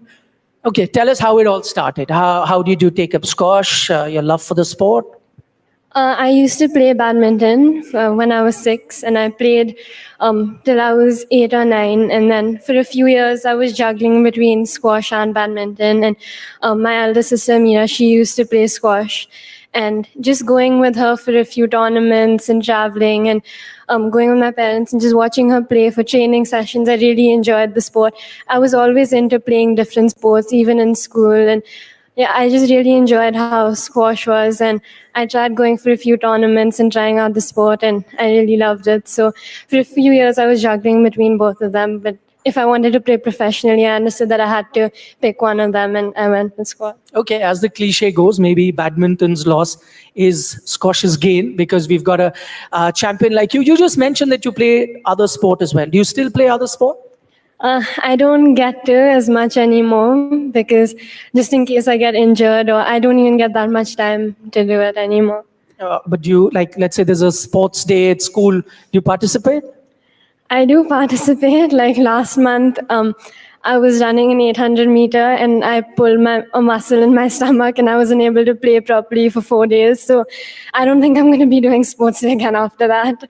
Oh, so why did you then? I'm sure your trainer, everyone else must be upset that why did you run 800 meters, right? Concentrate on your squash because that's what they want you to do. Was there a lot of trouble because of that? Not really, because I've not gotten the chance to do sports or interact in many of the school activities because I'm never in town. But this is the first time I've been in Delhi after really, really long. And yeah, I was happy and I won, so I'm not going to regret that. The 800 meters as well. Wow, true athlete, that anahat is. Okay, tell us about your older sibling. And I often wonder, why is it because it's your older sibling, your sister, because of which you started playing squash because she used to play squash? What is it about the younger siblings being the better sportsmen? I mean, I can think of 100 examples. It's mostly the younger siblings that become better at sports than the older one. Is there some science behind that? I don't really think so. It's just that in my case, my parents, like we both played squash, so my parents just understood a bit more about the sport and what we had to do just for me to get into a higher level and the right way I had to train, how many hours I had to put in. I think that experience was just a lot more with me than with my sister because like squash is not a very popular sport. So when she played a lot earlier than I did, and that time no one really knew about it. And I think now over the years when I started playing, it became a bit more popular and people started to understand a bit more about it. So I think that's a huge thing like for me personally though. Okay, do the siblings still play squash, you and your sister? Is it competitive? Yeah, she still does, and she's in Harvard in the US, and she's a part of the squash team. But I don't think there's like a rivalry like that because she's 5 years older than me and her game is a lot more different than how mine is. Like she's more about hitting the ball hard and I'm more about just running around and hitting it like really gently. And like yeah, I don't think there's a rivalry like that, but we're siblings on and off court. We always do fight, but she's always been really supportive in any case, like especially during COVID as well, that we didn't really have anyone to train with. We would practice together and train together. And that's one of the main reasons why my gaming like went up so much.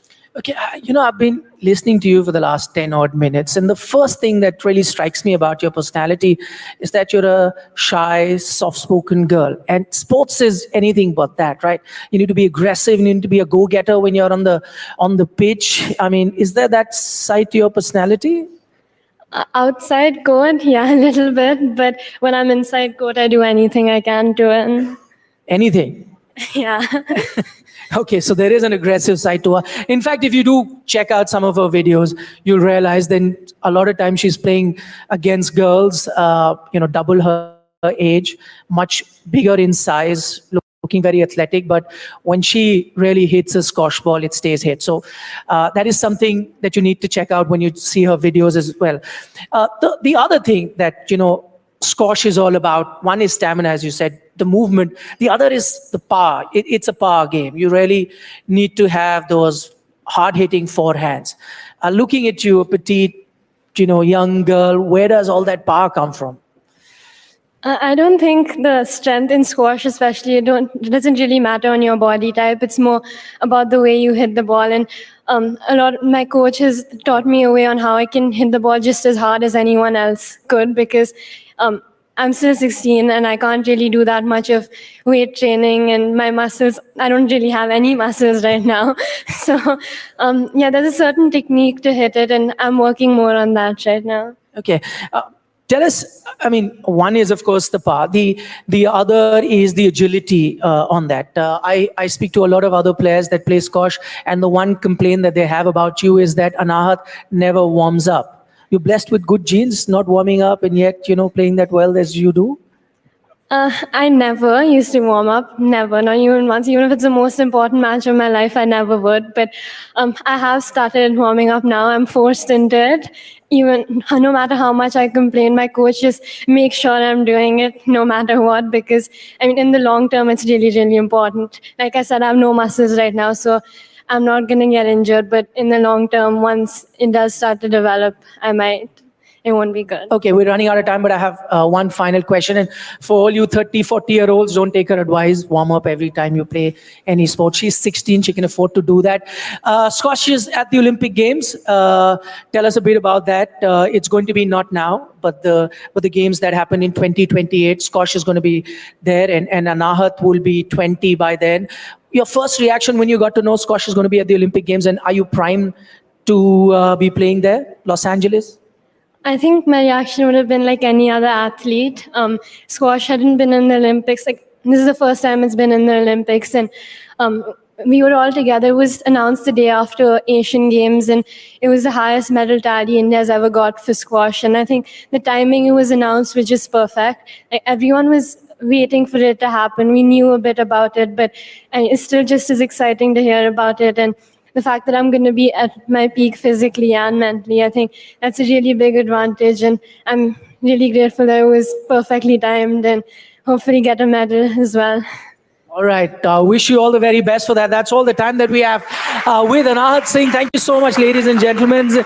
And Anahat is going to be there. Get your selfies if you want, because once she gets that medal at the Olympics, she's going to be very tough to catch. Thank you so much, Anahat. Ladies and gentlemen, raise a warm applause for the young champion as I call upon Vartika Shukla, Chairperson and Managing Director, Engineers India Limited, to come up on stage and present a small token of our appreciation to young Anahat. Once again, ladies and gentlemen, put your hands together.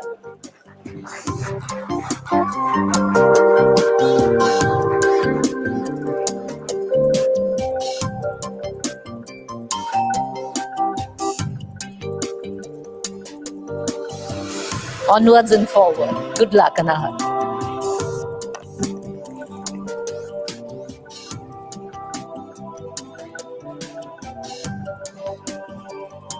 If you're wondering why you're getting served popcorn on your table, you know in just exactly 2 minutes from now why. We have two big Bollywood stars who are going to be up on stage next, and that's why the popcorn. Sit back, enjoy.